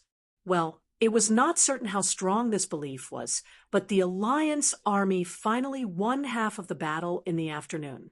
This time, Jenny was prepared for the pterosaur spears in the sky. The dragon worms still crawled out of the ground to attack the centaurs, but they did not leave the range of the tunnel. If a small number of pterosaurs threw the spears, the dragon worms would quickly dodge. The spears needed about 10 seconds to fall from 400 to 500 meters. If the pterosaurs threw a rain of spears in a wide range, the dragon worms in the tunnel would immediately dig a hole in the ground. The dragon worms on the ground would be near the tunnel and would be able to drill back into the ground with a few wiggles. After wasting 3,000 spears, Danny began to lower the throwing height of the pterosaur spears. 200 meters, 150 meters, and even 100 meters. She had absolute control of the air, so she could play with it however she wanted. Well, the law of the universe was there for all to see. She could not play with it however she wanted. By lowering the height, the spears would fall faster, but the kinetic energy of the attack would also decrease. In the first wave of attack, the 2-meter-long spears pierced through the dragonworm's body, and blood splashed more than 10 meters high. When the spears were lowered to 100 meters, even if the spears hit the dragonworms that did not have time to drill, only a small part of the spears would be embedded under the scales. It was like a toothpick stuck in a python. If the spears did not hit the vital parts, it would be difficult to kill them. Anyway, the battle with the dragonworms started at noon. By 3 in the afternoon, the Myrene pterosaurs had wasted nearly 10,000 spears and only killed 1 dragonworm. The efficiency was too low, and the cost was too high.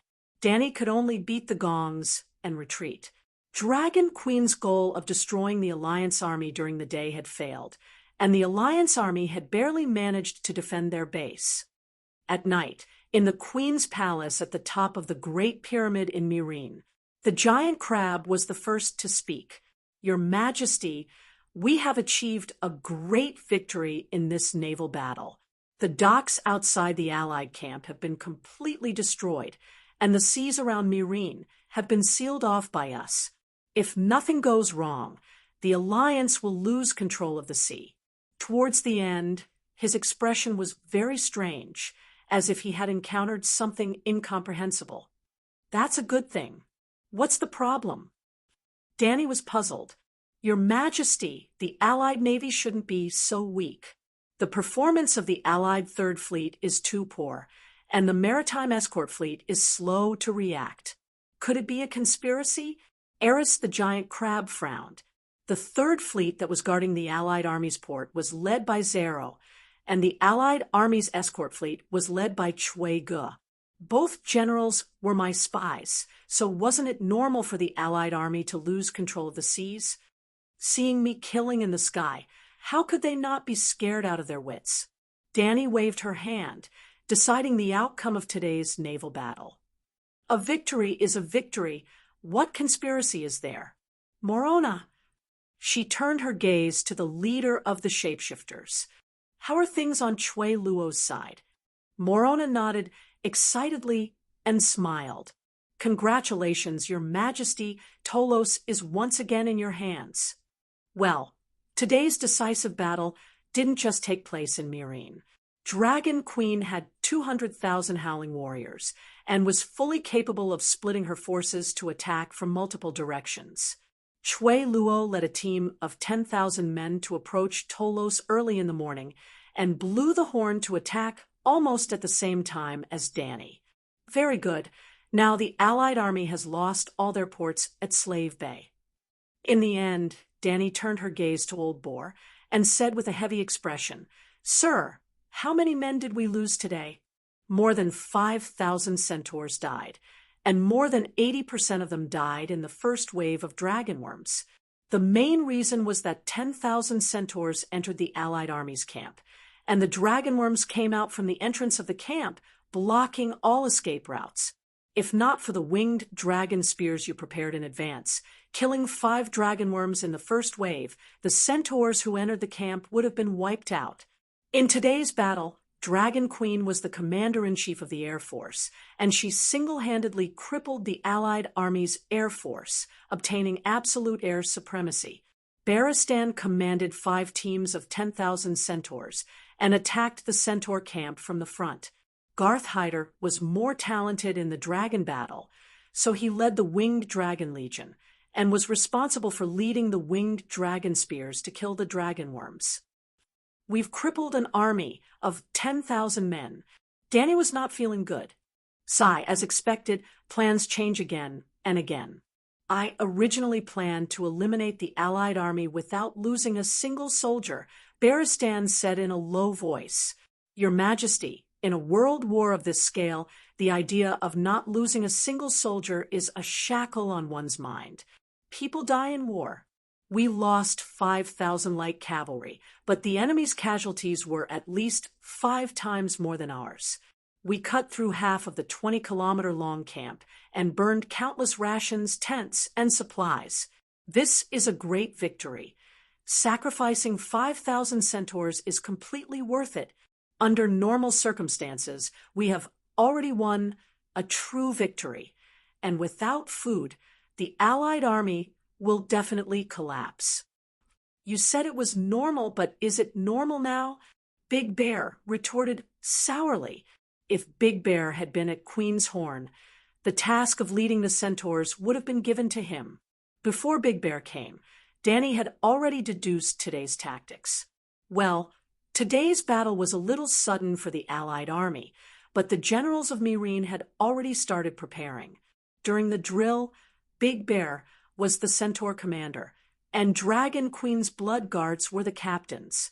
But today, Big Bear stood on the walls of Meereen for half a day, and only threw a few hundred spears when Dragon Queen began to summon the winged dragons. No matter how abnormal it is, the Allied army still needs to eat, Big Bear said in a low voice.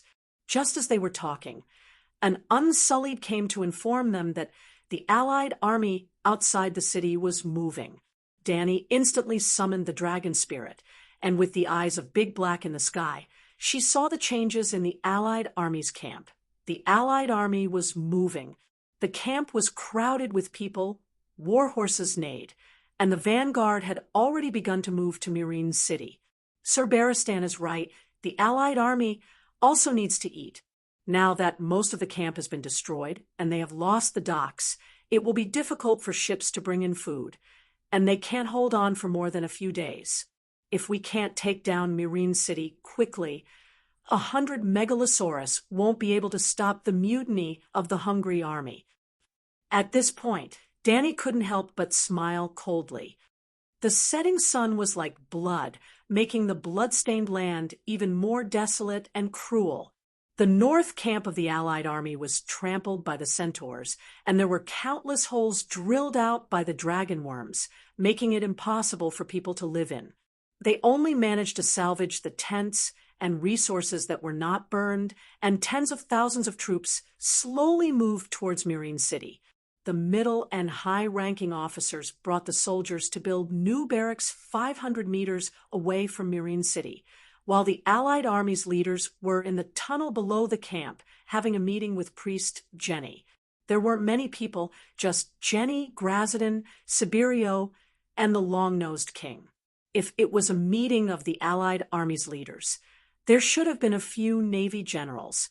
However, the Allied army had lost the battle this morning, the docks were destroyed, and the coastline was sealed.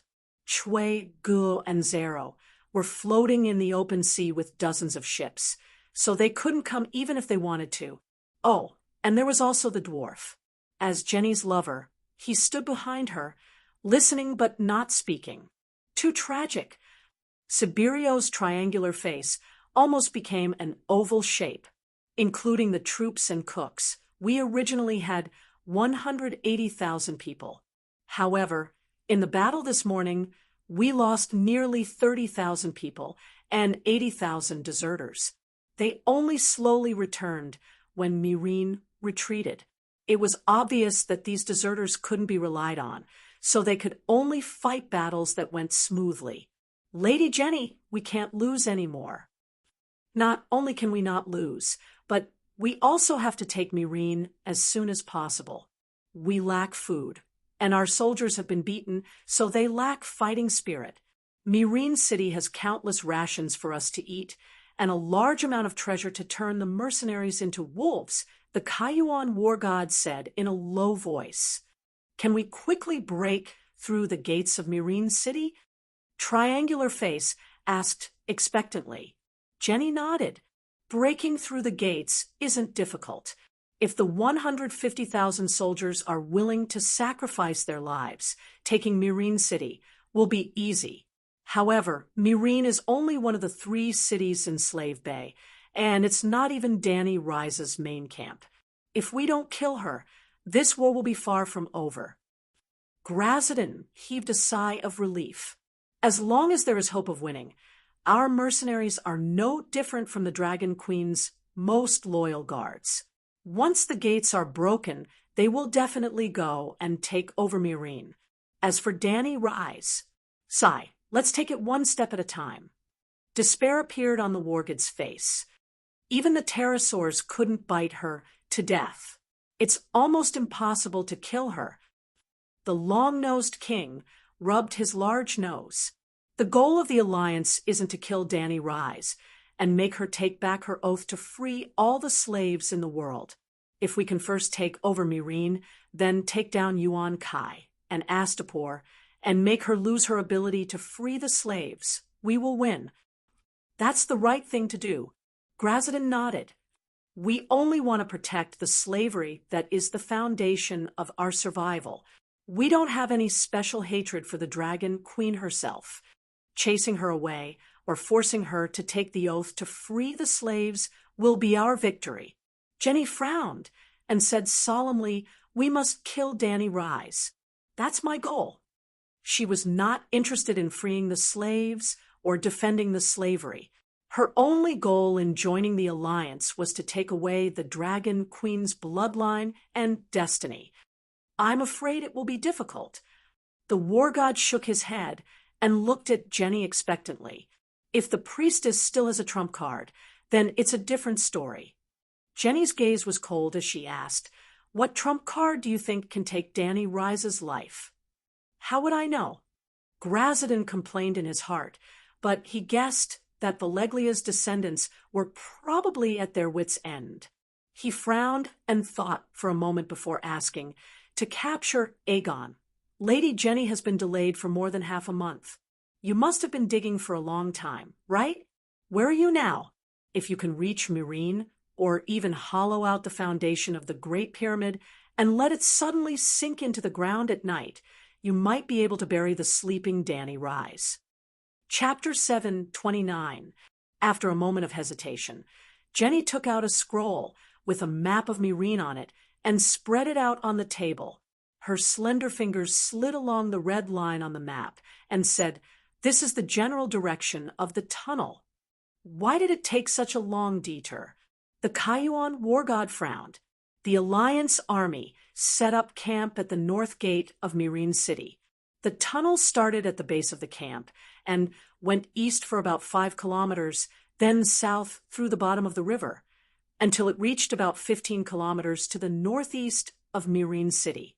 Finally, after a series of twists and turns, it barely reached the outer wall of Myrene City. It was about 200 meters away from the wall. The camp was clearly 10 kilometers north of Myrene City, but the tunnel did not go in a straight line. Instead, it went in a circle to the south of Myrene City. The dwarf stood on his tiptoes and carefully recorded the route on the map. Like everyone else, he was also puzzled. Suddenly, he remembered what he saw on the way out of Myrene City. A large paddy field in the north of the city. Even today, the ground in the north of the city was still wet and soft. War horses left deep hoof prints as they passed, and shallow puddles of water seeped out of the prints. Moreover, there were ravines near the paddy fields, and lakes of all sizes could be seen everywhere. When he crossed the ditch, he deliberately fell off his horse and caught a cold. The cold made his voice hoarse. "I see. Dragon worms must avoid underground rivers. The terrain north of Myrene is lower, so there is no need to divert water from the river. There is naturally water, so the Gith people planted rice in the north of the city. The terrain south of the city is higher, mostly low hills, which are more suitable for wheat and soybeans." The dwarf clapped his hands and suddenly understood. Jenny, the war god, the triangular-faced war god, and even the dwarf's new father turned to look at him in surprise. "Damn, I'm exposed. I'm not the intelligent little demon, but the stupid fourth prince of Ko-Chang Island." With this thought, the dwarf naturally raised his chin slightly and looked at the sky at a 45-degree angle, revealing an extremely exaggerated smile. "Not bad, Leo. You're finally enlightened." The new father's puzzlement turned into joy. "Uncle, I've always been smart, but there is no place for me to use my talents." The dwarf's expression became even more smug. "Why don't you let me take the lead tomorrow? I want to be the first to rush into Myrene City. I want to have a one-on-one duel with Danny Rise." The bewilderment in the eyes of the god of war and the triangular-faced man turned into faint disdain. Even a fool can get something out of 1,000 thoughts. Ahem. The long-nosed king waved his hand awkwardly. "Don't mess around. You're my lieutenant. Of course you have to follow me." The Cayuan war god no longer looked at the dwarf. He pointed to the north of Myrene City and asked, "Since we've already dug to the south gate, why don't we follow the city walls all the way to the north? The Great Pyramid is also in the north." "I would like to continue digging." "What do you mean?" Glash was puzzled. The dragon worm only approached the south of the city last night, and the war broke out this morning. War God was enlightened and sighed. As expected, Danny Leasy had already guessed that there were dragon worms underground and had been using some sort of method to check the situation underground. She must have sensed that the dragon worms were approaching Myrene, so she chose to launch the final battle today. It seems like that is the case. Jenny's face was filled with helplessness. How does she monitor the underground? Triangle Face asked curiously. She buried them in the water tank. The dwarf remembered that when he was lying on the operating table, he heard the dragon queen tell Yimont that she wanted to select the people with the best ears from the millions of soldiers and set up underground monitoring stations around Myrene. Danny's methods were not as passive as burying them in the water tank. She had been drawing a map of the underground water distribution in Myrene City and could roughly determine the location of the dragon worm's excavation, the place with the least underground water and the driest soil. Then, she would dig a deep pit based on the possible location of the dragonworm's burrow. It would be best if she could dig through the surface and reach the dragonworm's burrow.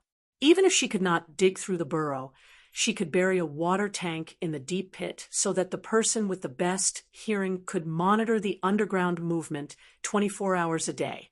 Even without the dwarf's message, she could roughly figure out the approximate location of the tunnel. At first, she really planned to beat the dragonworm at its own game, as the war god had feared to pour the river into the tunnel. But recently, there were 3 major accidents while the dragonworm was digging the tunnel. Myrene was close to the sea, and the underground water was too abundant. When the dragonworm was digging towards Myrene City, it accidentally drilled through the underground river, causing the underground water to flow backwards, freezing and drowning 5 dragonworms. Those were 5 adult dragonworms, and the commotion caused by their near-death struggles was too big, scaring Danny, who had rushed over to listen in after receiving the news. Is it Godzilla or dragonworm?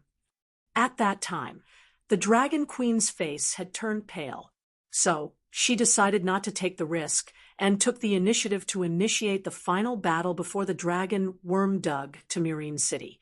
To put it bluntly, although the Allied army was besieging her, the initiative of the war had always been in her hands. Sigh, he really was not the only person the Dragon Queen could rely on. He did not know how much she had prepared for this battle in Myrene. The dwarf was a little disappointed. It seemed that he had never been able to play a decisive role on the Dragon Queen's side. Just like the War of the Four Kings, when he was the hand of the king at the King's Landing, he was indispensable to turn the tide and save the building from collapse. Being the nameless prime minister by King Aegon's side also gave him a great sense of accomplishment. Aegon relied on him, trusted him, and all his plans, big and small, had to go through him. He also did his best to help Aegon build the glorious True Dragon Alliance from scratch. Sigh, if not for that bitch Sansa interfering in politics in the harem, he would have already entered the Prime Minister's tower in the Red Fort. Ugh, the Prime Minister's tower was burned down by his bitch sister with wildfire, and now the Red Fort no longer has a Prime Minister's tower. But in Slaver's Bay by the Dragon Queen's side, he was always assigned strange tasks by the Dragon Queen, researching wildfire, riding on dragons to throw bombs, being a space pirate to rob the Allied Army's cargo ships, and now he was a faceless person in the Allied Army's camp. This was not the treatment a Prime Minister's aide should receive. Aside from feeling disappointed, the dwarf was also dissatisfied. But touching his big nose, the dissatisfaction and disappointment in his heart all turned into helplessness. He did not complete his undercover mission this time. Although there were undeniable factors with the Dragon Queen's personality, she would most likely punish him. So he had to do something. It must be a spy, the dwarf swore. Danny Rise's spy is in the tunnel, and the spy is constantly reporting the progress of the tunnel to her, which is why today's battle happened. Don't talk nonsense. The long-nosed king angrily interrupted the illegitimate son. Only you, me, and Lady Jenny go in and out of the tunnel. Who is the spy? I have never been out of the tunnel before, the dwarf hurriedly said. Bastard, are you saying that I, the long-nosed king, looked around, and it seemed that everyone was looking at him suspiciously. His big nose was red with anger. This stupid bastard. There is no spy. Jenny's words cleared the strange atmosphere and said calmly, there is no problem with the long-nosed king, and there is also no problem with Leo. The problem does not lie with us. It must be Danny Rise's special method. Yes, yes, yes. The long-nosed king wiped the sweat from his forehead and agreed. After looking at each other awkwardly, the triangular-faced Siberio asked doubtfully, are the dragon worm's requirements for the environment so strict? Jenny said helplessly, dragon worms like to move around in volcanoes and are actually not suitable for fighting on plains. The cold underground water is like poison to them. Then how did they cross the sea? The dwarf asked curiously. Dragon worms can't swim, right? I once read in an ancient book that dragon worms almost die upon contact with water. At this point, the Kai Yuan war god looked at Jenny with a hint of complaint in his eyes. There should be a tunnel between Long Summer and Mirene. Lord Priest, you should have revealed this secret earlier and let the logistics team use the secret tunnel. That would have reduced unnecessary losses. There is no tunnel. Jenny shook her head.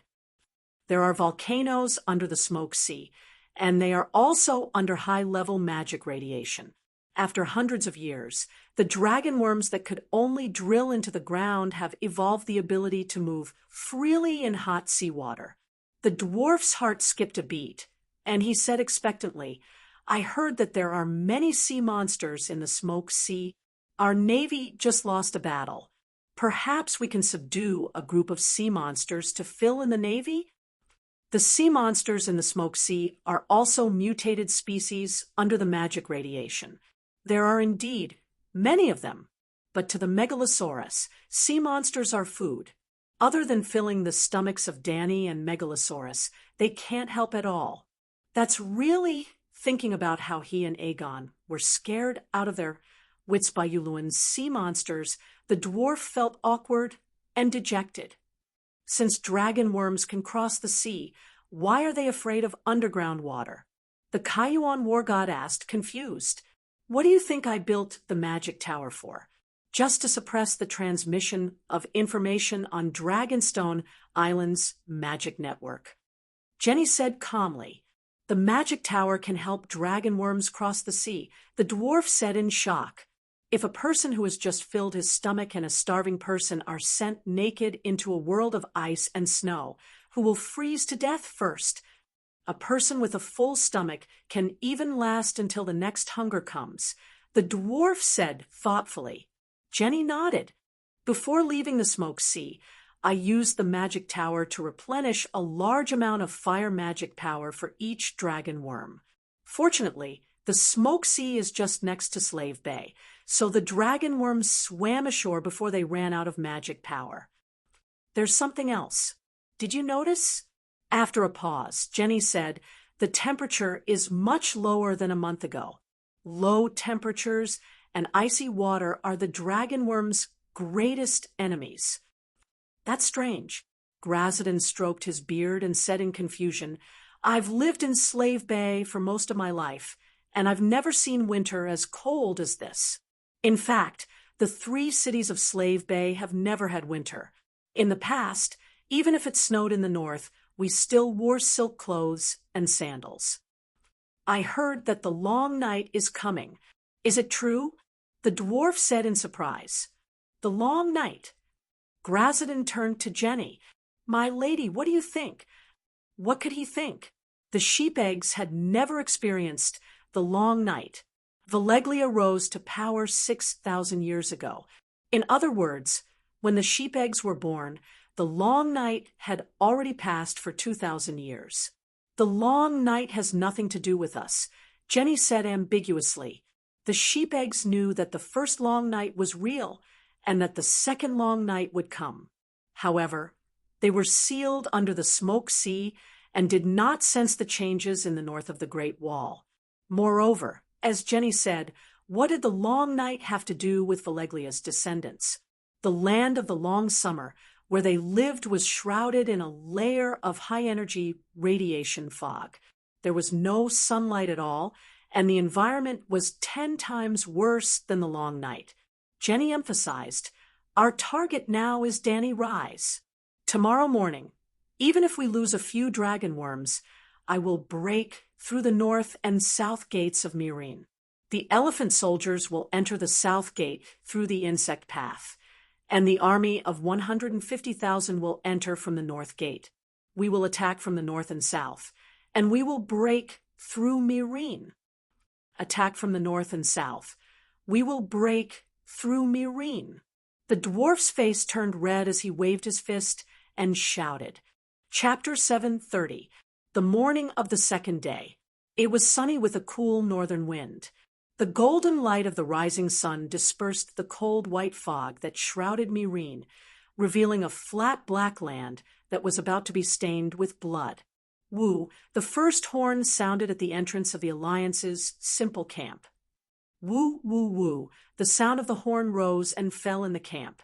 The soldiers hurriedly finished the last piece of toast wrapped in fried bacon, extinguished the bonfire in front of them, wiped their mouths, picked up the spears, swords, or shields under their buttocks, and ran to their respective teams. Woo, woo, woo, the urgent horn sounded above Marine City, warning the defenders in the city that the densely packed Alliance soldiers were approaching the city gate. The battle was about to begin. At the same time, 500 meters south of Marine City and 50 meters deep, in a tunnel as wide as a subway tunnel in the city, thousands of torches crackled and burned, casting a hot and dirty red light in the continuous darkness. The dwarf released his right hand that was holding the crossbow, pulled over a corner of his cloak, and rubbed his sweaty hands on it. His hand that was about to reach the crossbow changed direction halfway, lifted his helmet, and opened his mouth to take a few deep breaths. Cough, cough, cough. After taking a deep breath, he inhaled a belly full of thick smoke from the burning whale oil torches. The dwarf bent over and coughed violently, tears and snot flowing down his face. I told you not to come, but you didn't listen. You know fear when you're about to enter the battlefield. The long-nosed king on the giant elephant next to him scolded in a low voice. I'm not afraid. Just as he argued, the dwarf smiled bitterly and shook his head. Okay, I'm afraid. Who knows what's waiting for us above ground? Hearing this, the long-nosed king was silent. Since the Dragon Queen had already discovered the location of the tunnel, it was impossible for her not to be prepared. So, what would be waiting for them? Looking at the orderly formation of elephant soldiers in front of him, the long-nosed king said faintly, "A lot of people will die later, but we're at the back of the team, so it's not a big problem." Okay, we'll try to hide at the back. The dwarf looked back at the dark tunnel and let out a long sigh of relief. He said to the attendant in front of him, "Cadillac, take a few steps back." The attendant had blonde hair and blue eyes. He was in his early 20s and was about 6 meters tall. His long, freckled face took up about 25 centimeters of his height. "Sir, we're already at the back of the group," the horse-faced attendant said blankly. The dwarf held the crossbow in his right hand again. His single eye swept over the new father beside him for a moment, and he emphasized, "Take a few more steps back. There's smoke and fire in front of me, and I can't breathe properly." Oh, boom. Suddenly, an earth-shattering sound came from the front. What followed was a beastly roar that sounded like a steam whistle. Roar! The battle had begun, and Jenny was controlling the dragon worm to dig through the ground. Woo, woo, woo, the sound of the bugle horn came from the front of the troops. The elephants had been fed with magic potions in Materis, so they were almost immune to the pressure of the megalosaurus. Even if the dragon worms were right in front of them, they would still run slowly under the control of their riders. "Leo, follow me closely," King Longnose shouted and began to jog on his elephant. "Cadillac, you are my servant. You should listen to me in everything. I promise you a bright future. Do you understand?" The dwarf whispered to his driver. As soon as they entered the cave, Cadillac became his attendant. After spending many days with him, the dwarf was confident that he had already subdued Cadillac's heart, just like how he had subdued Cadillac and Boldrick. "I'll do whatever you tell me to do." The horse-faced young man nodded. Phew! Heaving a long sigh, the dwarf skillfully picked up the crossbow and aimed it at the heart of his new father's back under Cadillac's horrified gaze. Boom! Buzz! Suddenly, the ground trembled slightly, and a muffled sound seemed to come from the depths of the earth. It was as if someone had plucked the C string of a cello from the center of the earth. It was low, long, and layered. What happened? Could it be an earthquake? The dwarf no longer cared about killing his father. He held onto the saddle and looked around in shock.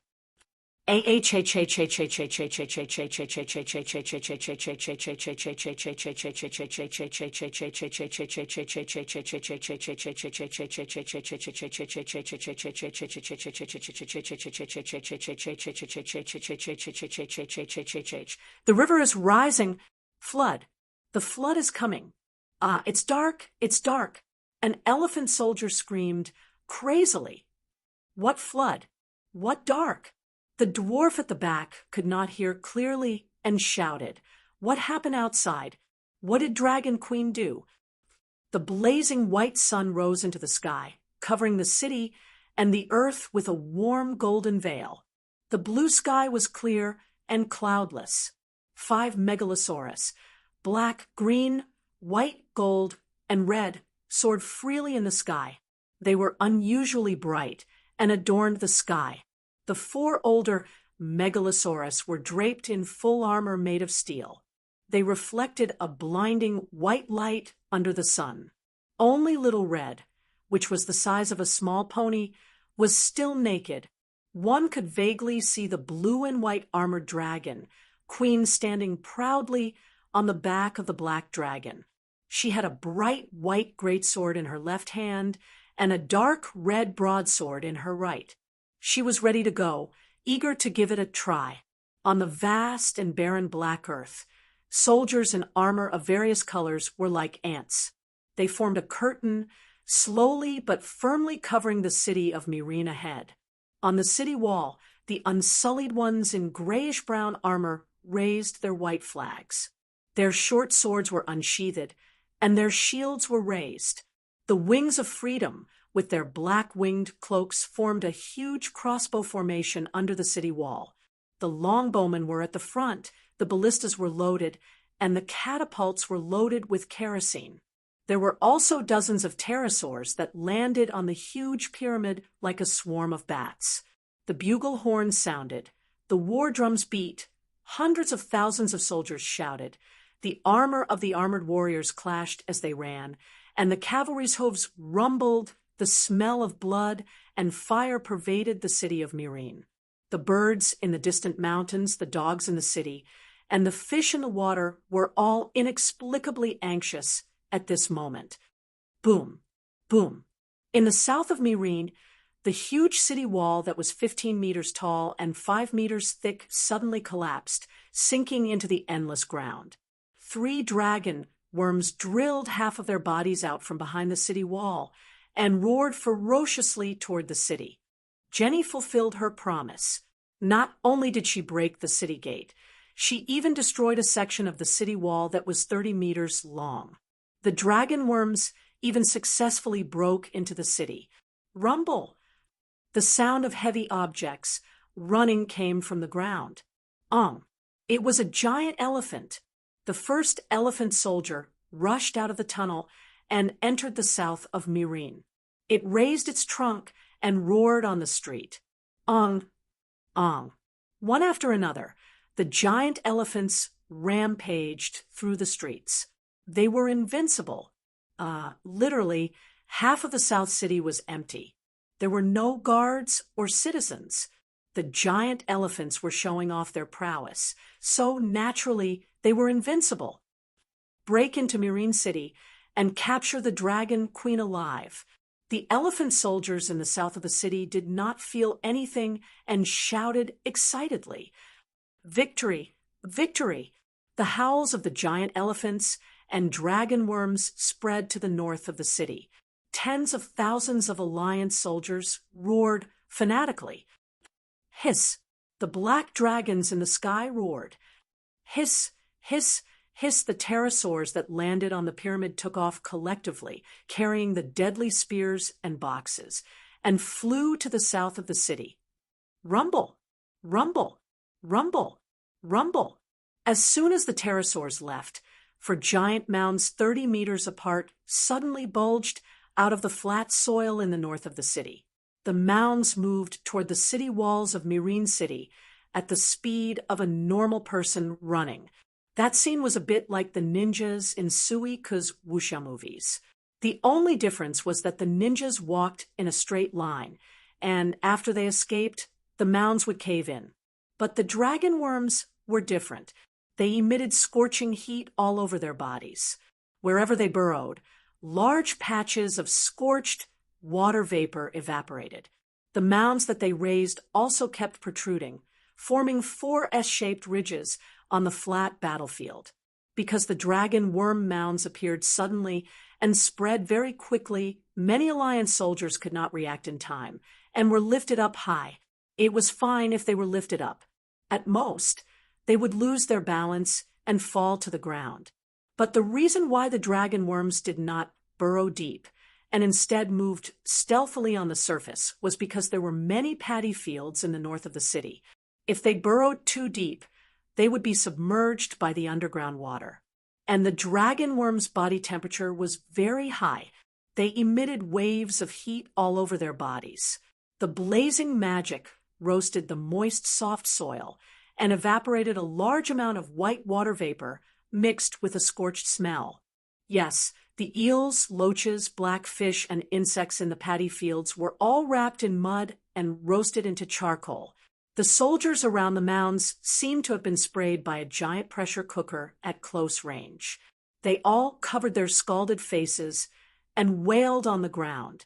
Coincidentally, the wind-blown regiment, who was holding the blue and white crosstail flag high, happened to be hit by a dragon worm. The white-haired and white-bearded warrior poet, Danzo Dahan, was leading his brothers in a head-covering charge. Suddenly, his body rose up, his footsteps staggered, and he fell on the bulging mounds. Then, the temperature of the soft mud under his body rose. In an instant, the dry and hard boards turned into lumps and then split open. It was like the valve of a high-pressure boiler that had been blocked before suddenly opened at this moment. A large amount of scorching water vapor spurted out from the cracks of the soil and enveloped Danzo's body. His armor and helmet blocked 99% of the water vapor, but Babuda's helmet also had eye slits. A pair of eyes were boiled and steamed in the water vapor. Danzo was still a general and had high defense. The other soldiers who were only wearing leather armor had their skin red and blisters popped by their hands. They were like steamed prawns that had been trampled on. The scene was very miserable, but it was also very morale-boosting. Although some of their teammates were accidentally injured, the momentum of the dragon worms' Earth escape was terrifying. Like 4 giant torpedoes, they quickly crashed into the aircraft carrier of Mirin. The Allied soldiers shouted in unison, "Long live the dragon worms, break Mirin! You are stubborn. You will be punished by the heavens." Big Black roared. The Allied army was silent for a moment, then shouted loudly again, "Long live the Allied army, break Mirin, capture Danny, rise alive." Boom, boom, boom. Gradually, some people heard what seemed to be thunder coming from the east. It also sounded like thousands of soldiers and horses were galloping along the river toward the battlefield. Boom! Before the 4 dragon worms reached the city walls of Mirin, the embankment 2 kilometers east of the city suddenly collapsed, as if there was a dragon worm burrowing a hole there. Moo, at the collapsed embankment, a black shadow like a huge mountain slowly floated up. Water plants and sand covered its appearance. Only a carefree cry like that of a bull could be heard. Walalala, like the Milky Way falling from the 9th heaven, a waterfall-like flood gushed out from under the huge mountain, endlessly, one after another. Under the sun, the surging water flashed with a sparkling color. Above the head of the huge mountain, a 7-colored rainbow hung. Boom, boom, boom. The water flow was too fast, and there was too much water. What poured out from the embankment was not a flood, but a tsunami. In an instant, the Mirin battlefield seemed to have been paused. All the soldiers, whether they were the Allied army or the guards of the Mother of Dragons, were dumbfounded. Their hands that were holding their weapons dropped, and they looked up at the surging waves. It was as if all they could see was sparkling water. The Allied soldiers below the city were like snot in a toilet bowl, suddenly swept into the rushing flood, leaving no trace behind. Jenny, who was hiding on the hill, watching the battle, was livid. Her eyes were spitting fire as she looked at the huge mountain floating in the flood. A name almost jumped out of her mouth. Old Man of the River. Chapter 731. The Kayuan war god, who had a peacock feather on his golden helmet, galloped wildly on his horse, hoping to escape the muddy waves that covered him like a quilt. However, the speed of his galloping horse was far inferior to the flood controlled by the water god. The soldiers around him, who were screaming in panic and running away, were sucked into the billowing waves like photos of their cheating ex-boyfriends being shredded by a vacuum cleaner and shredded by a paper shredder. Even 4 or 5 kilometers away from the river, the waves still maintained a height of more than 8 meters. Soldiers, horses, swords, spears, and even a dragon worm could be seen rolling in the billowing waves. The dragon worm was like a pair of jeans in a washing machine. Although it was hard, it could not help but spin along with the waves. No, in the end, the Kayuan war god wailed and was also sucked into the waves. In the end, this was not an ordinary flood. The Turtle Prime Minister was like an experienced driver, controlling the flood so that the waves would not disperse and the impact would not decrease. It was specifically used to wash over the battlefield where the Allies were. If one looked from the sky, they would be surprised to find that the flood flowing from the mouth of the river was rushing down the riverbank toward Mirin City. Of course, the terrain north of Mirin City was relatively low, but the Turtle Prime Minister's divine power was the main reason why the flood did not disperse. This was like a small-scale, watertight, forbidden spell. It was impossible to destroy the city, but it was not difficult to wash the plains within a few kilometers of the city. Well, it was also difficult. Although the Turtle Prime Minister seemed to be full of energy as he roared above the waves, in fact, he was already beginning to feel exhausted, and his divine power was drying up. An arrow at the end of its flight could barely penetrate through. 7 gods above. Is this the blessing of the 7 gods? On the top floor of the Great Pyramid, Yimot had been lying behind his binoculars and nervously observing the battle.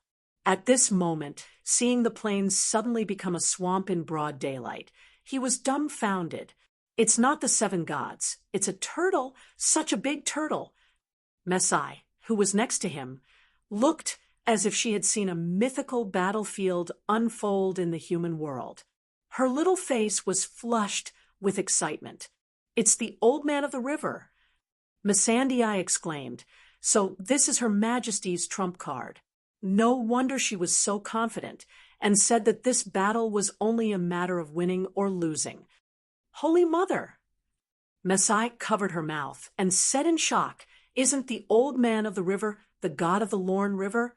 The god is real, and he has appeared in the human world, and the gods also listen to Her Majesty's orders? Missandei's golden eyes flashed with the light of wisdom. It must be because of the trip to the Lone River to smelt the tiles. Your Majesty was able to kill the Crab King and subdue the Old Man in the river. But Missandei still found it hard to accept. The Old Man of the River is a god. What happened to the gods? The plump centaur maid, Chi, had a disapproving look on her face. Don't tell me you think that the golden bells on the queen's braids are fake. I understand now. This is a battle between gods. Old Yimot smiled bitterly and sighed. Is Jenny, who drove the dragon worms to attack the city, a mortal? Could it be that the queen who had slashed more than 40 dragons with 2 swords yesterday was a mortal? Then there was the old turtle that was as big as a mountain today. None of us are mortals. Who cares if that old turtle is a deity or not? The 150,000 people outside the city are dead for sure. Maid Ely waved her fist and laughed. That's right. With this flood, We will definitely win." At the end, the old man laughed excitedly. "If they win this battle, the Targaryen world empire will begin to take shape. Long live the queen." Old Ymont waved his fist and shouted at the black dragon in the sky. "Long live the queen." Myrcella, Missandei, and the centaur maids followed suit. "Long live the queen." The great pyramid began to echo with such cheers. "Long live the queen." Gradually, the entire city of Meereen was enveloped by the deafening cheers.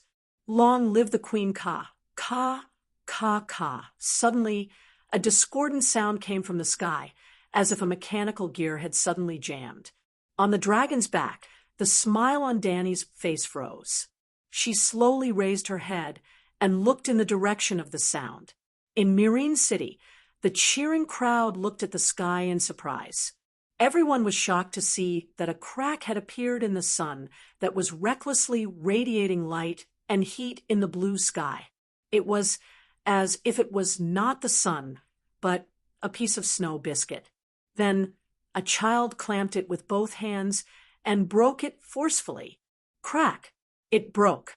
The blue sky, the faint white clouds, and the dazzling golden sun. This should have been the most normal weather in Slave Bay. But in front of hundreds of thousands of people in Meereen, it was no longer normal because the sun had broken. What the fuck? Dany's pretty face under the helmet was pale, and her charming big eyes flashed with confusion. Looking at the gradually darkening sky, she was a little at a loss. It was dark. It was 9 o'clock in the morning, and it was dark. It was not accurate to say that the sun was broken glass. It was more like a fruit candy in the shape of a round biscuit. As it was sucked in the mouth, the fruit candy became thinner and thinner, and finally the thin piece of candy broke on the tip of the tongue. No one hit it. It just ran out of energy and broke. The fragments were still radiating white light. It was as if the sun had suddenly expanded from the biscuit to the dome of the Holy Church, but the dome was covered with a thick layer of cotton cloth. There was still a hazy white light in the sky, but the sky was dark. It was probably the brightness of the setting sun. It was not too dark, but compared to the brightness before, everyone felt that the sky was especially dark. Perhaps it was because of the fear brought about by the mutation, and the fear deepened the illusion. The sun is gone. It's dark. 7 gods, what happened? The ordinary soldiers were panicking, and they did not even care about the victory that was close at hand. "Everyone, don't be afraid. This is the Queen's trick. The Queen summons the flood. The Queen covers the sky. Long live the Queen." This was the Dragon Queen's fanatical believer. Long live the Queen. The Queen covers the sky. Well, not only did people believe this nonsense, there were quite a few people who believed it. In a moment, the city of Meereen was filled with such shouts. "Dany is that strong." Old Ymont was also skeptical. "There's nothing the King of Khal can't do." The centaur made Kiki puffed up her chest and shouted with the crowd. "Long live the Queen! The Queen covers the sky." It's dark. The Dragon Queen is so terrifying. She summoned the flood and covered the sky. We're doomed. The elephant soldiers in the south of the city were also frightened. They followed suit and shouted and ran away in a panic. The Dragon Queen in the sky. No, this is the long night. The long night has come. The sun has been extinguished. Finally, there was an old antique who had lived long enough to understand what was going on. The Turtle Prime Minister no longer controlled the flood. He stretched his neck and let out a terrified soul howl. Ordinary people could not understand the sound of his soul, but the entire city of Meereen shook a few times from his howl. Blackie lowered its height, and Dany jumped. Like a leaf, she swayed and landed on the back of the mooing giant turtle. "Stop howling. It's just the long night." Dany stomped her feet and interrupted the Turtle Prime Minister's disgrace. "No, you don't understand. The giant turtle's head, which was as big as a fire carriage, shook. The last time the sun cracked and slowly extinguished, the whole process lasted for a week. This time, it's only a few minutes. Danny felt that there was no difference between extinguishing in a week and extinguishing in a few minutes. She urged the old turtle, "We're fighting a world war. Can you be more serious?" Well, after the sun shattered, the old turtle stopped controlling the flood. The waves that were originally 4 to 5 meters high had now exploded. The north of Marine City had become a country of water that stretched for dozens of miles. But this country of water was too shallow. It barely reached the calves. How could it drown people? In just a short while, thousands of people climbed up shakily from the battlefield. It's already like this. How do you want to fight? Do you want to kill everyone? The old turtle shouted. To be honest, Danny really wanted to drown all the 150,000 people outside the city. Don't blame her for being ruthless. Look at the sky. The sun was extinguished and the sky was dark. The long night came too suddenly. It was almost an extravagant hope to plant food. The sun extinguishing was too shocking. She didn't even have the confidence to feed her own people. 150,000 captives meant 150,000 mouths. It was simply disgusting to let her use the life-saving food of her own people to feed these former enemies. If all of them died, everyone would have less trouble. But this could only be thought in her heart and not said out loud. Well, it would be best if the old turtle could hold on for a while longer. When everyone drowned, the flood would be removed. Unfortunately, this turtle prime minister seemed to have misgivings and was unwilling to take the initiative to share the Dragon King's burden. Bad review, Danny muttered in her heart. The battle in the north of the city is basically over. But there are still 5,000 elephant soldiers in the south of the city. According to the original plan, you should transfer to the south of the city and pour the flood into the Dragon Worm Cave. The south of the city was more or less built into a special barbican. 3 streets were sealed, and the buildings on the streets were used as barbican walls.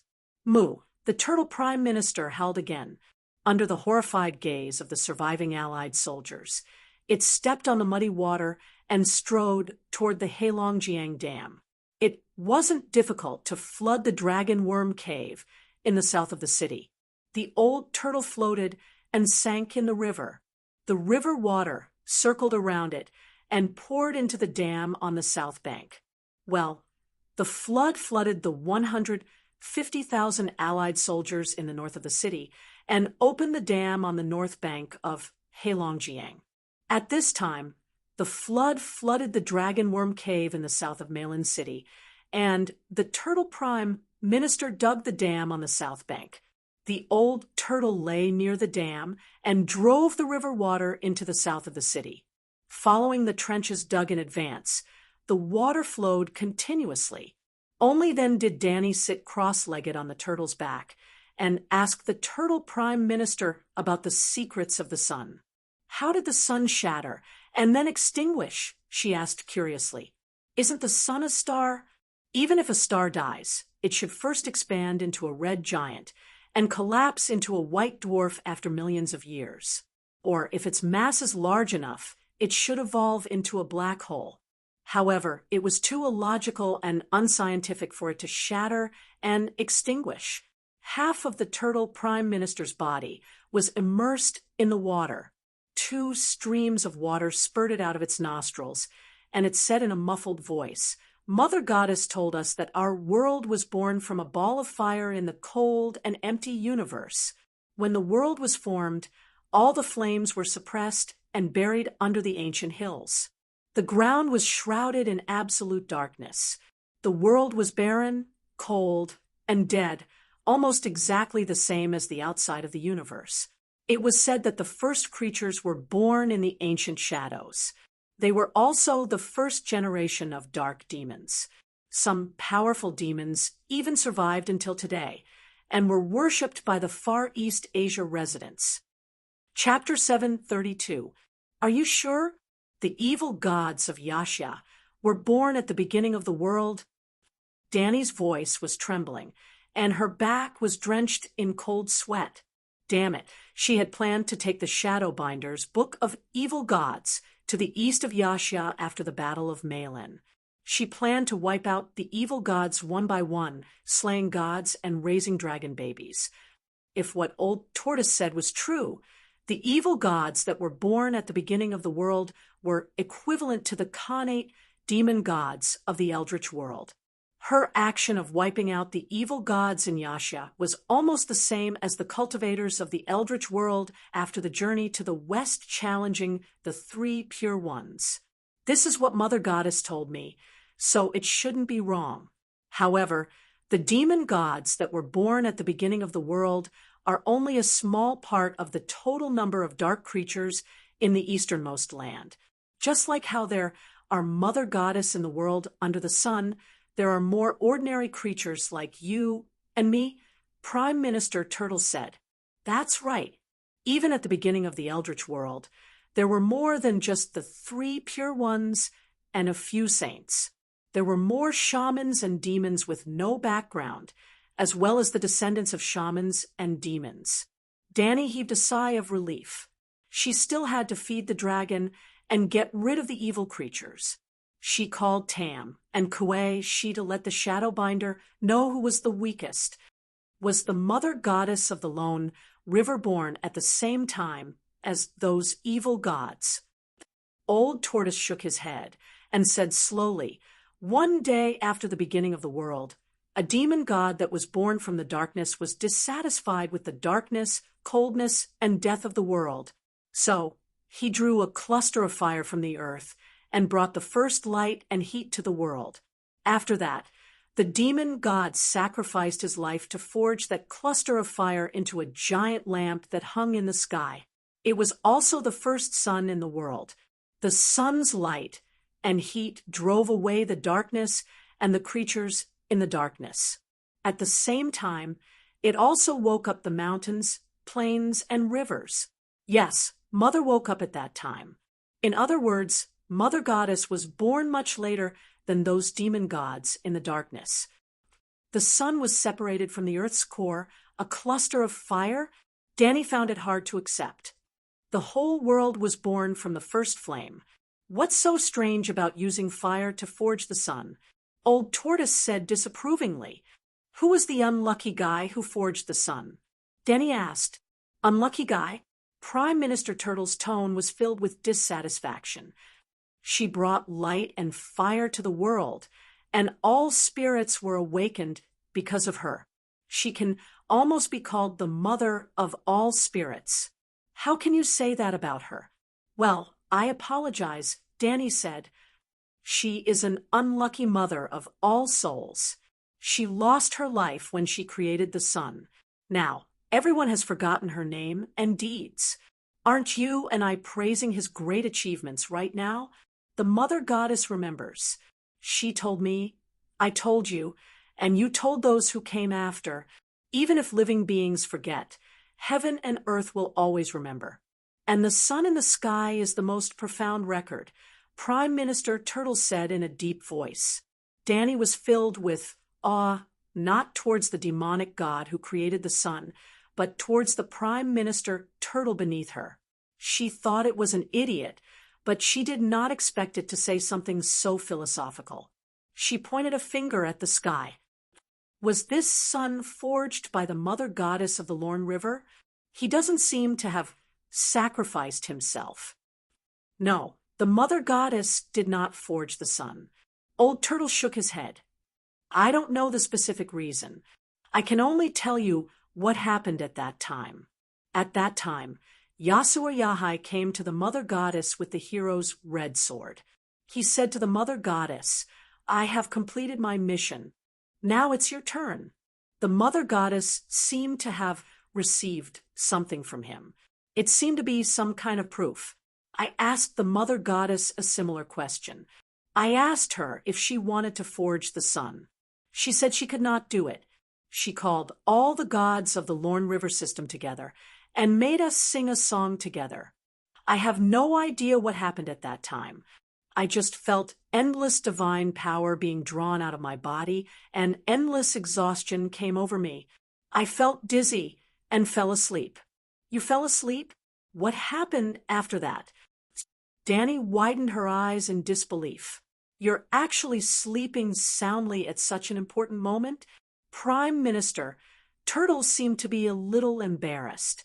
He said in an unnatural tone, I was not the only one who fell asleep. The Crab King also fell asleep.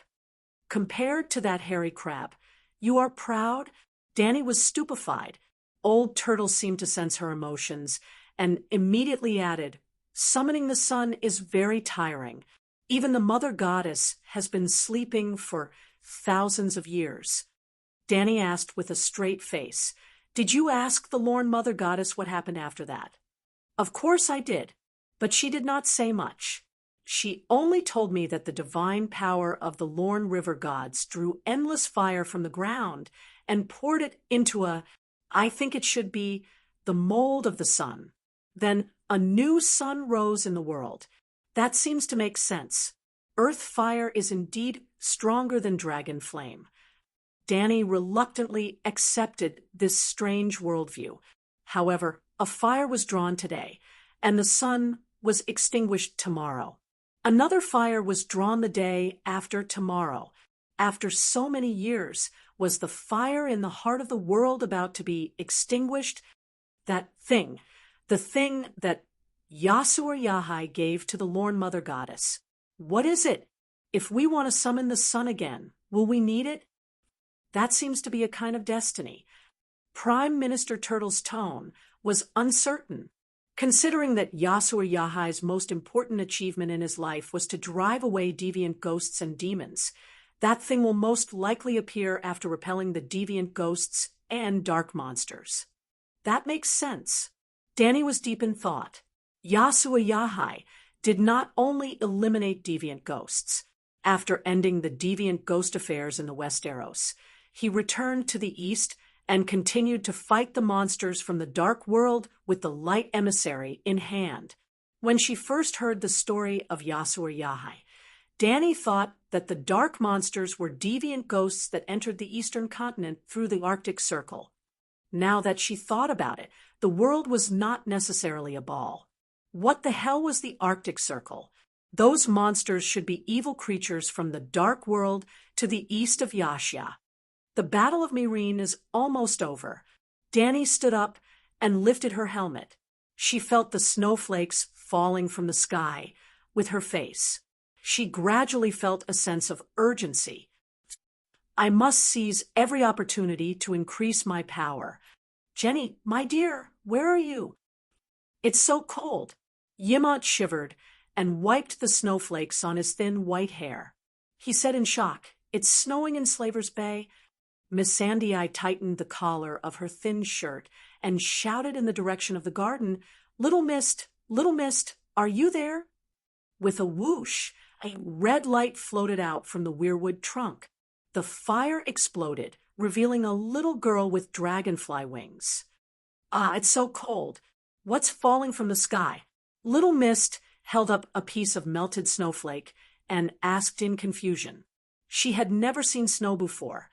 Little Mist, go and ask the queen what's with the sun in the sky. Miss Sandy Eye said, Little Mist was the Dragon Queen's messenger. Everyone would ask her for help when they needed the Dragon Queen's help. 7 gods above, it's only 3 degrees Celsius, and the temperature is still falling. Messai, who ran to the persimmon tree, held up the outdoor thermometer and exclaimed. This. Old Yimont quickly went over to take a closer look. Holy Mother of Mercy, I measured it this morning. It's 14 degrees Celsius. Shrouding the sun is not Danny's ability. She may be able to block the sun, but lowering the temperature is beyond her ability. At this point, the old man suddenly understood and shouted in horror, Ah, Holy Mother of Mercy, the long night, it's the long night. The long night has really come, and the sun has gone out. It's not just Slaver's Bay that's dark. The whole world must be like us. Old Yamant was overthinking. At least they could still see the dim light in Slaver's Bay, but the rest of the place was already dark. Volantis. Ah, the Supreme Priest Benello's prophecy has come true. The Blackwell nobles have betrayed the light, and their minds have been corrupted by the yellow harpies of the East. They formed the most despicable alliance with the godless outsiders, and their foolishness has brought us darkness and destruction. The slaves, who made up 80% of the population, felt endless fear and hesitation when the sun went out, and the fear made them irritable and angry. They gathered outside the Red God Temple, cursing, roaring, crying around the Black Wall. The Red God Temple was backed by the Black Wall where the nobles lived. Even many of the free citizens of Volantis came to the temple to seek spiritual comfort because of the fear. Because the Supreme Priest had warned the world countless times. The Volantis nobles have betrayed the light, and the despicable alliance they formed will lead to the descent of darkness, and only Danny Rise is the savior.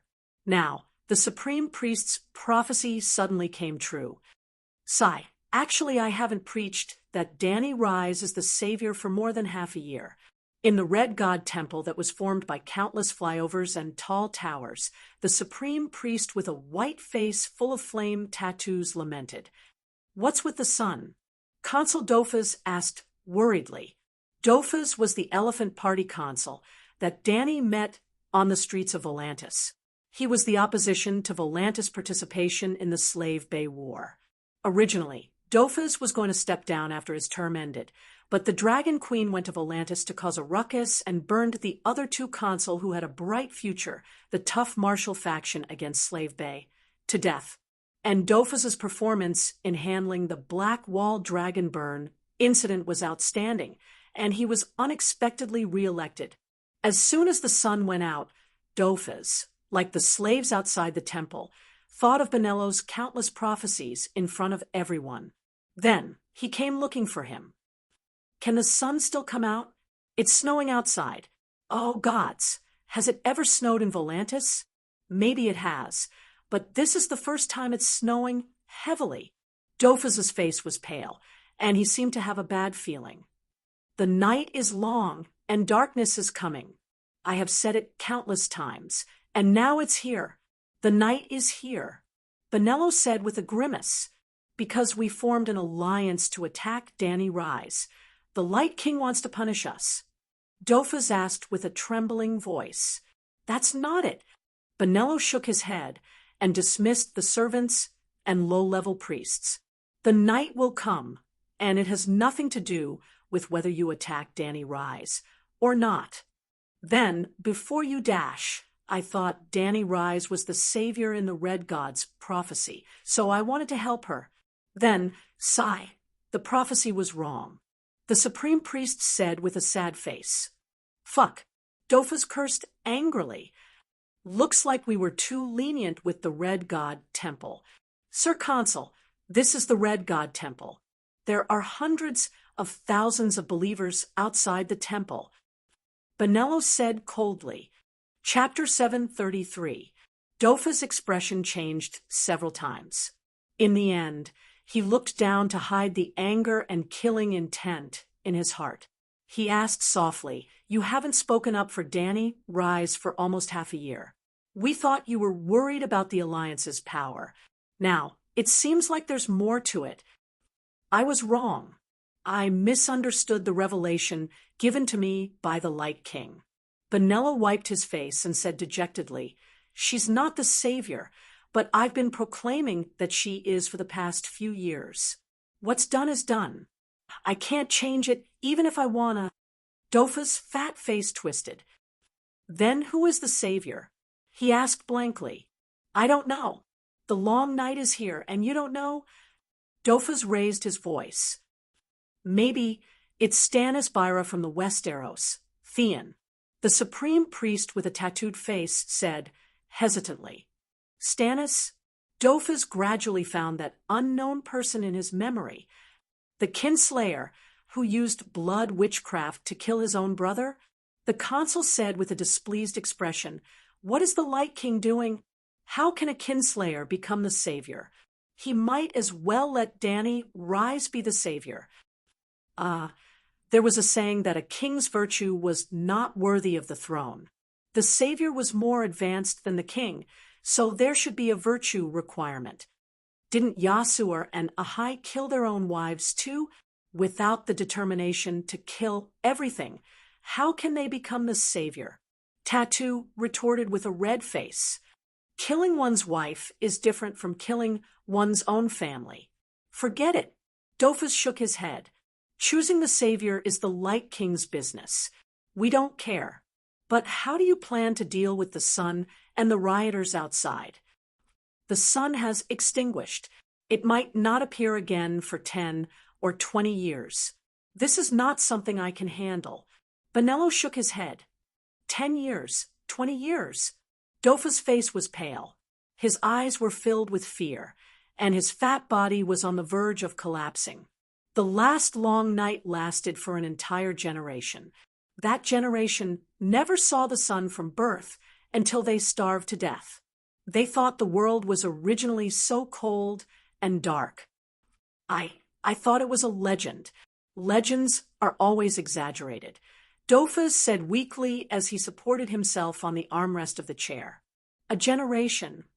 He forced himself to stand up and said in a deep voice, "Your Excellency Supreme Priest, I need you to buy me some time."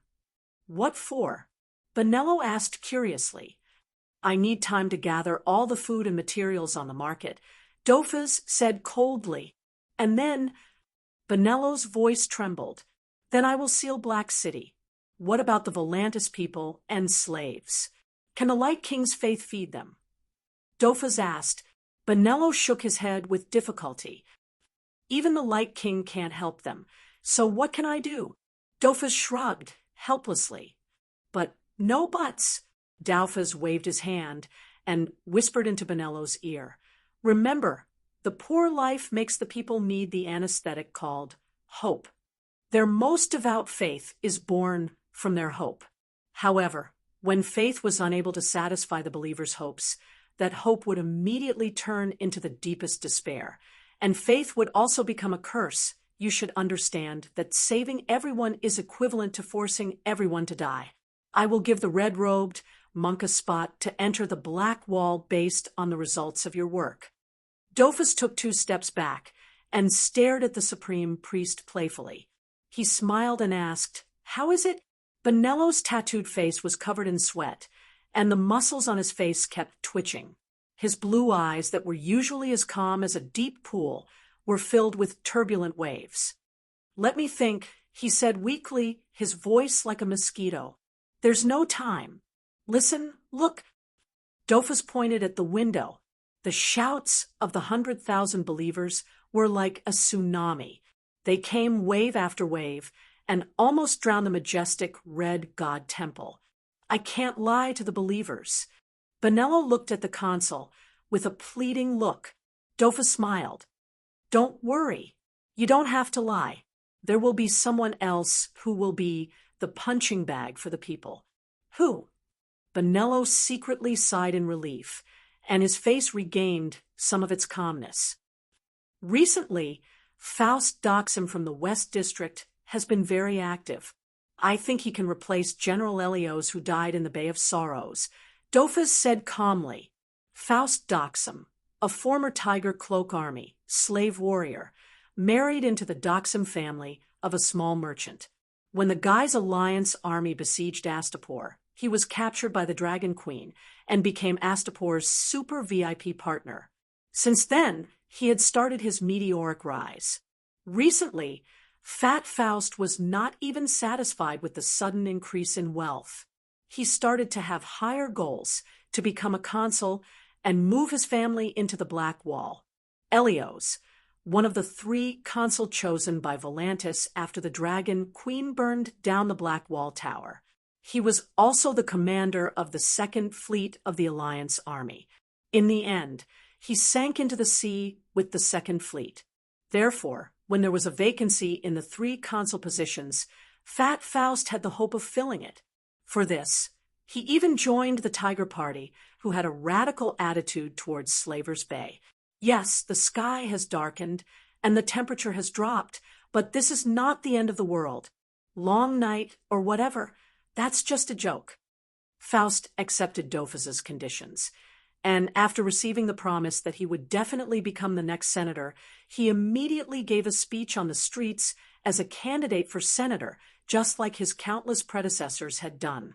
Everyone, don't panic. There is no need to rush to buy resources. Everyone knows that the winter that the Northerners speak of has arrived. It is impossible for winter to have no effect on Volantis. I swear, tomorrow will be a sunny day. Even if it continues to be gloomy tomorrow, the day after tomorrow, the day after tomorrow, the day of sunshine will come. The slogan, "Tomorrow will be a sunny day," barely calmed down the panic of the people, and Volantis temporarily regained its peace. In a place where the commoners could not see, a large number of resources were transported into the Black Wall.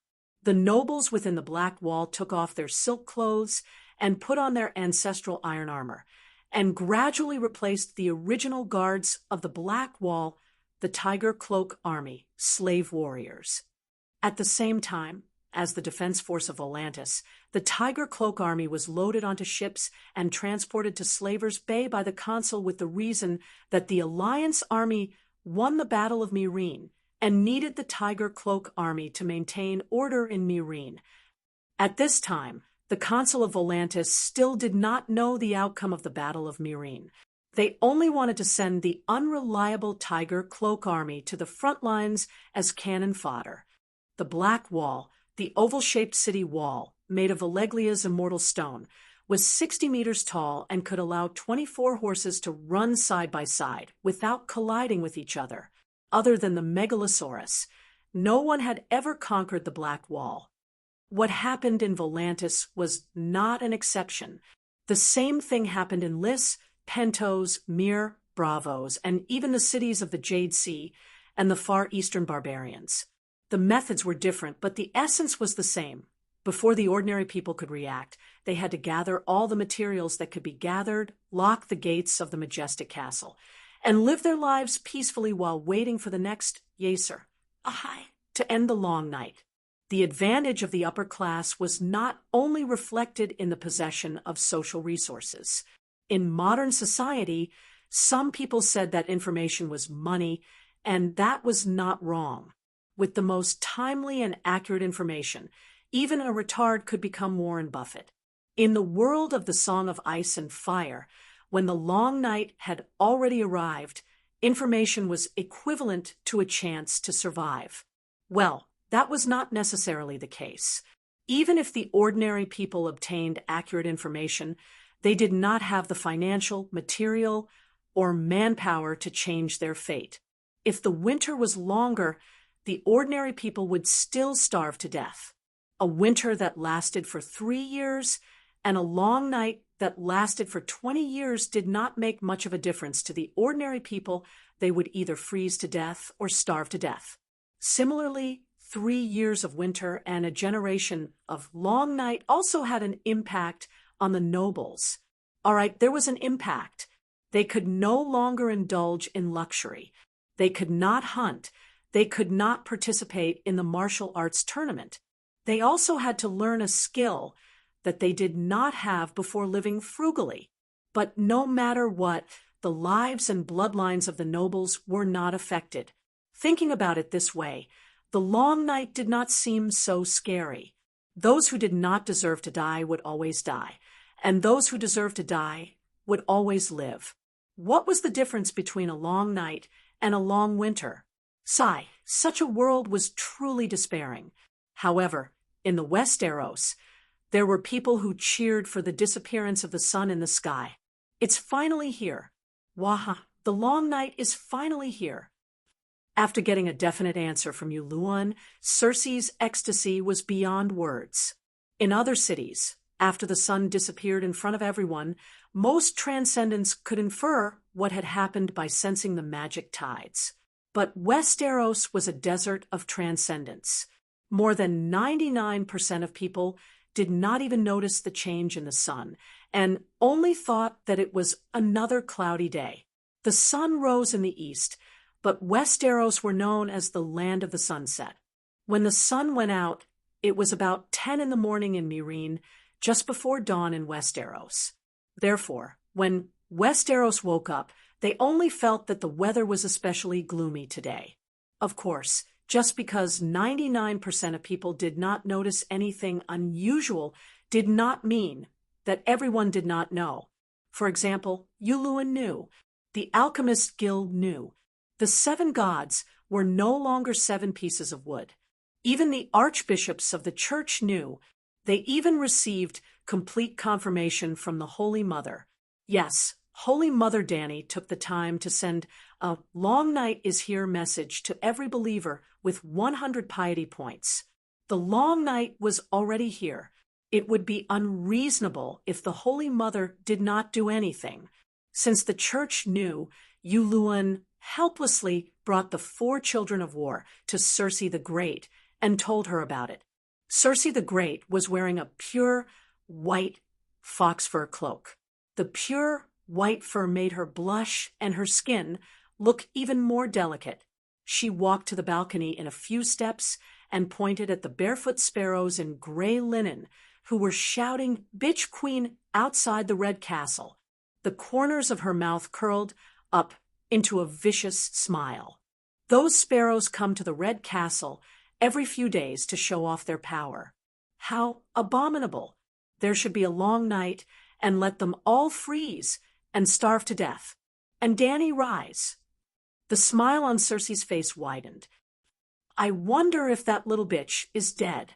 If she hasn't died in the hands of the allies, quickly ask her to guard the Great Wall and fight the other ghosts. Didn't she come up with a unified ghost resistance front long ago? If she doesn't die, who will? Ha ha ha. Cersei looked up and laughed. The depression of being locked in the tower by the old nun dissipated instantly. Queen Cersei, watch your words. An armored knight with a 7-pointed star on his chest shouted angrily. You dare to shout at me? Cersei's eyes widened. The flames of anger gathered in her eyes, as if they would turn into 2 fire dragons in the next moment, flying out and turning the ungrateful poor knight into ashes. Guards, drag this roaring queen out. Cersei shouted. No one answered. Chapter 734. Where are the guards? Sir Devon? Cersei did not call for the guards, so she looked at the door in confusion and called her cousin's name loudly. Devon Lannister commanded the Lion Army, and was also the garrison commander of the King's Landing and the Red Keep. Your Majesty. Tanya of Myr took a step forward. Her large black eyes were filled with tears of sorrow. Last night, Sir Devon was torn apart by a group of hungry mobs when he passed through Silk Street in a sedan chair. Torn apart? Cersei's face turned pale, and she said in horror, Devon is the garrison commander of the capital. He is in charge of 5,000 Lion Helmet army and 5,000 golden robes. He was in a hurry and did not bring many guards with him. Yuluin sighed with red eyes. Silk Street. Cersei's expression suddenly changed, and she said in pain, Devon is not guarding the Red Keep at such a critical time, but sneaked out to visit prostitutes. His leg is crippled. Silk Street was the red light district of the King's Landing. Both sides of the street were filled with brothels of various styles and grades. Yuluin glanced at the Queen's Chamberlain, and a smug look flashed across his blue eyes. Tanya of Myr also happened to look over, her black eyes filled with admiration. The Queen's husband and the Queen's trusted aide only looked at each other for a moment before they looked away, each comforting the Emperor with sad and regretful eyes. Sigh, Devon is a man. A man with a broken leg also has needs. Tanya advised gently. Who is in charge of the golden robes now? Cersei asked with a gloomy face. Without your order, the position of garrison is empty, Tanya said solemnly. Cersei heard this, and her expression became better. She pointed at the son of war who scolded her and said angrily, "Now, I order to take down this bastard who looks down on the king." "Your Majesty, I am afraid that is not possible." Tanya hurriedly pulled Circe into the inner chamber, and then said worriedly, "The long night is coming, and the hundreds of thousands of people and nobles in the King's Landing are starting to miss the savior of the long night, the sparrow. They all said that it was your fault for causing the 7 nations to lose their holy son to resist the long night. Yuluan told me that the night had just begun. How did everyone in King's Landing know about it?" Circe glared at him. "Who leaked the news? Were they all fools? We should keep it a secret from those lowly people. It's best if they don't know why they died. Only then can we calmly stock up on food in the Red Castle." Well, Circe was of one mind with all the kings and archons of all the world when it came to measures for the long night. Every capitalist has a different personality, different business projects, and different theories, but their ideas and means of exploiting the proletariat are exactly the same. It seemed reasonable to replace the capitalists with the kings and the proletariat with the common people. "Your Majesty is wise." Tanya sincerely praised Circe the Great. Then she shook her head and said, "We can't hide it anymore. The Holy Mother has shown up. Many monks in the 7 kingdoms received the oracle when they were doing morning prayers yesterday. The sun has gone out, and the night has come." "Are you sure?" Circe asked suspiciously. "I also did morning prayers yesterday. Why didn't the Holy Mother tell me?" Seeing that the great emperor of all eternity was serious and did not look like he was joking, Tanya's thick and dark lips moved a few times. Maybe your Majesty's little sanctuary is too small to accommodate the Holy Mother's magnificent body?" The chamberlain groaned inwardly. "Don't you have any self-awareness? You burned the holy son appointed by the Holy Mother to ashes, and you still dare to hope to see the Holy Mother? If the Holy Mother really comes to you one day, are you sure she won't immediately turn into a stranger and take you, the blasphemer, away? Sigh, I also think that the little sanctuary is a bit small." Circe sighed and complained, "It's fine if the Holy Mother didn't inform me, but why did she tell those gray sparrows? What does the lowly people know that the long night has come have to do with me punishing that poor knight?" Circe quickly remembered the son of war, who had scolded her earlier. Since they know that the long night is real, the people and nobles of the 7 kingdoms will naturally start to miss the great sparrow. After all, the great sparrow is the savior to end the long night, appointed by the Holy Mother. Now, because of your Majesty's mistake, the savior has died tragically before the long night. Can everyone not misunderstand you? Circe's face paled as she recalled the parade outside the Red Castle that had not dispersed since morning, and their slogan that she should go to the 7 levels of hell she didn't misunderstand. They must hate her to the core. The people of the King's Landing hated her. The people of the 7 kingdoms who received the news of the long night would hate her. The Emperor of Eternity suddenly understood. Tanya of Mir lowered her eyes and continued, "So the church decided to punish you. The sons of war in the living room are here to watch over you. They are not to be offended." "What punishment?" Circe asked with a straight face. "Before the long night ends, you are not to leave the Queen's Tower. You are not to hold extravagant banquets. You are not to wear fancy clothes. You are not to participate in the politics of the 7 kingdoms. You are not to. Enough." The Emperor of Eternity's face contorted as he roared, "Where is my Prime Minister? Where are the ministers of the Imperial Council? Did they agree with the Church to imprison the Queen of the 7 kingdoms?" In fact, it was the ministers who saw the anger of the people of the King's Landing. In order to appease the people, they collectively passed a resolution to invite the church slap. Before Tanya of Mir could finish, Circe slapped her angrily. "Eat shit, Circe's eyes were spitting fire as she cursed, "As my chamberlain, you attended the imperial council for me and conveyed my orders. How could you allow the deviants to pass a resolution?" Tanya covered her red and swollen cheek and said in grievance, "The chamberlain is useless in the Westeros. I objected, but they all ignored me. Gather my lion helmet army and golden robes. I have had enough. They are going to destroy the Westeros.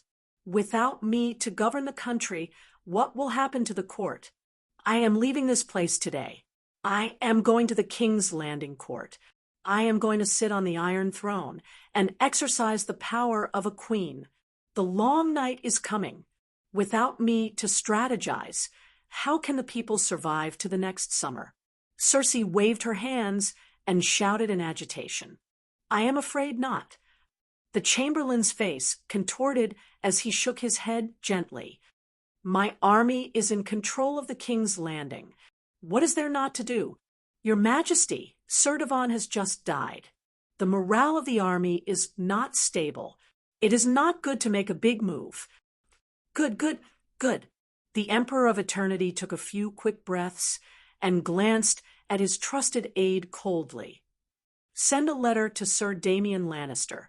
I want to invite him to the King's Landing to be the Minister of Justice." Damian was Cersei's uncle, the current acting castellan of Casterly Rock City. He was Lannister's old hero who was of the same generation as Tywin and Kevin. "Your Majesty, Casterly Rock City is 1,000 miles away from the King's Landing. Actually, there is another honorable earl who is more suitable for the position of Minister of Justice," Tanya said gently. "Who? Your husband, Earl Orton?" Circe mocked. Tanya's husband, Orton Maravis, was the Earl of the Long Table. After Tywin's death, Circe promoted Orton to be her hand of the king when she was regent. But after Circe was imprisoned by the church, Earl Orton immediately resigned and fled back to the Long Table with Tanya, abandoning the Queen Regent. When Circe was crowned as the Queen of the Seven Kingdoms by Archbishop John, Tanya became her chamberlain. But Orton was hated by the Emperor of Eternity and did not get any position in the court. "No, the Lion Helmet army can only be led by Lannister." Tanya shook her head. Circe heard this, and her expression became better.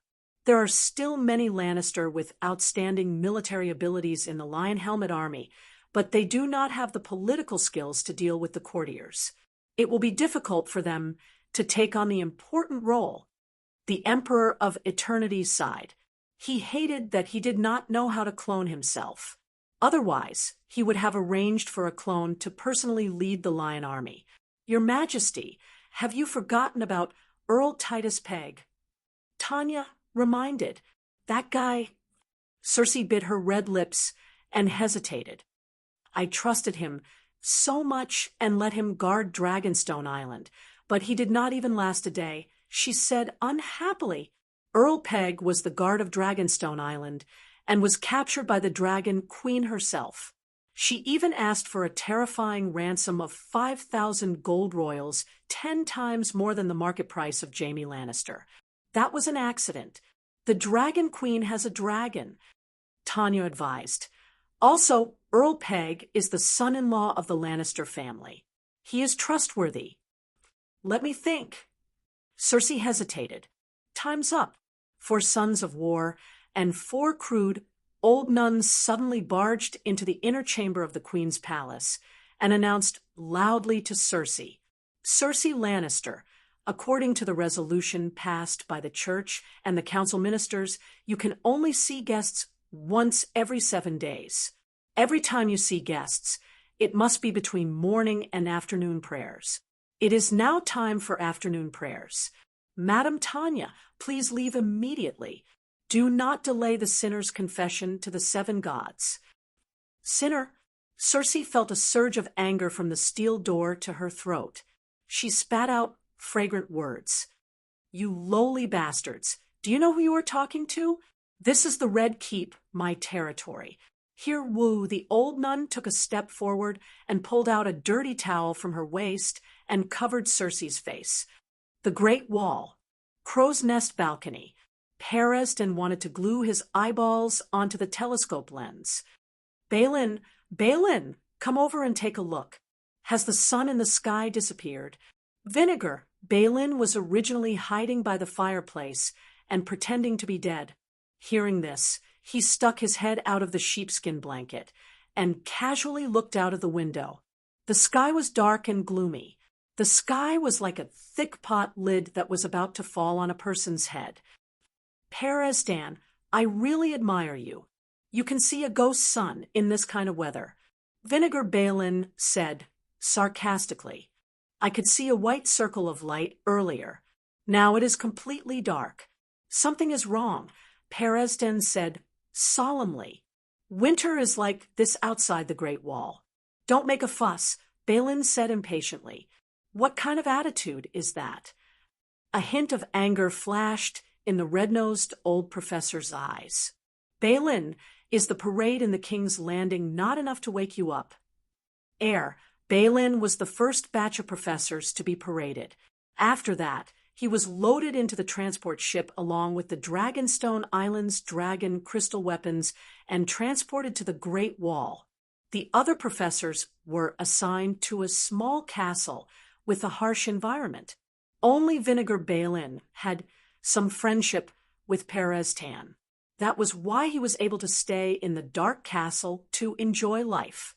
You still have the cheek to talk about parading? Balin was angry too. He stood up abruptly and pointed at Peresdan's red nose.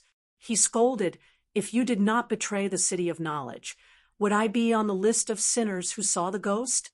If I did not get captured by the bounty hunters, would I have suffered such humiliation? Woo, woo, woo. Suddenly, a ghostly howl came from the east. Ka, ka, ka. Across the window, a crisp, cracking sound came from the great wall of ice crystal. That is, Balin's pupils contracted. He said in a daze, What happened? Am I seeing things? The great wall is cracking? Chapter 735. East Sea Watch. At noon on the third day, after the sun went out, the north wind whistled, and the sky was dark. There was no light. The falling snowflakes were as heavy and annoying as the thin silk stockings of a beautiful woman. Well, silk stockings were supposed to be light and thin, but they were snowflakes, which made them look big and heavy. The silk stockings of a beautiful woman should make people's imagination run wild, just like the poet of the Falling Snow School. However, the snow in the north was like silk stockings on the big, smelly feet of the strong husband of a beautiful woman. The night watchers couldn't like it no matter what. In the underground passage called Insect Path by the Night Watchers, in the dining room of the Night Watchers, a yellow-haired young man who was as thin as a monkey licked the mashed potatoes on the plate and stomped his feet. It's so cold outside the Great Wall. I thought it was cold enough to fish barefoot in the Blackwater River. I didn't expect it to be so cold at the Great Wall with thick sheepskin boots. The tall young man on the side cleaned the plate with a piece of bread and said in a deep voice, Although it's cold, there's food and clothes here. It's much better than sleeping on the streets and eating brown soup at King's Landing. At the Great Wall, we live like humans. The skinny young man nodded and smiled. We're not just like humans. We're also the great heroes who guard the 7 kingdoms. Thanks to Uncle Stryker who sent us here, we can be great heroes, fill our stomachs, and earn 2 silver coins at the same time. 2 silver coins a month. If we save a little, it's enough for my 2 little sisters to eat for a few months. Not only do we have to thank Uncle Stryker, but also Her Majesty Danny Rise. Without her, we would have starved to death on the streets a few years ago. The tall young man sighed. The skinny young man's eyes were blurred as he murmured, It's like a dream. When I was begging on the street, I actually met the Dragon Queen and Sir Barristan. Thanks to my good eyesight, I felt that she was very unusual at that time, so I dragged you guys to follow her." The tall young man sneered. "Come on, your eyesight is indeed good. You can see that she's a fat sheep at a glance, but unfortunately, cough, cough." The skinny young man awkwardly interrupted his friend. "We were making a living under Scar-Lubang at that time. If we didn't complete the mission, we wouldn't have any food. Jimmy, Tom, it's your turn." Hunchback Alma walked over. His palm, which was covered in frostbite scars, slapped the greasy, thick ironwood dining table a few times. "Did you forget the time? The brothers up there are all waiting to come down to eat. Why are you still dawdling here?" Tall Tom stuffed the bread with the mutton and carrot soup into his mouth and mumbled, "Instructor, we haven't even finished eating yet. What's the hurry?" "Next time, it's your turn to wait with an empty stomach. Let's see if you're anxious or not." The two rookie night watchers stopped arguing and hurriedly handed the plates to Hogan the cook. Putting on the gloves and the cloak, they picked up their dragon teeth daggers and followed Alma to the rope lift along the tunnel. As the creaking sound of the rope above their heads reverberated in the empty castle where the cold wind was howling, Jimmy and Tom's field of vision gradually widened. Before coming to the Great Wall, I always thought that the red castle of that Queen Mother was the tallest building in the world. Skinny Monkey looked at the dark sky in the distance and sighed. "If it's summer and you look down from the Great Wall, you'll see the blue sea in the east, the wildflowers in the south, and the rugged hills in the west. You'll see the sea, plains, and mountains. It's unimaginably beautiful. You have the talent to be a bard, kid." Alma glanced at him. It was unknown whether he was mocking him or praising him sincerely. "Is that so?" Skinny Monkey took his words as praise and recognition. He smiled and said, "I'm going to work hard to learn how to read and write from Scholar Hamuan and strive to become a qualified bard. Then I'll be able to be a raven and return to King's Landing often." "Raven?" Alma smiled coldly. The last raven was also a singer. His face was as handsome as a noble young master. His voice was like thunder with honey, loud and sweet. Guess how he's doing now? Is he a distinguished guest of the noble masters and loved by the nobles and ladies? Skinny Monkey asked expectantly. As a singer, he's indeed very popular with women. Unfortunately, he's a night watchman and an officer who specializes in recruiting night watchmen. In the end, he didn't recruit a single person. Instead, he lost himself. Lost himself. Skinny Monkey was puzzled. He fell in love with a little bitch named Rosie and tried to take off his black clothes to elope with her. In the end, he was caught and beheaded by an old man in the old town. Boys, remember, any noble of the 7 kingdoms has the right to behead any night watchman deserter. "I don't intend to be a deserter," Skinny Monkey muttered. "When you yearn for the outside world, you're not far from being a deserter," Alma said calmly. "I don't yearn for the outside world. It's pretty good here. There's food, clothes, and money. Then you said before that you wanted to go to King's Landing. I have 2 sisters who live in the flea nest in King's Landing. They're so young, with Uncle Striker looking after them. I'm not worried, but it's better if I can go back and see them often." Skinny Monkey Jamie's low voice circled in the wind and drifted into the distance. Click, the iron cage rose to the top of the shaft. "What took you so long?" "I'm starving." When the 3 of them walked out, 3 night watchmen immediately got into the iron cage while complaining. Creak, creak. The iron cage slowly descended. To the east of the crane, on the city wall, near the bay, a wooden hut was built for the people on guard duty. A large pot of charcoal was lit in the hut. It should have been warm and comfortable, but this was an observation post. The wooden door facing the outside of the great wall was wide open, embracing the wind and snow from the extreme north without reservation. The steward should give every night watcher a crystal helmet. The tall young man, Tom, complained. The helmet should be stuffed with fluffy cotton. Jamie added, "You two summer chickens from the south, you don't know the hardships beyond the Great Wall." Alma stuffed a piece of sour grass into his mouth and chewed, while scornfully saying, "Guarding the Great Wall is already the easiest job. If you can't even stand this little wind and snow, how can you survive in the ghost forest alone?"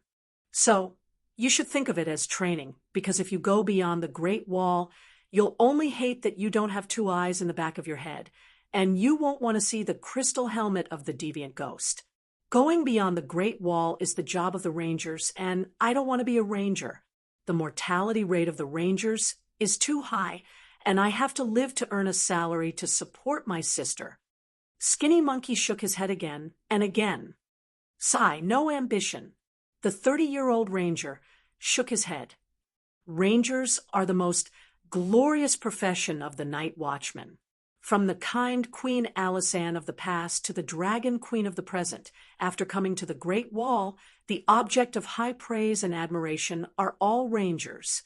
Do you think you get 2 silver coins a month because you stand guard in the wind and snow? Hee hee, that's for the Rangers. You brats got a great deal because you met a rich and generous queen.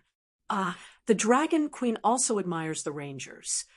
Skinny Monkey could not help but be fascinated. He murmured, "When my sister grows up and marries into a good family, I'll definitely—" Suddenly Tall Tom shouted and pointed beyond the Great Wall. He said in a trembling voice, "Instructor, look down there. What's that?" "What's the big fuss?" Alma stuck his head out and looked outside. His pupils constricted, and his voice came to an abrupt stop. The snow was like a thick layer of cotton that covered the ghost forest in the distance. The last touch of green between heaven and earth was also covered under the pale white snow. At a glance, the vast land seemed to be covered with a white blanket that was evenly scattered with soot. It was gray and dark. Amidst the darkness, 1, 2, hundreds of pale blue stars suddenly twinkled. It was as if hundreds of blue diamonds were embedded in the corners of the blanket. It was not bright, as if a layer of gauze was covering one's eyes to look up at the bright starry sky. It was blurry, but it was absolutely real. "Bring binoculars and torches. The 2 of you hurry up and throw 2 torches down there." Alma seemed to hear another person using his own voice to shout hysterically. Boom, huff, huff. 2 sticks of firewood that were covered with kerosene burst into flames and were thrown out forcefully.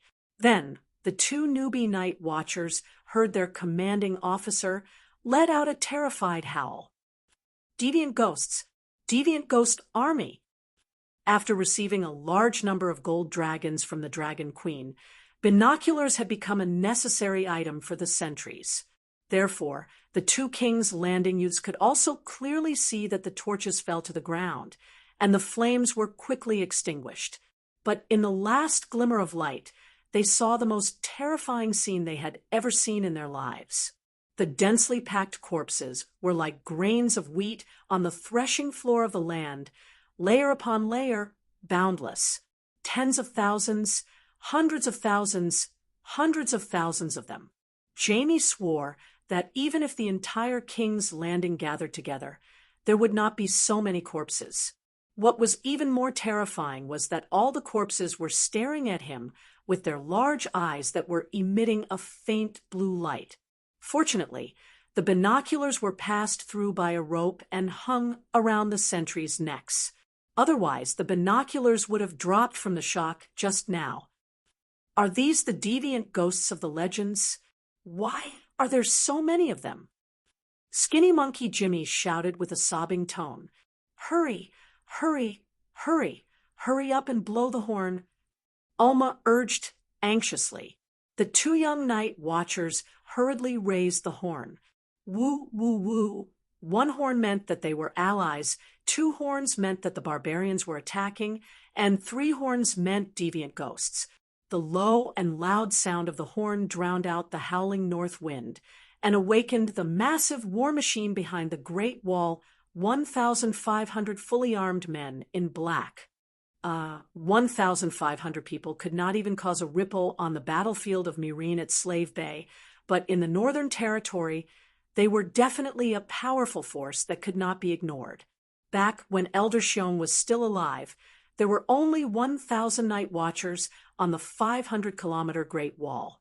Due to the interference of the Dragon Queen, the Night Watchers had more than 15,000 regular soldiers.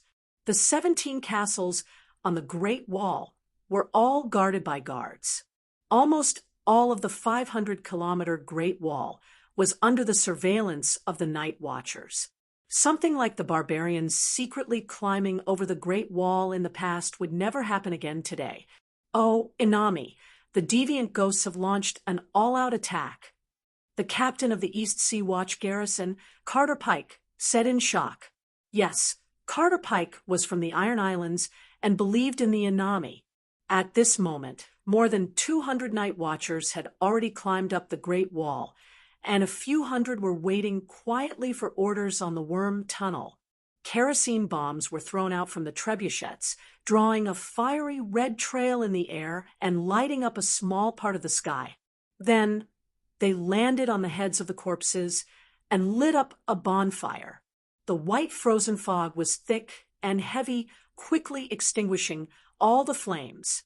Chapter 736. The flames on the torches, kerosene bombs, and burning ghouls shrunk rapidly before extinguishing.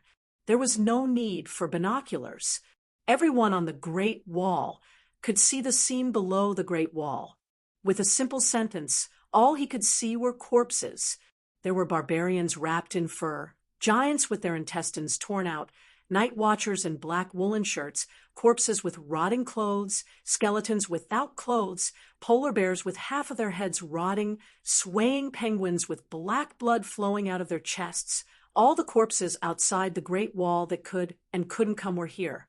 At the beginning of winter, there were more than 100,000 barbarians. Like the Westeros, the barbarians were used to burials. Now, there were corpses buried in the ground, lying on the ground, running in the forest. Humans and beasts made up an army of 1,000,000. Attack the location of the flashing blue light. That's the eye of the deviant ghosts. Use kerosene bombs and dragon crystal arrows to attack the deviant ghosts. Carter Parker ordered, light the beacon tower and inform the Green Guard Castle in the west. Tell Scholar Hamuan to write letters to Winterfell, the Amber family's Hearthfire, the King's Landing, release all the messenger crows. Don't forget about Dragonstone Island. Inform the Bay Fleet to leave the harbor and patrol the bay along the coastline. If there's any ice on the surface of the sea, throw kerosene bombs to destroy it. Following the orders of the garrison captain, everyone from the Great Wall to the castle, the Worm Tunnel, and the Bay Pier started to get busy. Phew, it's finally here. Carter Parker heaved a sigh of relief and gripped his dragon-toothed saber tightly. He smiled sinisterly at the Great Wall and said, "I'll stand here and watch how you bastards cross the Great Wall. There are so many of them. Perhaps they can climb up in a human pyramid. Ha ha ha." An old knight with a black and white boar emblem on his shiny armor laughed loudly. He was Earl Roland of the Riverbend Chicken Hall. In response to the Dragon Queen's call for a united front against the deviant ghosts, he donned black clothes and went north to the Great Wall. There were at least 400 to 500 noble knights like Earl Roland who had come to the Great Wall in recent years. They solved the problem of the Night Watchers lacking in high-ranking officers. The knights who came to the Great Wall willingly without any worries were the backbone that the Night Watchers could rely on. As a veteran general, Count Roland knew what he needed to do at this time to relax the tense nerves of the young men. Old Woolma guessed his purpose and joked loudly. Perhaps their strategy is to exhaust our arrows and kerosene. Therefore, they are lining up and standing below as targets for us without saying anything. Ha ha ha. After a short while, a series of hearty laughter sounded from the great wall under the lead of a few veteran soldiers. As they laughed and laughed, the soldiers gradually calmed down, and they began to throw kerosene bombs and dragon crystal arrows in an orderly manner, until the deviant ghosts below changed again. Rustle, rustle, rustle. The corpses that had been motionless before seemed to have received an order. They moved to the left and right in unison, revealing a 10-meter wide path. A gust of cold white fog came from the end of the road. The wind became even colder. The freezing fog became even thicker. The night watchers seemed to see two small blue lanterns looming in the white fog, slowly approaching the city wall. "There's a big guy coming." Wulma's expression was solemn as he knocked an arrow on his bow. The oilcloth wrapped around the arrowhead ignited on the brazier. With a whoosh, the arrow flew 600 meters away with the 200-meter height of the Great Wall. Ah! Seeing the scene below, everyone exclaimed in unison. It was an army. They were all wearing neat and tidy ice crystal armor, and had silver hair that floated like seaweed. They were all deviant ghosts. There were more than 100 of them. These deviant ghosts rode on black spiders the size of buffaloes, and followed behind a deviant ghost with an umbrella handle on his back. It was as if the noble knights were following the king on an expedition. Count Roland suddenly understood, and said in shock, "Deviant Ghost King. The leader is Deviant Ghost King. Attack, everyone. Quick, quick. Kerosene bombs, dragon crystal cannons. Arrows, cover that bastard." Carter Parker came to his senses and pointed at Deviant Ghost King as he roared ferociously. Unfortunately, Deviant Ghost King was not stupid. He stopped 500 meters away from the city wall, and a snowstorm gradually rose around him, breaking all the stray arrows and crossbow bolts that flew toward him. The storm also blocked the vision of all the night watchers. After about 2 rounds of attack, a low sound, as if someone was stepping on a thick piece of glass on a cement road, suddenly came out of the storm around Deviant Ghost King without any resistance. Hearing that sound, the night watchers subconsciously entered a trance. They only felt that their souls were being clenched by a cold hand, frozen into ice, and then crushed into ice shards. Then, the most terrifying thing happened. It was not only their souls that were being clenched, but also the 200-meter-tall Great Wall under their feet.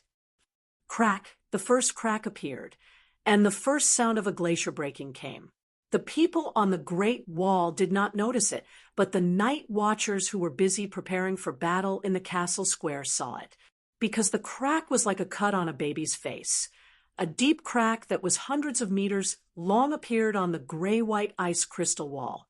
It was so obvious, so outstanding, and so shocking. Before they could scream, crack, crack, crack, crack, crack, crack, the second crack, the third crack, the fourth crack.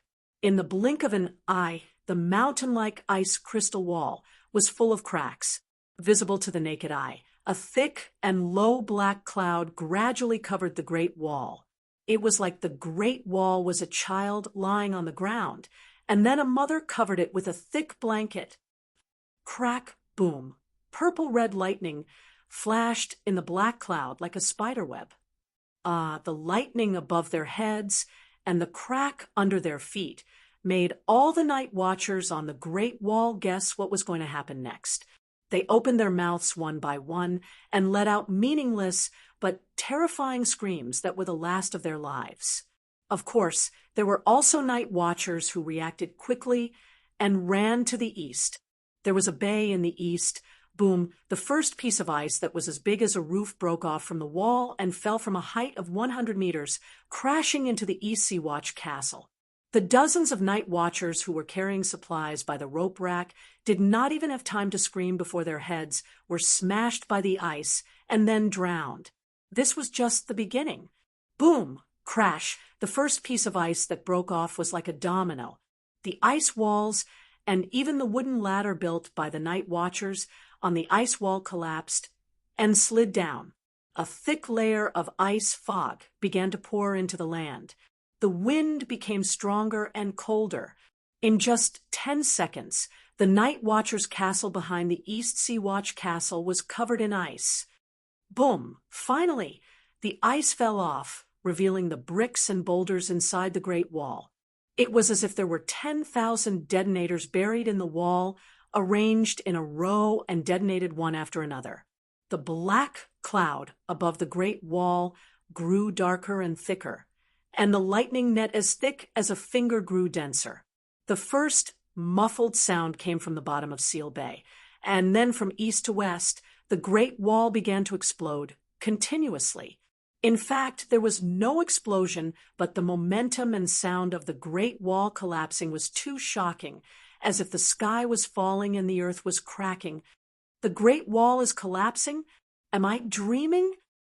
In Seal Bay, the sailors on the 15 patrol boats stood on the deck in a daze. Looking at the collapsing Great Wall, they felt as if their hearts had been pulled out of their warm chest and thrown into the cold sea. They were drained of all their strength by the horrifying scene in front of them. They sat on the deck, wailing in despair. In the north of the Great Wall, the ice storm surrounding the king of deviant ghosts had dissipated, revealing a towering deviant ghost. He had the same grayish-white wrinkled skin as the other deviant ghosts, but he did not have seaweed-like silver hair. On his bald head, 9 sword-shaped transparent icicles grew, as if 9 small horns had grown on his head. The icicles circled around his head like a natural crown of thorns. The 9 icicles crown openly announced his identity to all living beings, the king of deviant ghosts who would bring endless calamity to the world. He was blowing a horn as long as his arm, inlaid with black copper. If Sam or John were here, they would be able to recognize the origin of this horn at a glance. Under the guidance of the dire wolf, John found it under a boulder at the ancestor Fist Peak. Because he could not blow it, he gave it to Sam as a souvenir. Sam had also been carrying it with him. When the ancestor Fist Peak encountered deviant ghosts and corpses for the first time, the night watchers threw away their armor and fled pathetically. Sam even lost himself, but he still carried the horn. After leaving the Great Wall and going south to the old town, he carried the horn with him. When he was in Bravos, he carried the horn. When he was on Dragonstone Island, in front of the Dragon Queen, he still had the horn in his bag. In the end, Fatty Sam carried the horn to the old town. To be honest, if you asked Fatty, the horn is old and broken, and it's only a piece of brass inlaid on a black horn. It's not worth anything at all. So, why do you always carry it with you? Fatty would definitely be at a loss. Yeah, why do I have to carry this broken horn? In any case, when he was in the old town, the horn should have been the furthest away from the deviant ghosts beyond the Great Wall. But it was lost. A dead pigeon, with glowing blue eyes, bit a ferocious raven the size of an old hen to death. That raven happened to fly over the head of Sir Ace, not more than 100 meters away. Then, the raven's eyes glowed blue as it flew into Sam's bedroom. It found the horn with familiarity and brought it back to the north, back to the Great Wall. The moment it crossed the Great Wall, under the effect of the evil suppression array, the raven was dismembered into a pile of broken limbs and rotten flesh. However, it flew at an altitude of more than 1,000 meters and carried a huge initial speed towards the north. At this moment, the law of magic retreated. It was time for Teacher Newton to appear, flying at an altitude of 1,000 meters, initial speed of 50 meters per second, the speed of the fastest pigeon on Earth. The acceleration of gravity was similar to that of the Earth. Then, could the raven's corpse and the horn carried by the seeds cross the Great Wall that was 200 meters high and 20 meters wide? Chapter 737. The once worn and cracked horn and the brass covered in a layer of green copper filth flashed with dark red and icy blue runes in the hands of the king of strange ghosts. It was sacred and majestic, filled with a sense of power that suppressed one's soul. This was the real Horn of Winter. Legend had it that it could awaken the underground giants and cause the Great Wall to collapse, the Horn of Joman. Back then, Mance Rayder had turned into Boss Chow and led a group of tomb raiders along the Frost Tooth, the mountain with the best feng shui outside the Great Wall, but they had never found Joman's tomb. Perhaps it was because he lacked Hubei's skills and the young man's rich archaeological knowledge. But even after opening Joman's tomb, Mance Rayder was unable to identify the bones. In the end, Mance found a mighty and domineering Horn of Giants from the tomb of the Giant King. Although the Horn of Giants was domineering, it was superficial. When the savages were negotiating with the Dragon Queen, Mance had used the horn to threaten her. We savages also have a trump card. Don't push me too far, or I'll blow down the Great Wall and perish with you Southerners. The Dragon Queen crossed her arms and raised her chin slightly. Her eyes were full of sarcasm as she sneered. If you have the guts, then I'll stand here and let you brag. Let's see if you can blow down the Great Wall. Mance withered. Later, when Danny was about to subdue more than 100,000 savages outside the Great Wall, Erlou suddenly appeared and led 1,000 cavalrymen to pick her peaches. The huge horn also became Melisandre's trophy. Then she burned it and offered it to Lalo. The Horn of Winter was a mythical item that rarely appeared in the legends of the northern region. It was only circulated among the savages outside the Great Wall. Well, the savages outside the Great Wall had always believed in its existence. Otherwise, Mance Rayder would not have spent so much effort to find it. But south of the Great Wall, even the Northerners did not believe that a horn could blow down the Great Wall. So, from the beginning to the end, Danny did not take the Horn of Winter to heart. It would be wrong to say that Danny was misled by the fact that the Horn of Winter did not collapse the Great Wall at the end of Game of Thrones. She had witnessed the entire process of Brandon's construction of the Great Wall from the beginning to the end. No one had ever left a back door in the Great Wall's spell formation. The Horn of Winter had never appeared. Even Brandon, the city builder, did not leave any backup plan. How could the barbarians beyond the Great Wall have the Horn of Winter? Danny was not the only one who did not care about the Horn of Winter. John, Melisandre, Perez Tan, the history professor, and even all the night watchers on the Great Wall did not think that a horn could blow down the Great Wall. But now they were collectively slapped in the face. The bugle horn had appeared. It appeared a few years ago, but unfortunately no one blew it. Or rather, it didn't fall into the hands of the Dragon Queen or Melisandre. The person who was capable of discovering its peculiarity had never seen it before, and the person who had been holding it was a muggle, incapable of identifying its peculiarity. Putting away the horn, King of Strange Ghosts waved his hand at the huge gap in the Great Wall. Buzz, buzz, buzz. The densely packed army of ghouls was like the clone army in Star Wars Attack of the Clones, a huge army phalanx. Without saying a word, Silence charged forward quickly. It was as if an ocean of silence had appeared north of the Great Wall. The gray waves surged over the tall mounds left behind by the collapsed Great Wall. It was also as if God had poured a bottle of gray ink mixed with light blue dots from the sky. The ink spread out on the ice and snow of the northern region at a terrifying speed.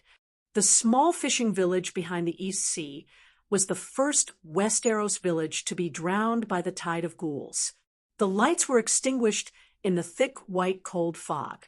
Before the dying screams of men, women, the elderly, and children could dissipate in the dark storm, they opened their eyes that emitted blue light and became part of the ghouls' army.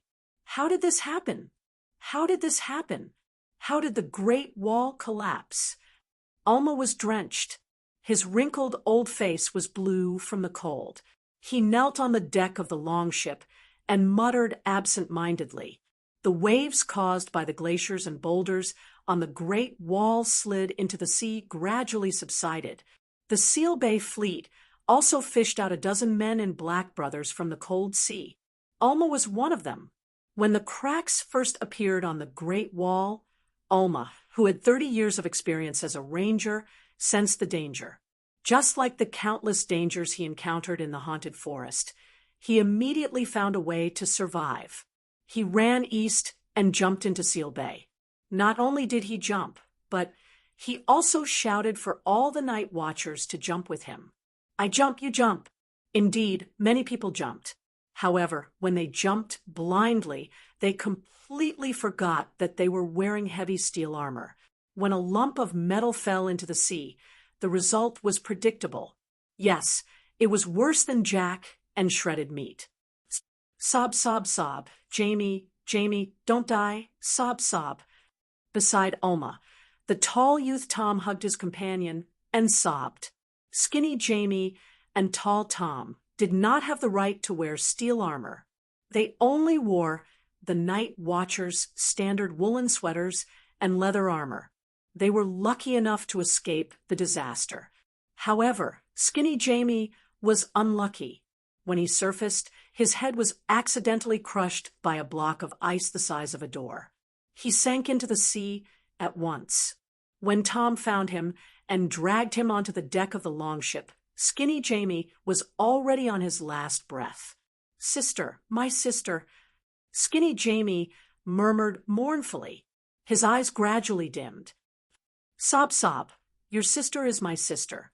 As long as I'm alive, I'll send all my salary to your sister, except for the money to go to Mole Village, Tall Tom said as he sobbed.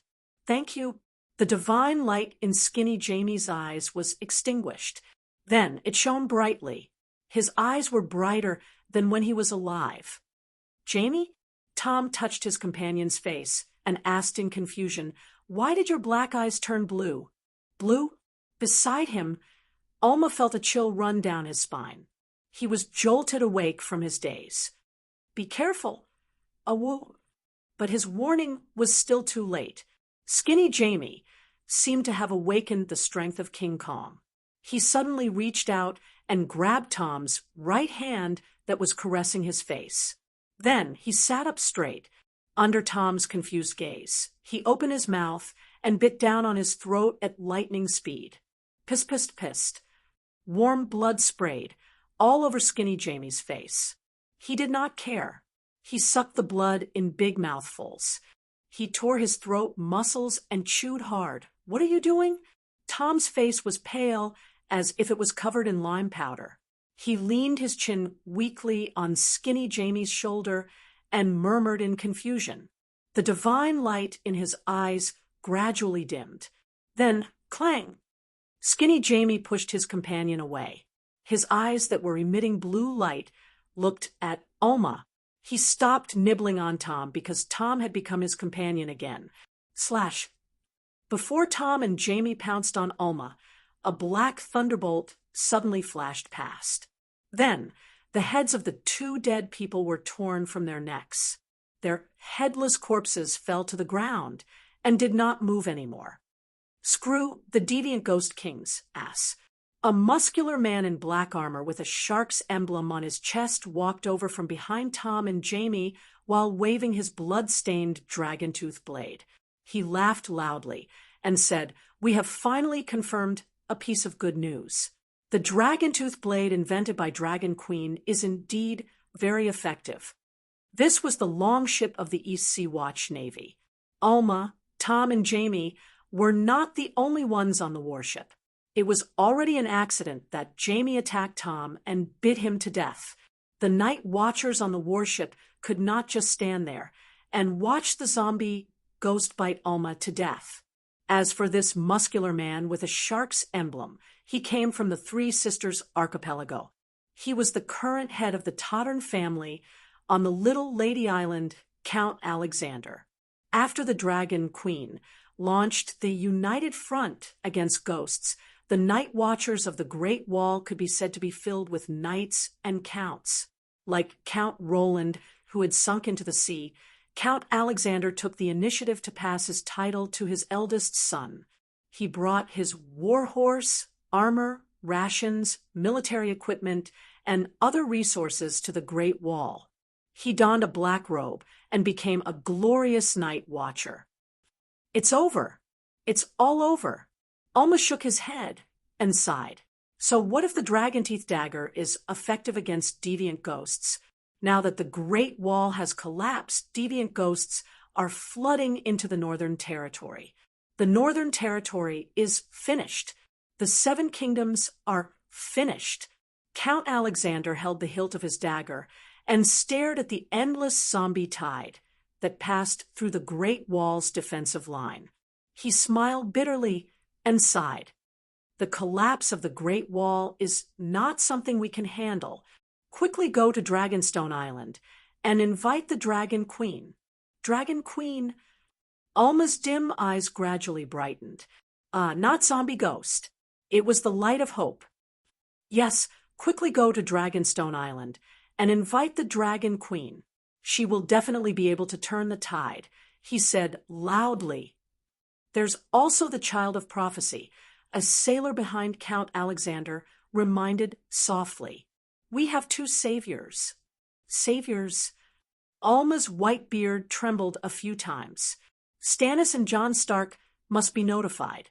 I only hope that they can really be of some use, he said with uncertainty.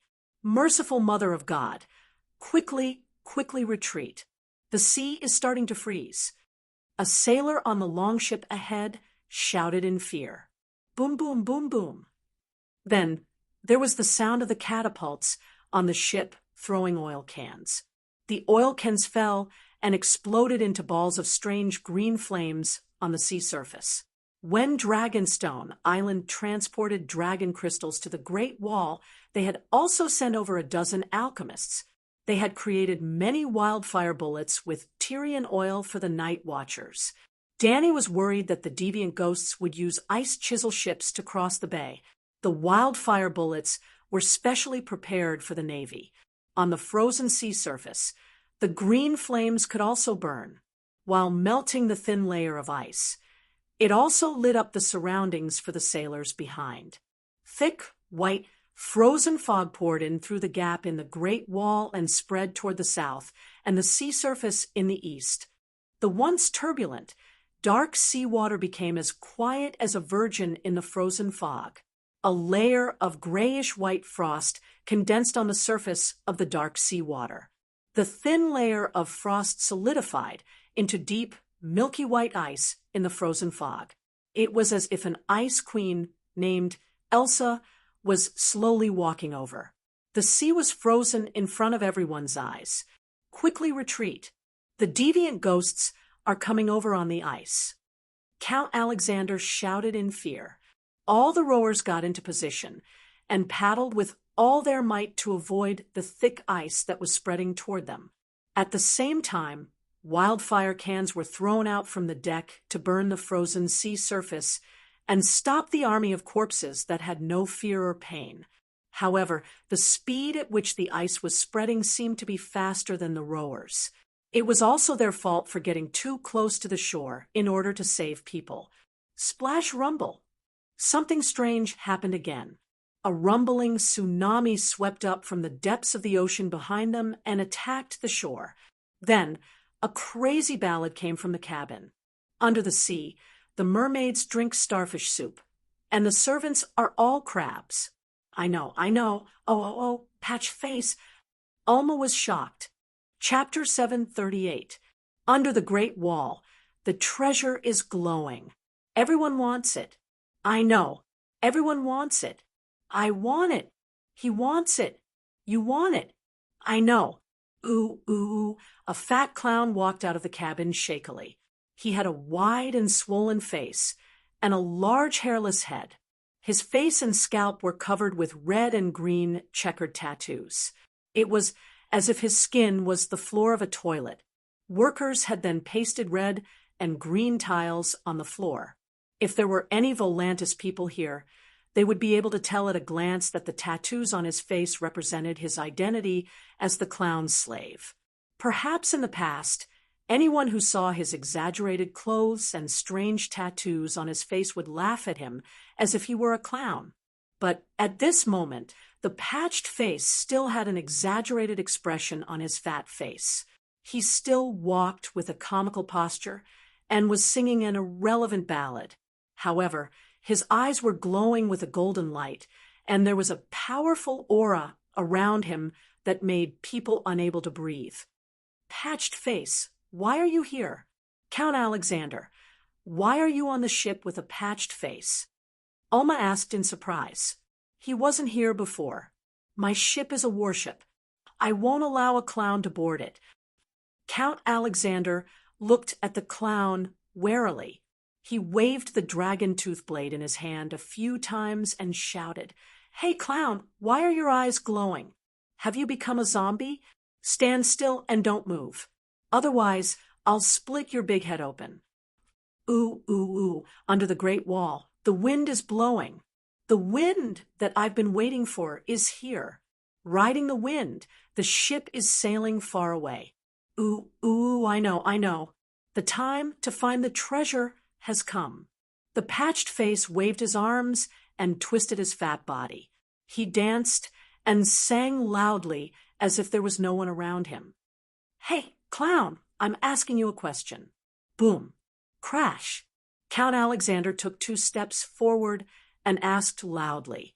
Suddenly, a 5-meter-tall wave came from behind and covered the deck of the longship like Mount Tai. The 20-meter-long ship rolled in the waves like a surfer who had accidentally gotten caught in the waves. Count Alexander, Alma, Patchface, and the sailors on the ship all fell into the cold water. Speaking of which, it was strange. There were 17 or 18 longships around, but Count Alexander's ship was caught in the waves.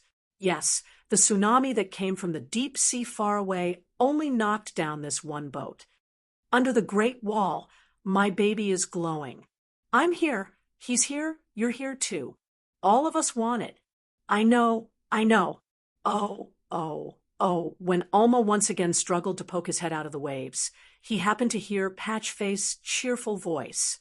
Floating and sinking with the waves, he quickly moved toward the collapsed Great Wall on the shore. 7 gods above, that's a monster. When the huge wave that overturned their ship approached the ice in front of them, Wu Irma was shocked to see that the patched face was actually standing on the top of the wave with the help of the green light of the wildfire. It was as if he was riding the waves. The surging waves also shattered the layer of ice that had just formed on the surface of the sea. The ghouls on the ice were swept into the sea, freeing the longships that were stuck in the ice. The other 14 warships of the Night Watch took the opportunity to escape the coastal waters. Help! Then the old ranger heard the cries of Count Alexander and the sailors. Help! He shouted as well. In the darkness, if he did not shout loudly, there was an 80% chance that he would be ignored by the rescue ships. After a long struggle, the old Night Watch in his 60s was hooked onto the deck by a sailor for the 2nd time. Leave this place, leave immediately. I have an ominous feeling that something even more terrifying will happen in the East Sea Kingdom. Wrapped in a thick blanket, Wu Irma urged anxiously. We are leaving Eastwatch Pier as quickly as possible, a knight on the ship said in a deep voice. There was no need for the old ranger to remind them. The layer of ice that had quickly spread on the surface of the sea had already forced all the sailors to speed up and escape. Don't enter the depths of the sea. Stay close to the coastline and head south, Count Alexander reminded. Understood, Lord Count, the knight replied, and began to turn the rudder. That wave just now seemed to be Patchface doing. Alma said to Count Alexander gloomily as he huddled by the stove in the cabin. Isn't he Stannis's jester? What is he doing? The Count asked in confusion. I saw him stepping on the waves like a god of the sea, controlling the waves. You must be seeing things. That's a clown. Many people in the 7 kingdoms know him. Count Alexander shook his head. You've heard of him? Then, do you know the origin of Patchface? Alma asked in a low voice. Stannis had been depressed since he was young, and his parents rarely saw him smile.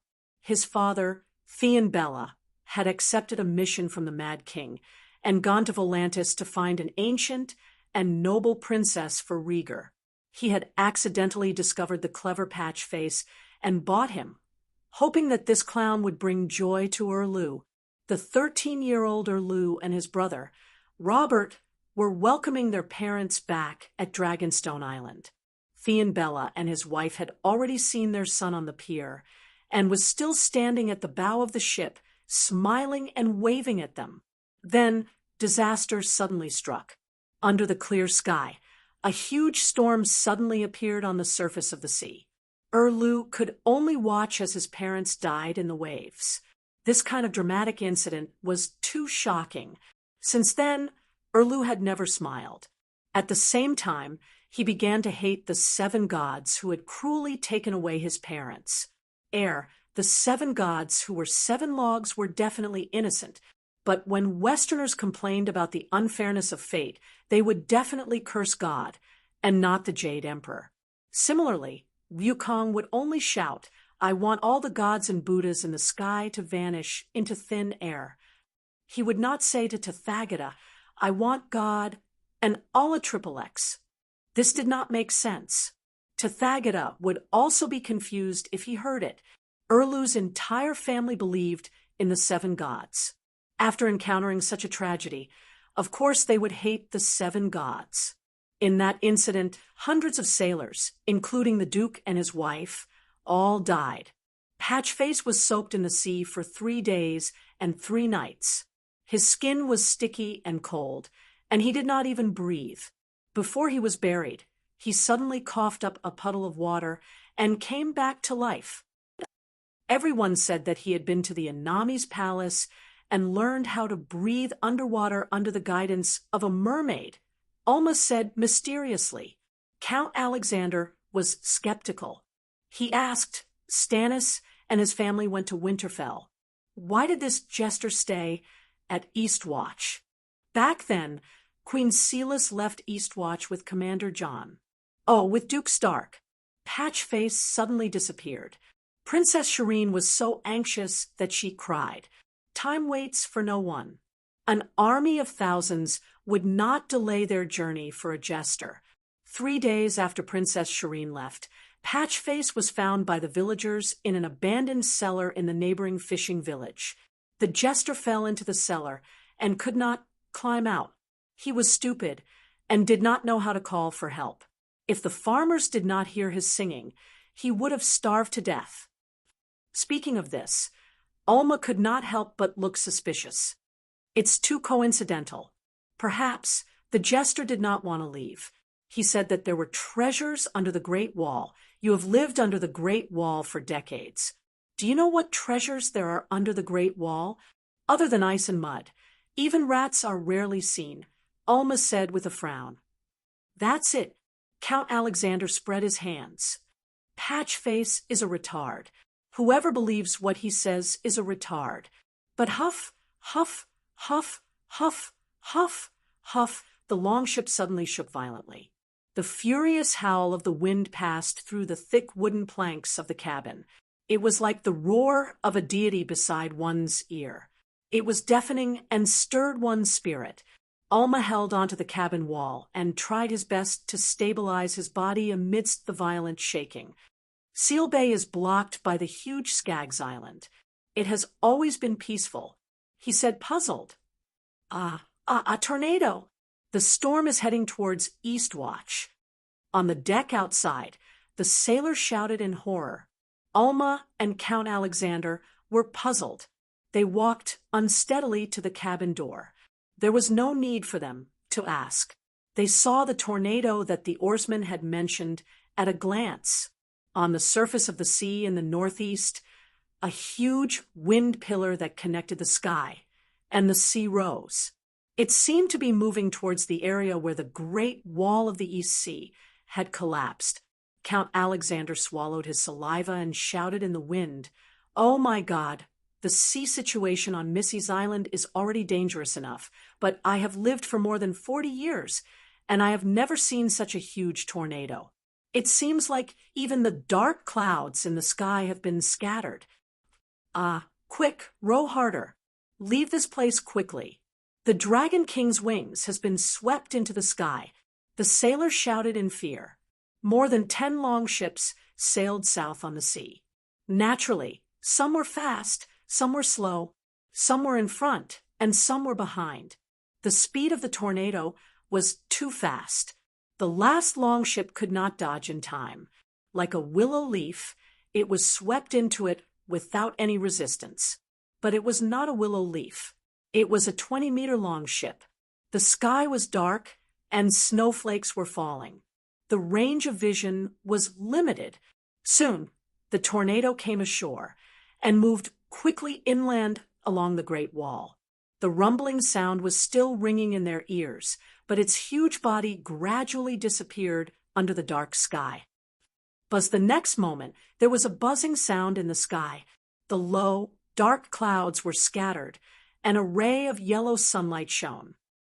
7 gods above. First, it was the heavy snow and icy fog brought by the deviant ghosts. Then it was the tsunami and the storm. Now, even the sun is out. What is going on? Alma was at a loss. It seems like it is noon now, Count Alexander muttered. The sky beyond the Great Wall is dark.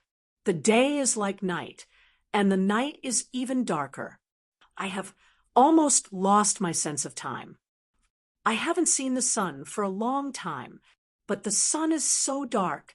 The sailor on the deck, who was rowing hard, shouted in confusion. Caw, caw, caw, caw, caw.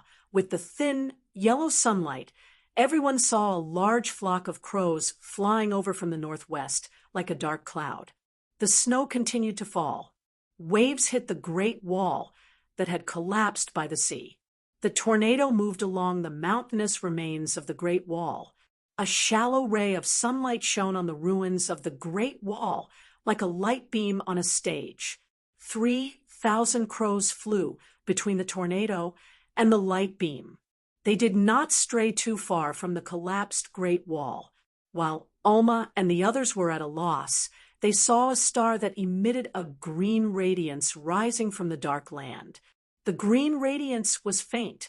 With a single glance, they could feel a holy, vast, majestic, and divine aura. Alma, who believed in the 7 gods, fell to his knees with a thud.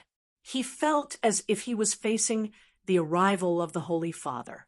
The Count of the island, who believed in the Anami, felt as if he had seen the Anami descend to the mortal world.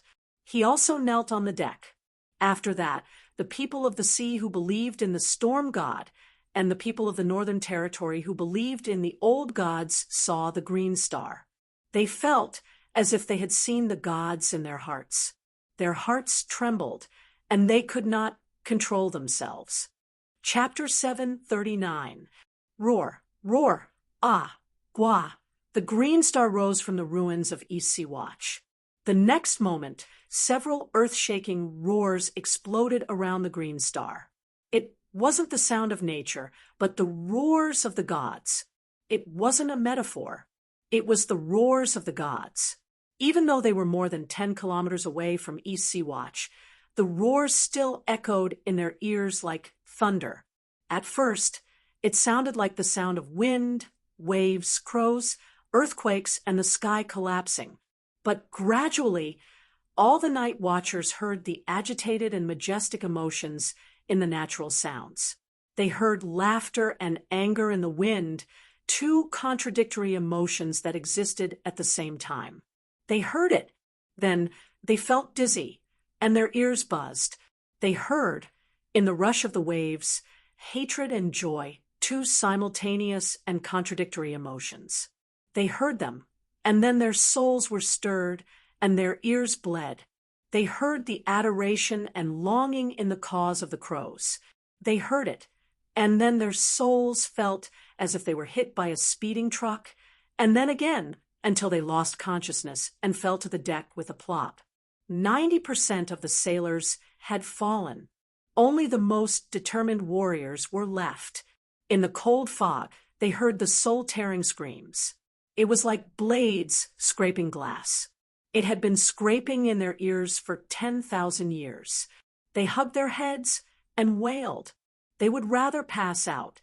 There were many other sounds, but they couldn't distinguish them. They didn't hear it wrong.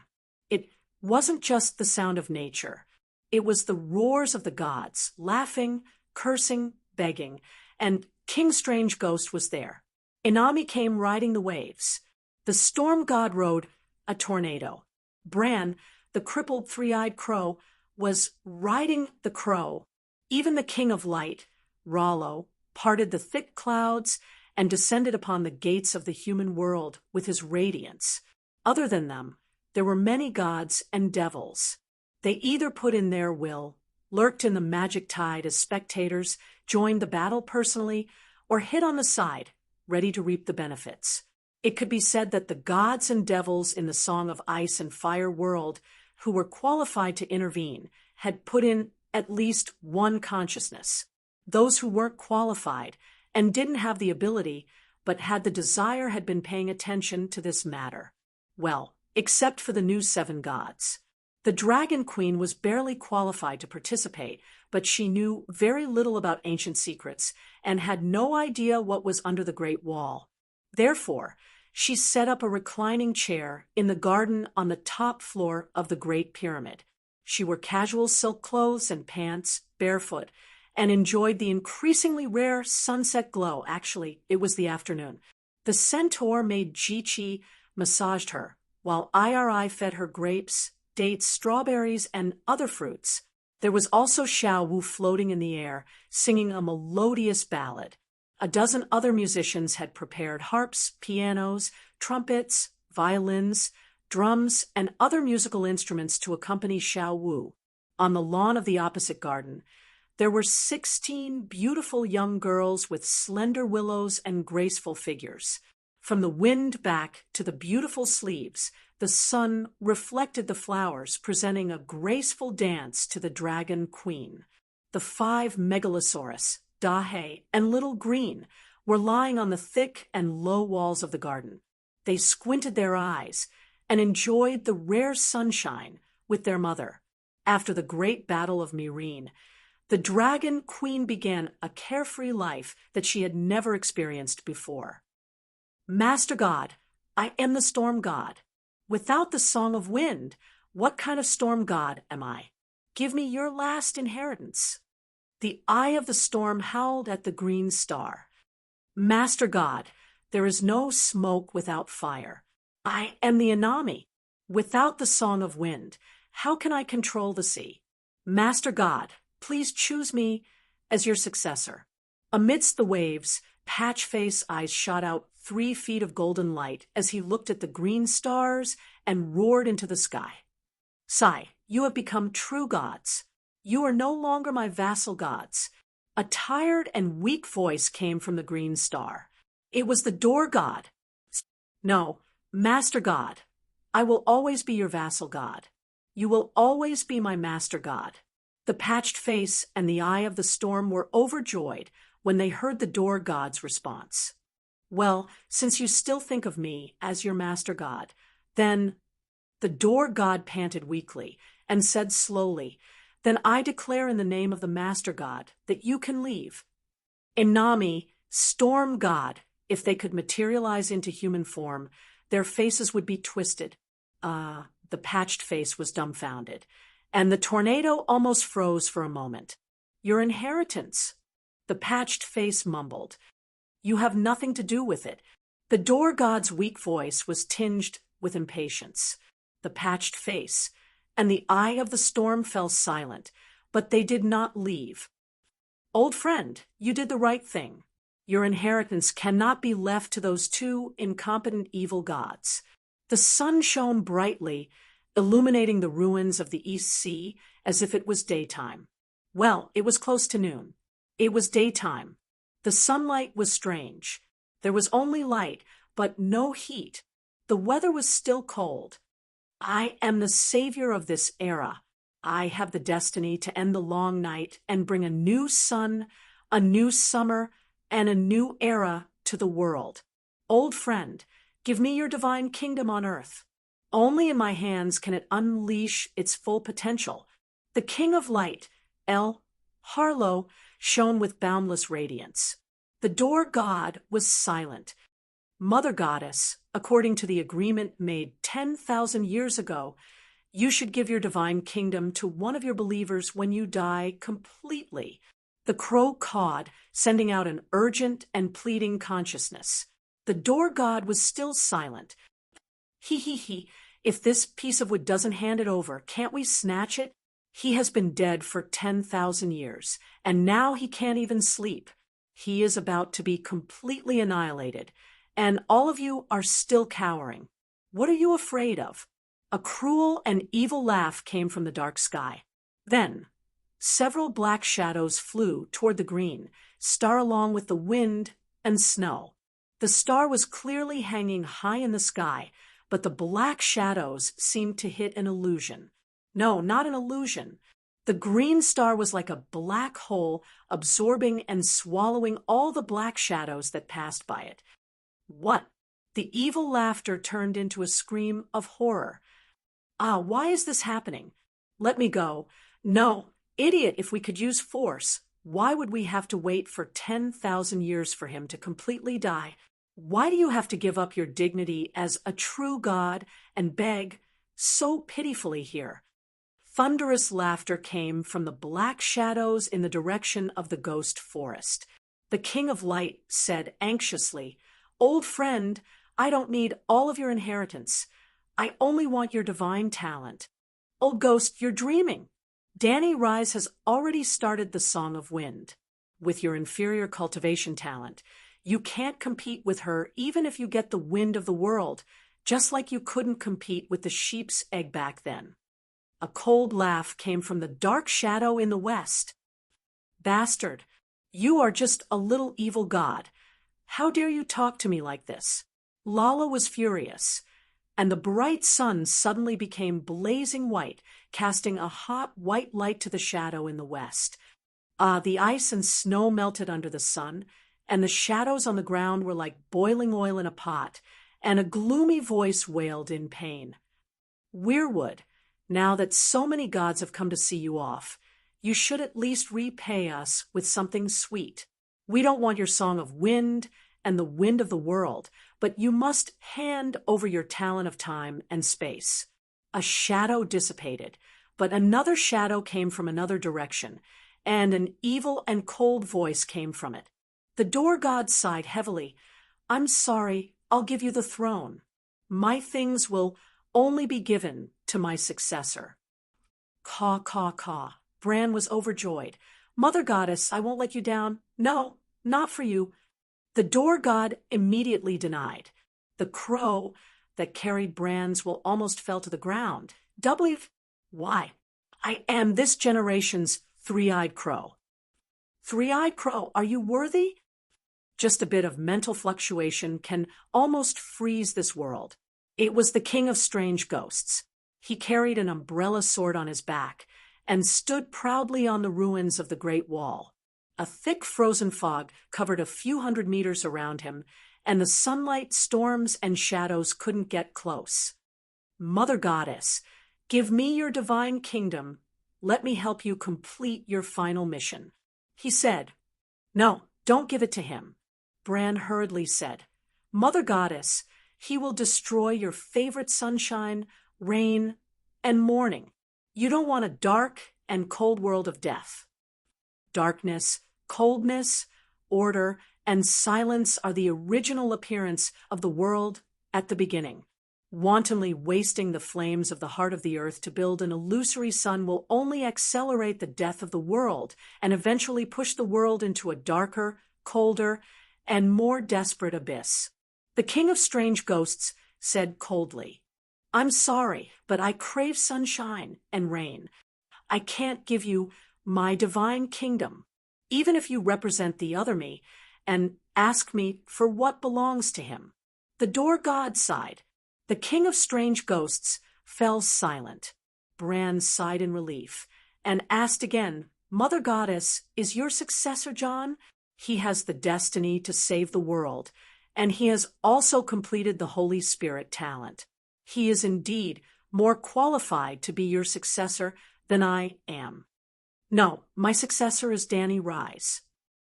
I only have nunchakus. Ha ha ha, Little Fog sang, then pursed her lips and stopped. Mother Goddess Danny, I don't want to sing this song. It sounds so silly. The dancers also nodded quietly. They couldn't dance like that. The style suddenly changed.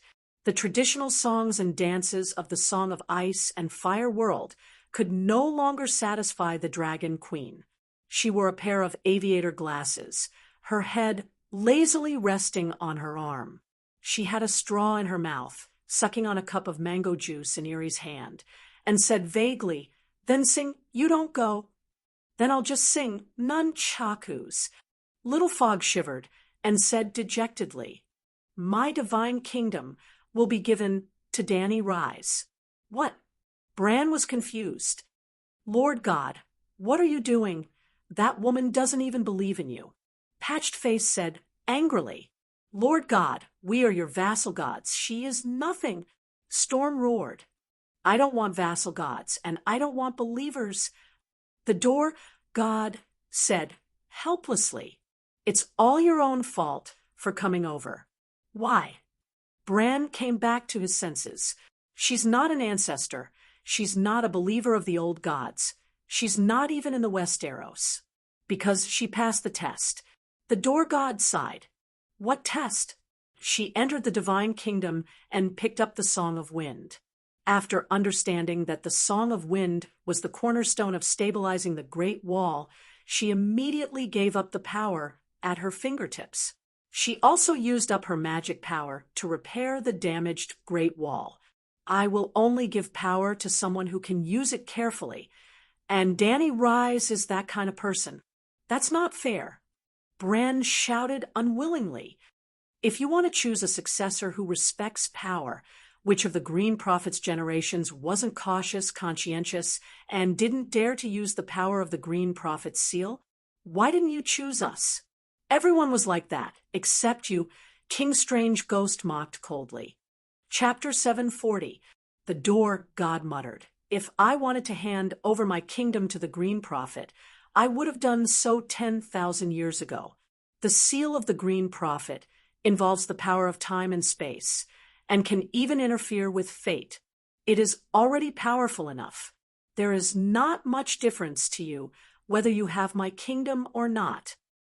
But now the seal of the Green Prophet has shattered. Bran mumbled, "That is the Green Prophet's business." The door god's tone was cold. "I have said that my kingdom was not prepared for you from the start. In my prophecy, it belongs to a noble and virtuous human king. Now, the calamity of the world has come again. In this era of gods and demons, if a mortal king does not have the power to surpass the gods and demons, no matter how noble his ideals are, they are as empty as sand castles on the beach. So, 8,000 years ago, when I was about to die, I made a decision. When I was completely dead, the legacy I left behind would become the sharpest sword in the hands of the great human king. Jon Stark is virtuous, sincere, and kind. He is the savior of the world. As the only living son of Rhaegar Targaryen, he is also the true human king of the Seven Kingdoms. Why did you not hand over your kingdom to him?" Bran asked loudly. "Originally, I did intend to choose him as my successor," the door god said hesitantly. "Why did you change your mind now? Is it because of Lalo?" "But Jon has completely broken away from his fate with Lalo," Bran said in surprise. He. Lalo laughed contemptuously. "You want to break away from me? Dream on. It has nothing to do with Lalo." The door god's tone was complicated. "As long as this world can be saved, even if the kingdom I gave to the human king ends up in Lalo's hands, I don't care." But what?" Bran asked anxiously. "Jon Stark is good, but Danny Rise is better. No one would want to take a van if they could drive a Ferrari. That was the logic. Mother Goddess, don't be fooled by Danny Lilith.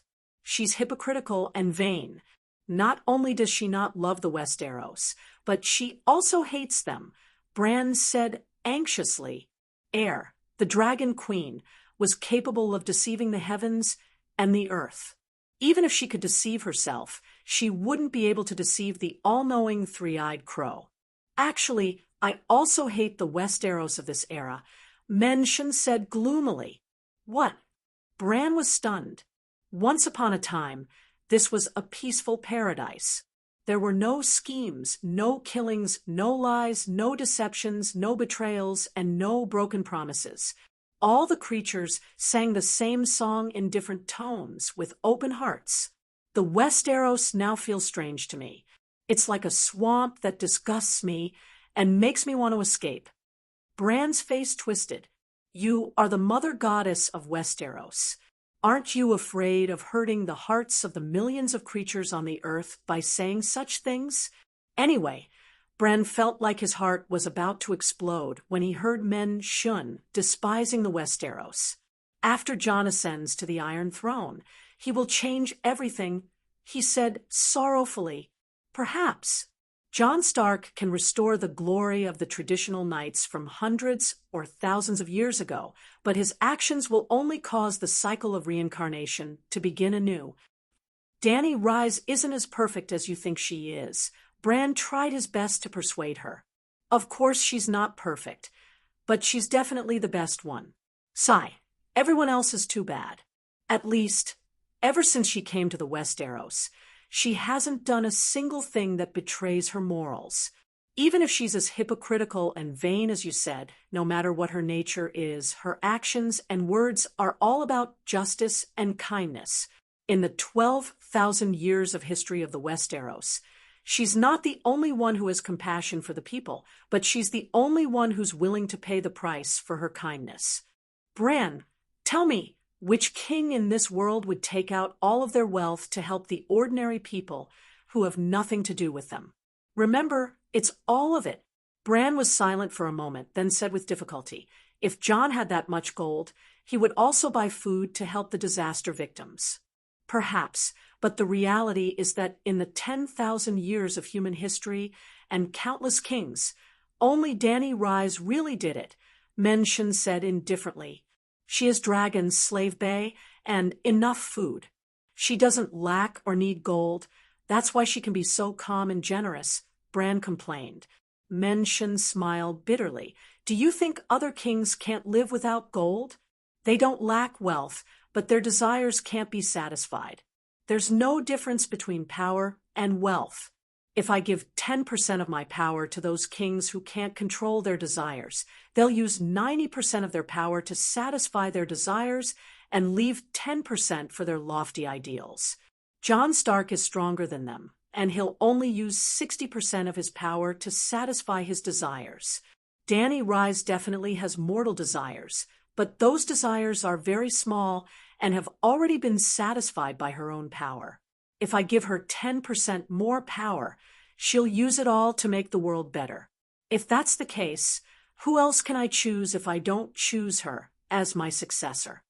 Exhaustion rushed to door God like a tide. After saying this, he felt that his time was coming. Boom! Without any warning, a powerful aura suddenly spread around the Green Star like a nuclear explosion. The invisible air wave pushed away the storm, waves, dark clouds, shadows, sunlight, snow, and so on. Ah, the Oldwood is going to die completely. Hurry up, don't let him give away the kingdom of God. Patched Face was pushed to the bottom of the sea by the air wave, but he spoke through his soul. He no longer called King of Gods and was ready to fight for it. Everyone, let's fight together and get as much as we can. Whoever gets it will get it. Don't let that mortal queen take advantage of us. In the shadows, the demon god's angry roar sounded. Buzz, a green ring of wind lit up around the Green Star. Then, the dark sky below the ring of wind gradually faded, and a thin ray of golden red sunset was projected from it.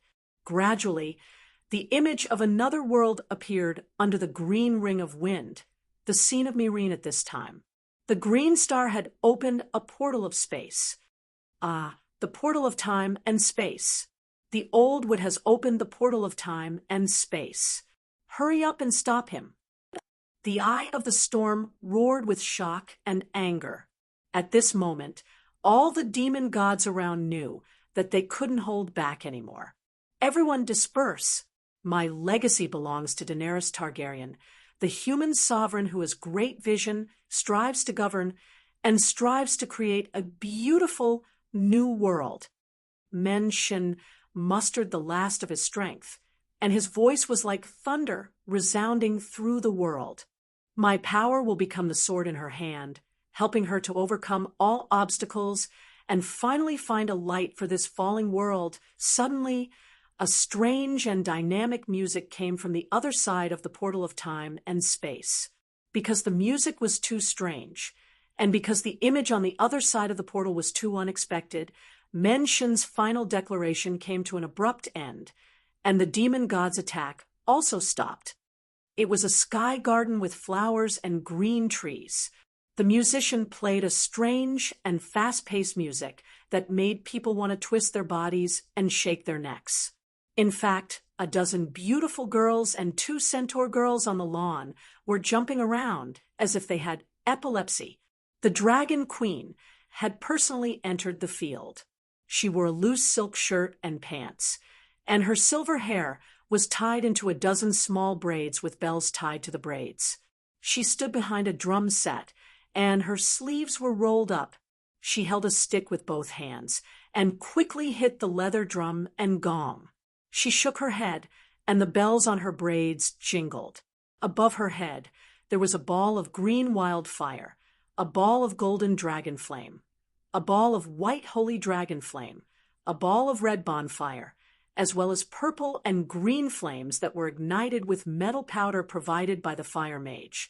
The colorful flames cast a flickering ghostly shadow in the garden, and together with the strange and fast-paced music, there was an indescribable and strange harmony between light and sound. Your Majesty, Jenny has yet to be found, but the long night has already arrived. You can't be so drunk and indulge in pleasure. A white-haired old man walked over worriedly and loudly admonished her. The music stopped, and the dancers stopped swaying. Sigh, I've been fighting for my whole life, and finally stopped. Can't I just enjoy it? The Dragon Queen said impatiently, But Jenny, she's a grasshopper after autumn. I'll deal with her sooner or later. The long night, the great wall is blocking the deviant ghosts. She waved her hand and dismissed the old man and shouted to the dancers and musicians, Continue playing, continue dancing. The Dragon Queen raised her head abruptly. The nonchalant look on her face disappeared.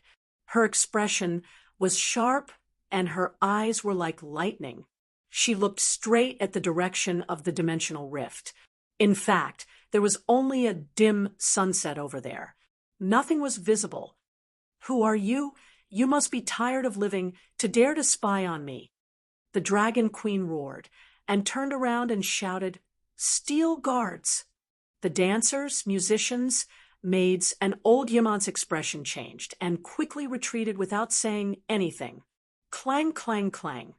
The sound of armor clashing came from the back of the dance hall. A group of soldiers in bright silver armor rushed over, holding swords and shields, and layer upon layer protected the Dragon Queen in the center. Although the Dragon Queen began to enjoy life after achieving something in the middle of her business, her vigilance did not decrease, and instead became more than during wartime. During wartime, she often wore armor and held a sword, so she was not afraid of assassins. Door God! Dany felt a familiar presence and hesitantly shouted, Door God, you need my help. Not only was there Door God's divine power fluctuation, there were also dozens of dark and evil soul power. It was very likely that Door God was with dozens of evil gods. What are they doing? Dany guessed that Door God was targeted by evil gods and came to her for help. With that thought, she immediately entered the dragon spirit state.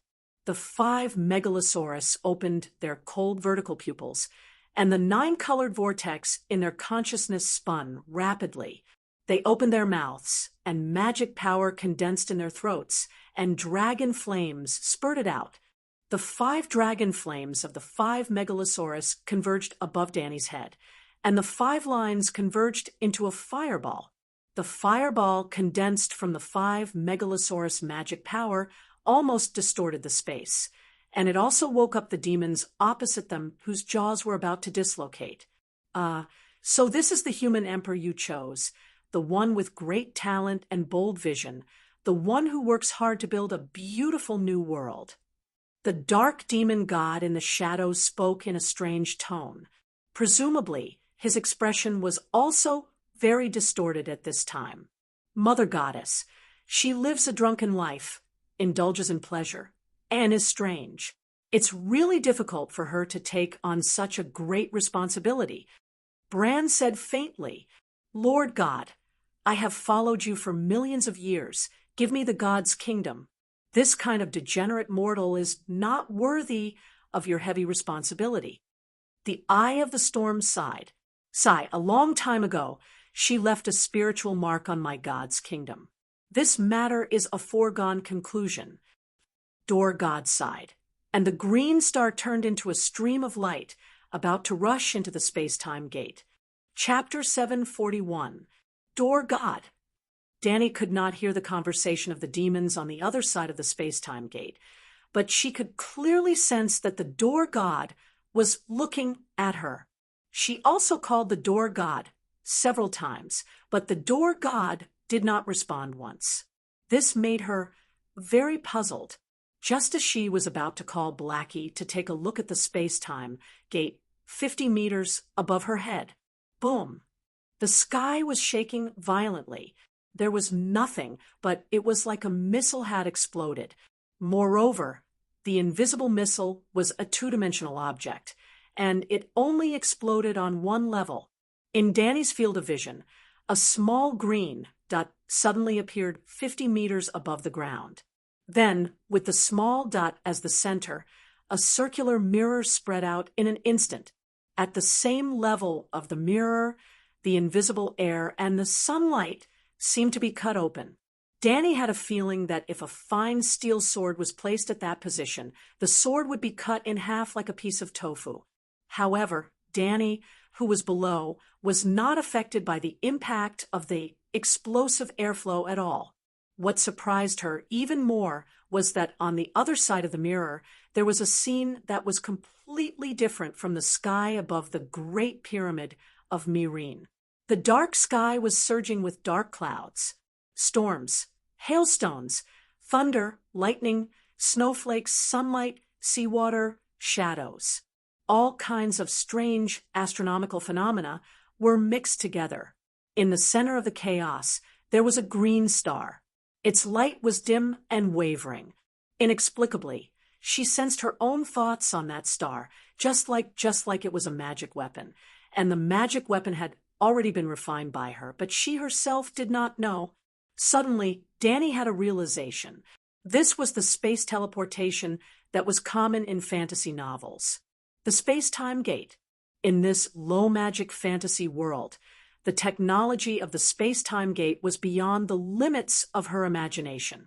How could such a bug-like thing exist? Oh no, didn't the door god's black door involve space-time technology? When Fatty Sam went through the black door and crossed the Great Wall in an instant, he was still more than 10 kilometers away from his original position. At that time, Danny suspected that the door god knew space-time magic. Who would have thought that the door god would open a spatial door that spanned thousands of miles today? That green star is Menshen's kingdom of God. Danny suddenly realized. Then she turned pale with fright. Menshen's kingdom of God was the energy foundation of the Great Wall. If the kingdom of God appeared here, then the Great Wall. Danny Alice, don't let me down. At this moment, Menshen's weak voice came from the green star. After sending out this thought, Menshen's spiritual fluctuations suddenly disappeared, completely disappearing from Danny's perception. At this moment, he was completely dead. buzz, buzz. The spatial gate was like a ripple, shaking violently. The dim green star fell to the other side of the mirror with difficulty. TSK, how dare you, evildoer? How dare you steal my treasures? Danny realized this and flew into a rage. The door god had given the divine kingdom to him, but now it was being coveted by a group of evil gods. His left hand held up the huge fireball formed by the 5 dragon flames. The 5 dragons finished spitting out dragon flames and immediately entered the level 5 dragon spirit state. Dahe put on the Warrior of 7 Gods vest. Level 5 dragon spirit plus warrior plus soul extinguishing strike plus sword god's divinity. Get lost. Danny opened her mouth, and her voice was like thunder. All the demon gods on the other side of the spatial door heard her yell, and every demon god who heard it was directly struck by an extremely sharp spiritual sword, except for the 3-eyed crow, Bran, and King Igue, who didn't move, Lalo, the Eye of the Storm, the Patched Face, and many dark demon gods in the shadows all cried out in pain. Storms, ice, tsunamis, scorching suns, shadows, and other meteorological phenomena were all mixed together, and the consciousness of the gods and demons within them roared angrily. Teach her a lesson. Let's work together to kill her. Little mortal, how dare you blaspheme a true god? Just as the evil gods were roaring angrily, the dim green star lost the restraint of the gods and demons, and it started to speed up and fly to the other side of the mirror. Don't even think about it. A storm swept toward the star. I almost lost a lot for a small gain. The sun shrouded the star. I can take revenge for blasphemy at any time, but I only have one chance to seize the stupid blockhead's god country. The shadow was like a tentacle that wrapped around the star. Danny was anxious, and she didn't know whether she should throw the huge fireball over. What if it burned the god's god country? What if it burned the teleportation gate? She had too many misgivings. Thus, the sword light in her eyes was resplendent, and sword-shaped soul-extinguishing strikes slashed over. It was an indiscriminate attack, and the soul attack automatically locked onto the consciousness of all living beings on the other side. If the soul attack was visible to the naked eye, then Yimant and the rest, who were anxiously waiting at the staircase, would be able to see that the Dragon Queen's eyes were shooting out flying swords of 5 different colors. The blades of the swords had 5 different colors: black, green, white, red, and gold. Yes, it was a little like Tian Can and DK's heartbreaking tune in the movie Kung Fu Hustle. The density of Danny's attacks was even greater than that of Deaf and Blind. The rain of swords that almost formed a soul-extinguishing strike landed on the demon gods' souls like raindrops hitting a banana leaf. None of the ghosties used their Wulong 8 trigram staff to block the attacks. Soul attacks were different from sound waves, and they couldn't be blocked by physical weapons. However, the demon gods had their own methods, and other than the first surprise attack that caught them off guard, they didn't show any other signs of weakness. When Danny saw that the space gate was rippling like water and was becoming more and more intense, and it seemed like it would be extinguished in the next moment, she became anxious. She raised the fireball in her right hand and prepared to blast it. Caw, caw, caw. The 3-eyed crow suddenly moved. He didn't participate in the fight over the green star, and he just stood at the side and suffered Dragon Queen's soul attacks. He was a little innocent, but the situation was complicated, and Danny couldn't distinguish who was who. After all, they were all enemies. At that moment, the 3-eyed crow reacted, and 3,000 crows gathered together. They were like drones piecing together a picture, and they formed a humongous crow. It was a crow that was 20 meters tall. Croak, this is Westeros. All of you scram. Unexpectedly, the giant crow didn't block the star, and it even released a powerful soul attack on the evil gods. Boom! It seemed like a tomahawk, missile was detonated in the air. This wasn't Bran, but the three-eyed crow. The Bran had fused with a part of the Green Prophet's seal. He relied on the 3,000 crows to release a soul attack, and he actually froze time for an instant. All the demon gods' wills were like insects trapped in amber, and they lost the concept of time. However, Dany wasn't affected, and she was still shooting her soul-destroying sword at them. Previously, the demon gods consciously blocked her attacks, and nothing happened to them.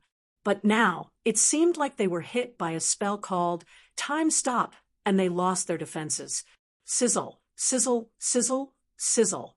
After 3 breaths' time, blood flowed out of her 7 orifices, and she fell into the sea.